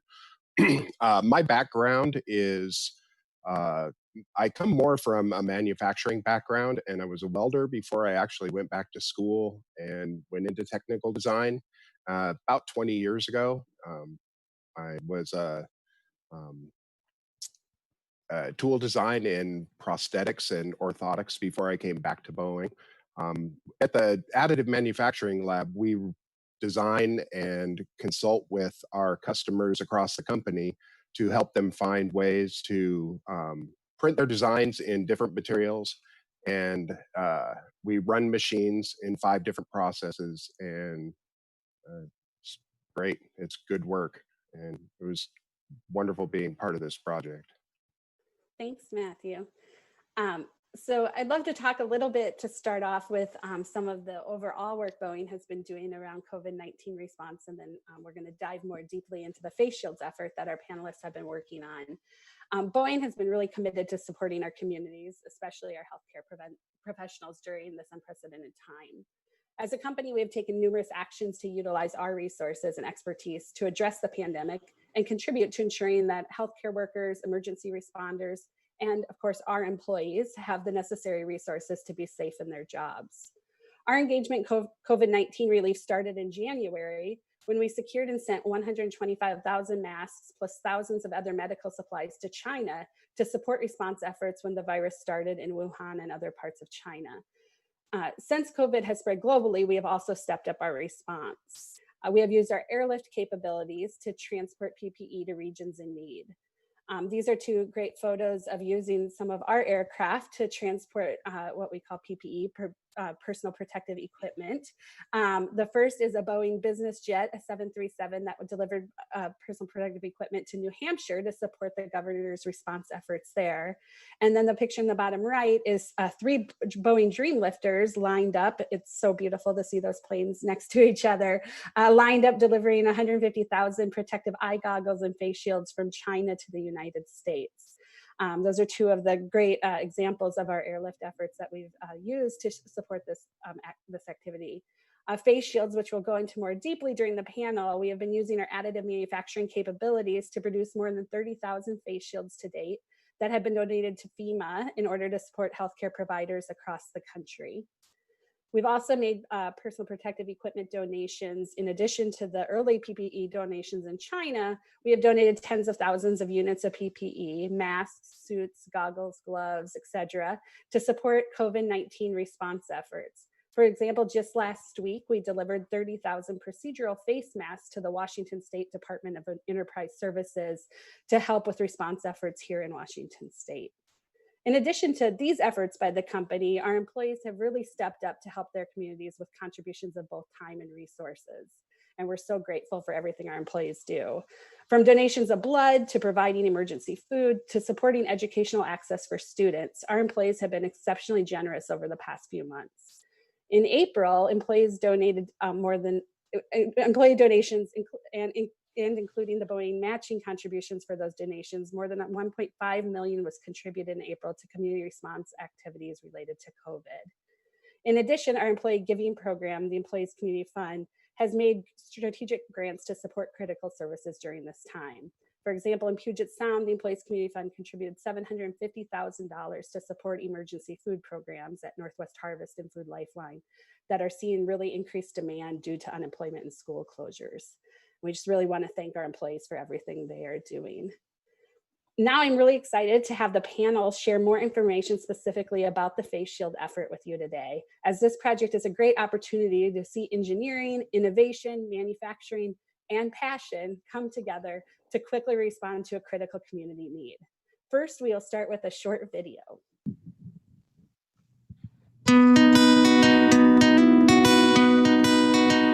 So personally, I'm a BDE, a Boeing designated expert for rapid prototyping. So this is exactly the kind of thing that I specialize in. It's just coming up with a problem, trying to figure out a solution that's really fast and can kind of fill a gap until a permanent solution gets put into place. And I think that's kind of exactly what we did. Especially when we had the suspended operations, you know, a lot of the printers weren't being used. So being able to utilize them during that time was awesome.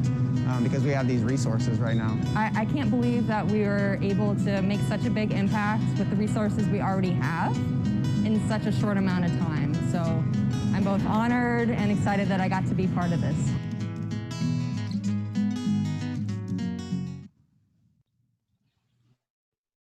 I hope that gets you all very excited about what we're going to learn next. To start, I'm going to ask each of the panelists to please share a little bit about their role in the Face Shield project. How did you get involved, and what were you responsible for, and what did you do?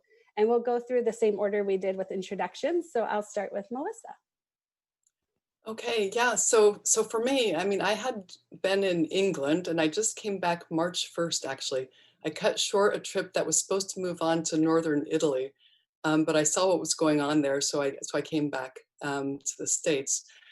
And being in that environment, which was ahead of us, you know, in terms of the, you know, the impact of COVID, I really saw that there was a huge need for personal protective equipment, PPE, and other things as well. And so I came back and I basically looked through my emails. I sent an email to my leader saying, look, we really need to do something. We have a lot of machine capability across the enterprise. We have a lot of people who I'm sure want to give to the community. So I really feel it's something that we need to do. So I got a small team together and just sort of researched, you know, what we needed to do. They reached out to some you know, hospitals in St. Louis, as well as Seattle. And we found that face shields were something that we could do, that we could create with additive manufacturing. And then we realized that we had a team that was already looking at some of these things. That's Eric Moyer's team. And so we connected with him and we just, you know, ran with it. We created a proposal, sent that proposal with respect to the machines that we have in the company, how many we thought that we could make per week, what we could promise, how much it would cost, how many employees, and so forth. We gathered that information, sent it forward, and got approval. And what was really cool about this, to date, we've made over 38,000. I think your slide said 19, so we've really done a lot. And within the first 3 weeks, actually, from getting the approval to basically getting the machines online, the engineering online, we delivered to FEMA our first shipment 3 weeks after getting approval, which I think is just amazing to create a product from scratch and ship it. And so we've been shipping to FEMA every single week. We're on our 9th shipment right now. So that's really how you know, I came into this. It's just an idea and just forged through. I had one of my engineers said, like, how far do you want to go with this? I said, all the way. Well, what are you saying? We're going to do it, you know? And so that's basically how that started. And we integrated all this team. So really exciting. Yeah, it's moving so fast that our slide isn't up to date. So that's a good to point out, Melissa. We just sent 4,000 more today to FEMA to a tribal community in Reno. So very exciting that they just keep going out the door. So I'll turn it over to Nick now to talk about your role in the project. Yeah, so when this project was being proposed, I think many like Boeing, there's just a strong interest to get involved and see how we can help, really. And As Melissa mentioned, when we found that Eric and the design team was working on a design, I got involved to figure out how can we lock down this design and quickly scale it to all of our different sites. So our presence across the country, many printers. How do we do that quickly? It was something just really unique. We have a frozen design, we want to move quickly. And so I worked with the sites, I worked with the engineering team to balance how do we put the right controls so we have a high quality product that we stand behind that's going to serve the medical community, but also be able to move quickly. And I think that was, we'll talk about that later, but that was just a really dynamic balance there, is how do you move quickly? And I think as Melissa mentioned, I think my role was helping work with engineering and the fab sites to help make that happen. Great. And then Melissa brought up Eric's role in the project and that he was an early identifier of this need. So Eric, would you talk a little bit about your role? Sure. I actually got turned on with helping with PPE through social media. Just there was so many people out there doing different things to help frontline workers, doctors and nurses. So I was trying to figure out how I could contribute and how the Boeing company could help. So not only myself but a couple of members of our design team, we're researching different ideas and different things that we could do or print. We found a local Seattle-based nonprofit that was working on some face shield designs that were interfacing directly with Harborview Medical Emergency Room. So after attending a few meetings and deciding like they had a pretty solid design, we decided we'd move forward, and with help of course Nick and Melissa, we were able to expand that throughout the entire company. So so my role specifically from a design perspective was taking the input from the doctors and nurses that needed these face shields, like so to key off of the last project that Pacific Science Center did with the bridges, thinking about who was going to be using them, we want to make sure our nurses and doctors had the right input for how they want to use these face shields. So then we took those and documented those, what we would call requirements. Most people could think of them as rules, but rules that how we would build these face shields, and then rolled them out to the rest of the Boeing company to help fabricate. Great. And then that leads to Matthew's role in the project, I believe. Matthew, do you want to go next? Yeah, so we were, being the fact that we're doing 3D printing all the time as it is, once the whole COVID crisis started, we were already looking at ways that we may be able to help. And then our site was shut down for the suspension of operations, and there was nothing we could do. At the same time, the project started coming online, and my manager was able to get us involved into the meetings. And once we've got executive approval to go in during that time, we were brought in to join the effort. And in the 46 days that we were printing, we were able to do 315 different builds and create about 2,680 of the parts. So we were, it was good to be involved with that and do what we needed to do. I worked as the site focal, so I was able to coordinate with everybody.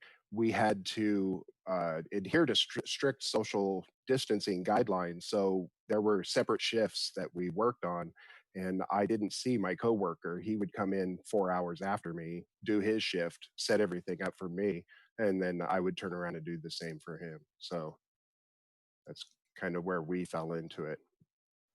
Great. Thank you all for everything you've been doing and for sharing your roles. Matthew kind of led into this question, but would love to hear a little more about how you work together across your different areas to collaborate. What skills were required? What worked well? And were there any innovations in how the teams worked together that were different than normal operations within the Boeing company? And maybe we'll start with Eric on that. Sure. Yeah. So of course, a lot of our technical skills that we use, we have a lot of modeling packages that we can design things with and analyze things with. Those, of course, were critical. But as was mentioned early on, we had groups from across the country, probably over a dozen different sites producing face shields. So having a good communication plan and communication was really, I think, the key success of this project.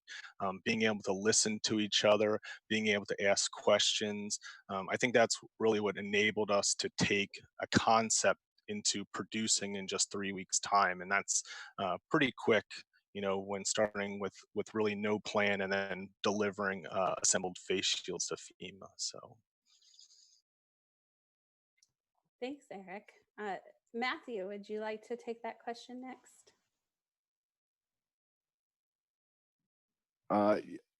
Yeah, the technical part of it. So and it was I'll echo what Eric said. There was a lot of communication involved and a lot of willingness to be part of a team and to do whatever it took to get the job done.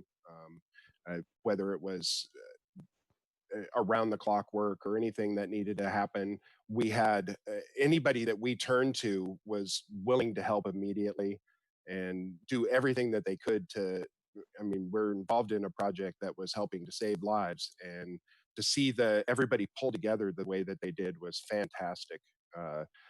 Ton of communication, a ton of scheduling. We had meetings daily to begin with, and then as everybody fell into a good routine, we were able to slowly back off on those. And there were technical update meetings that we did at all times, so that everybody, all the different sites, that we were producing the exact same item no matter where it was made. And so when they arrived in St. Louis for assembly, there was no problems with any of the fit up. So a ton of communication, yeah. Great. And Nick, from your role in the project, can you talk a little bit about the working together with different business groups on this? Yeah, I think Eric and Matthew hit a lot of those highlights, a lot of communication. Everyone was just so eager to help that there was no issues. Everyone wanted to help. The motivation was never an issue. There was all hands on deck. I was thinking about that, and I think from a technical perspective about the sites, additive manufacturing, it's such a technology where all the users and people who practice AM, they have a good breadth of design and manufacturing and materials. And I think the fact that multidisciplinary, we have a good understanding of all these areas, it helped us work really well together. And it let us go very quickly because designers could work with fabricators, and we could really quickly iterate down to, all right, we know how to make this and make it quickly. And the fact that so many sites were able to print the same product very quickly, I think just spoke to how well, if you're an additive, you have a good understanding across all these different engineering functions. And it was a good case to really validate what we do with additive is just a lot of that expertise that goes into it. Great. And then we'll have Melissa answer this question. I know Melissa's role has been in a lot of leadership conversations on this, so we'll be interested in hearing about the collaboration across different business units from your perspective as well. Well, I really just summed what everybody else had said. And what was just so inspiring about this project was the support from everybody, from every worker that wanted to be involved. And we had more workers than we could even handle. We had people just raising their hands and saying, can I be a part of this? And so it was really a great feeling that you knew, you're giving them something to feel good. But then, with the leadership teams, the support, the groundswell of support, this is something that I feel like every level of Boeing was just all in and supportive. And so, they really made it fairly easy for us, really, with everyone just wanting to do good. And so the communications were just critical. First of all, I think there were a lot of different levels of communication. I had communications daily with the teams that were, directing either logistics and assembly and face cutting and 3D printing.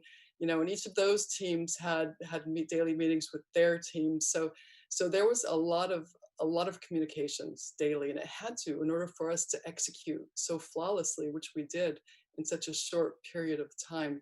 So it was really what made this work was the open and honest collaboration and communication and amazing support at all levels. It really was just a fantastic project in that respect. Great, thank you. I also want to just shout out a comment that we received on the chat for Joby in Alaska, who send much love to Eric and the rest of the team for the design. So they were able to get themselves covered and keep themselves safe because of the design of this project. So it's incredible how that's affected people all across our country. So good shout out to you there, Eric. The next question, would love to talk about how your career pathway and your past schooling prepared you to work on this project and be able to quickly respond to challenges faced in this kind of iterative, fast adapting, fast moving project. And let's start with Nick on this one. Yeah, well, that's, I think my comment before kind of spoke to that is I was mechanical engineering, had exposure to a lot of different types of classes, design, manufacturing. And the school I went to had a lot of labs and had a lot of workspace where you could get your hands on and make parts. So I think that type of early exposure to all sorts of different fields in engineering really helped really all throughout my career. But it's a good example here where you're trying to do something quickly and understanding people's perspectives across all aspects of making, an engineering product and fabricating a product, I think really helped. And that real hands-on learning, I think, was critical early on. So, labs and clubs and, in college, you can do Baja race cars and things like that, I think are really a great opportunity. Great. And Melissa, do you want to jump in on that as well? Yeah, I'm sure, for sure. Yeah, for me, it was different in the respect that I spent a good deal of my career in academia, where, by nature of the work, you think out of the box. Right? You're always you're always curious and trying to find new solutions to new things. And you're not necessarily judged if it's wacky or, right?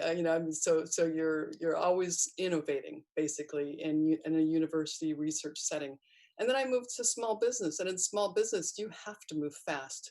And there's, sometimes we just moved so fast, we felt like we couldn't even catch our breaths, and so, you really need to just to keep up with the business. There's typically not much staff in a small business, and people have many roles. I did everything in that business. I mean, a lot of the roles from, business operations to like the scientific aspects to, cleaning the bathroom. Seriously, in a small business, you do everything, and you do everything quickly. Right. And so I think that background of being in academia for many years, really looking for new solutions to problems, and then followed by an environment where I was a leader in a very, very fast-paced technology company, really helped me to transition into this program, saying we really need to move fast. And I was really just pushing for speed in the beginning. To get this going, and it worked, so it was, for me, it was all about moving quickly because it was emergent. We the longer we delayed, people would suffer, right? It was really, really important. So that's why I wanted to move fast, just to make sure that we could make a difference in keeping people safe. So I think my background really helped a lot. Great. And I'd love it to turn over to Matthew and talk a little bit in this question about how, I know that the technology has changed so much over the last even 5 years, but certainly over your career working in this industry. Can you talk about how, your work history has prepared you to do this kind of project so quickly?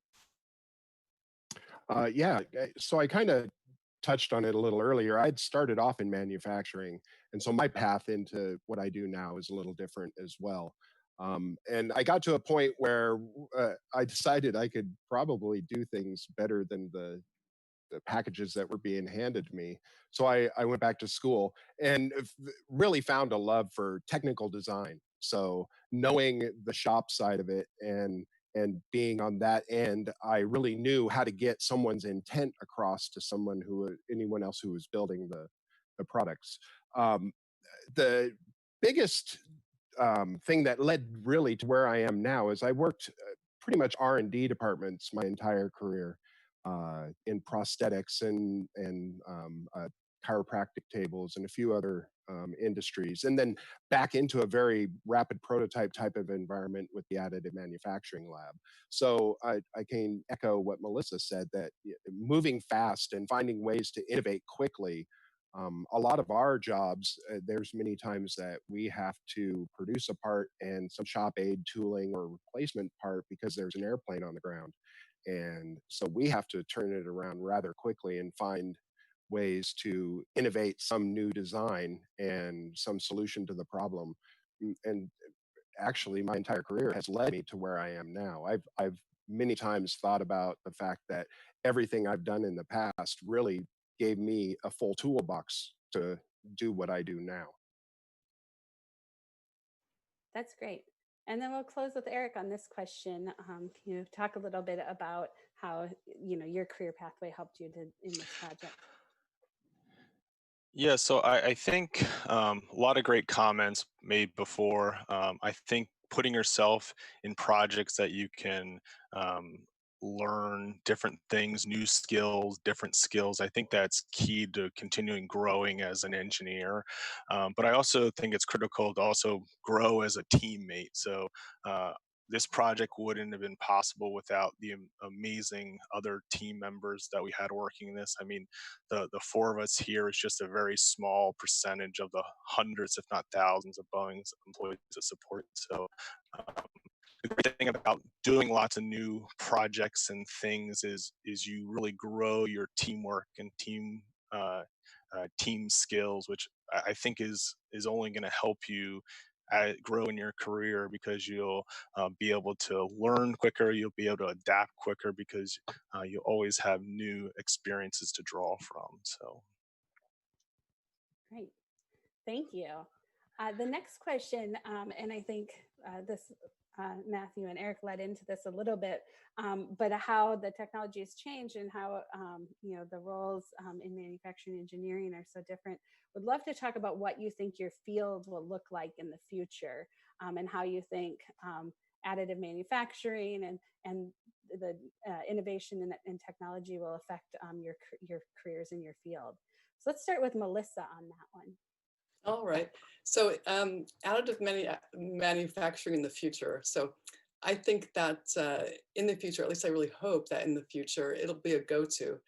It will be accepted by engineers as the next process to design for.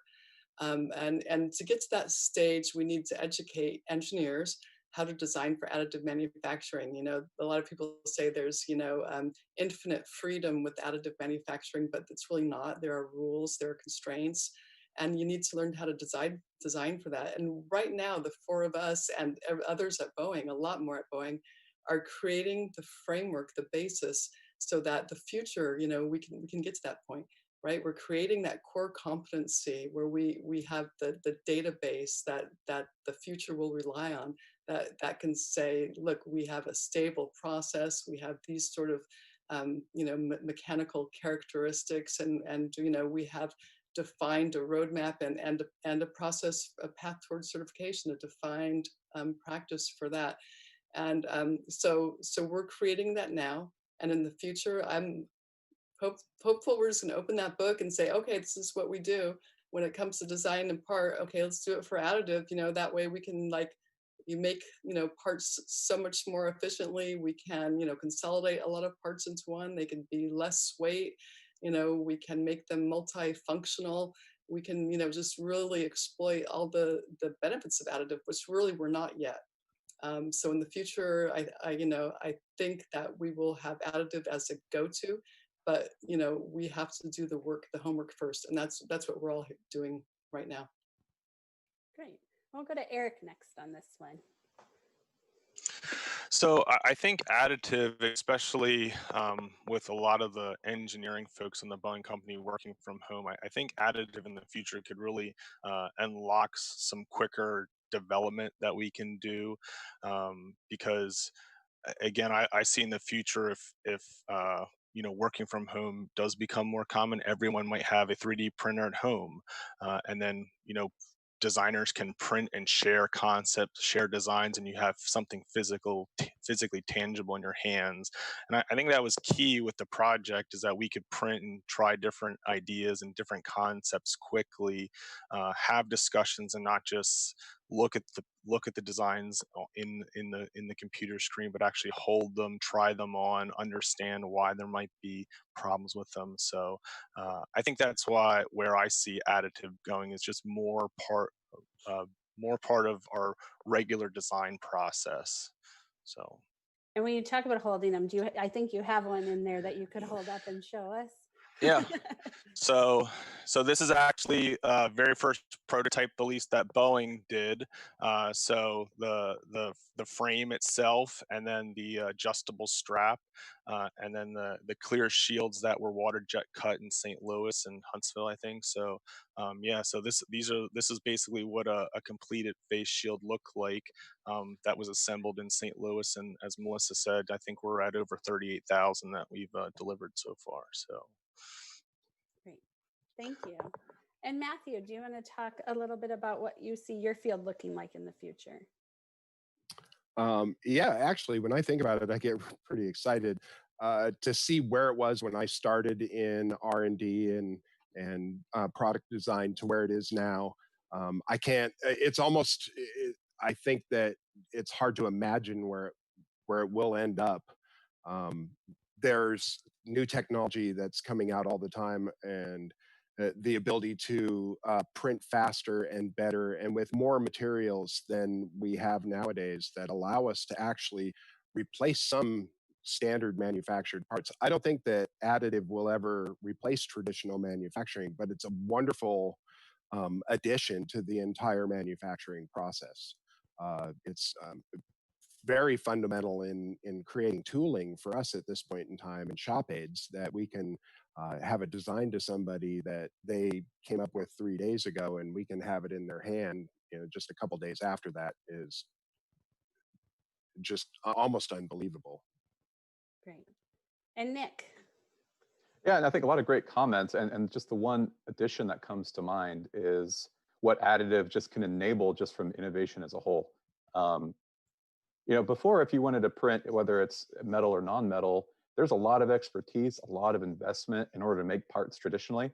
And by being able to get printers and having a really innovative small team, you're able to get startups formed to really shake up different businesses, just different markets where that barrier to entry is a lot smaller. You can get a printer, you can innovate, you can come up with new ways of doing things, and really, I think, add the competition and creativity of what you can now do in all sorts of medical, aerospace, and also all the like. I think it's very enabling in that regard as well.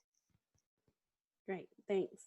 So for our last question today, well, first off, I'm just so proud to work with Boeing on this project, and having the opportunity to work collaboratively with folks in all of your functions, really been one of a career highlight for me.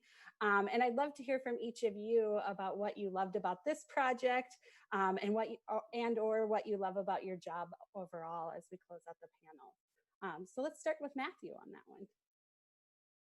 All right. Yeah, just the fact that I like that you used the word love, because I love my job. I love what I do every day. I wake up and I get to go make toys and play with things that a lot of people never get to see. So having that ability, it's motivating, and we're always solving problems, and that's just something that I love to do. I loved this project also because we were able to make an immediate impact on something that was such a severe crisis, and had so many people just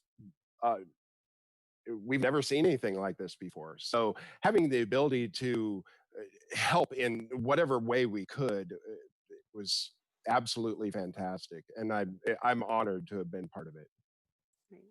Eric? I mean, I would say every day is something new. I think that's probably one of the best things about my job, is that it's always changing. We're always pivoting and trying something new, something different.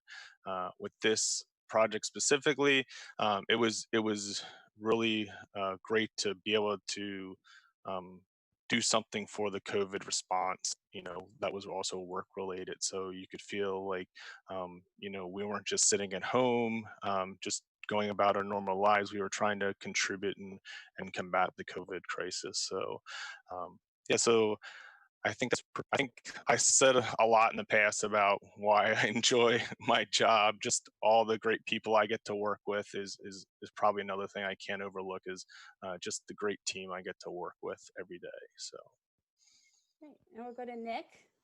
Yeah, and so yeah, what I loved about the COVID project was, I think echoing what the team is saying, is an immediate impact. You know, it's just so unprecedented. Within weeks, I have 3 kids at home, and school was canceled for the year, and we're working remotely, and it's such a big change for so many of us across the country. So being able to get my hands on a project and help out the frontline medical community, it just felt like we're making a difference immediately, and it did help with everyday morale as well. I think definitely for myself. In terms of just what I love about additive, I mean, we could talk about that a long time. It's just such a fun technology. And I think the piece of it is it's come so far in the last 5 to 10 years, but I really enjoy the unknowns, figuring out something new and how to make it work. And I think as engineers, it's such a great technology to solve those and put it into a real product. And I think that's just the beauty of additive right now in its current state. Great. And lastly, Melissa, what did you love about the Face Shields project? Well, really, what I loved about the Space Shield project is just the groundswell of people just wanting to participate and feeling good about it, and connecting with so many people across the enterprise. I've met so many people at Boeing, that I had never met before. And in fact, this is the first time I see Eric's face, but I've talked to him a lot, right? And it's just all the people across the enterprise that wanted to work on this, that felt good, that had the need to contribute. I really thought that was the neatest thing. And sometimes it was even overwhelming. In terms of my job, what I've always just really thrived on challenges. Everything I've done, all the choices I've made in my life, I've always chosen the harder kind of challenging path, because I think you grow that way, right? And so in my job now, I mean, additive, it's a young technology, and I'm really feel good, and I love the fact that I get to shape that, and I get to jump through those hurdles and knock them over, and create a path so that we can use additive manufacturing in the future. I'm for metal additive, that there's still a lot of things we have to go through, and before it's accepted as kind of mainstream on commercial products, right? And as Matthew correctly said, it's not the end all, it's not for all parts, but for those parts where it makes sense, where it adds value, we need to create that path. And I'm really excited that I'm in the position where I can lead that. And so that's super exciting for me. I love additive. I've been in my research back in the university was on additive back in the early 1990s, before half of viewers here were alive, but so I've always been involved in additive, and it's just the neatest technology. Like Nick said, I could go on for a long time, so I probably better stop. Anyway. Well, thank you all. And I've enjoyed the opportunity to get to know you all and see you all in person as well. We really want to thank everyone for joining the conversation today. If this makes you think you want to work at Boeing, would love to share some educational resources we have with you.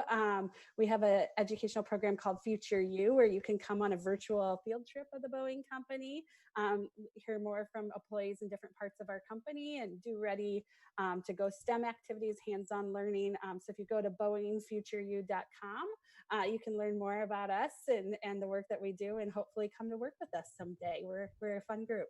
And now I'll turn it back over to the Pacific Science Center to close us out for the day. Thank you so much. Thank you. Well, thank you all so very, very much. So excited to hear about what such a fabulous company like yourselves is doing, especially in such real-time and current event situations. So thank you all very much. Appreciate it. This has been an amazing day, and I'm so happy to have this opportunity to talk with all of you. And in fact, Kia, to talk with everybody who has joined us today. That's right. We've heard from so many incredible engineers, people working on tracking salmon and folding. It's so many engineering topics that we've had, civil engineering, mechanical engineering. It's been a fantastic day. It really has been. We've explored drones, fish tracking, how computers can be used in creating vaccines, energy production, face mask making. But with all of these topics, I also really love how many examples there have been of groups working together and people from different fields working together and making a product that can help out everybody. That's right. So a huge, huge thank you to all of those visiting educators who came in and spent their time today talking with us about the ways we can all get involved in doing engineering and that process of designing, testing, and redesigning. Yeah, and we saw that process happen with a really concrete example, making some bridges. I want to thank everybody who was watching, who helped us figure out how to make our bridges even better. You know, I was looking back to the chat section and Catimations had some doubts, Kia, that your bridge was going to survive the test, but totally acknowledged that your bridge was awesome when it did survive your test. So. Thank you so much. But guess what? The work is not yet done. We are going to keep designing, testing, and redesigning the engineering way. Hey, speaking of that, we also wanted to say a huge thank you to everybody who joined us today. We really hope that you had so much fun. I know I did, and we've learned so much. You can send us your feedback by filling out the short survey, and the link for that is going to be in the description of the video YouTube page and in the chat section. So make sure you let us know what you thought about this very first Virtual Curiosity Day. That's right. And remember to donate to Pacific Science Center at our donate page, and we have links also in the chat box. It's support from folks like you that help to ensure that curiosity never closes. Lastly, this might be the conclusion of our virtual Curiosity Expo, but the great part is you can revisit this at any time. This expo and this entire presentation will continue to live on our Science Center YouTube page. And so you can share this link with other people so that they can experience all the curiosity and the questions and the amazing innovations that you've learned about today. Thank you so much for being curious with us today. Zita, we're both so excited about it. I know, this has been a wonderful day. I'm so excited for all of our guest speakers. Thank you, everybody who's been watching. Kia, thank you for your bridge challenge, and thank you for being curious with me. It has been such an awesome day, and we hope to see you all again soon and connect with you all this way or maybe in person. Okay. Bye, everybody.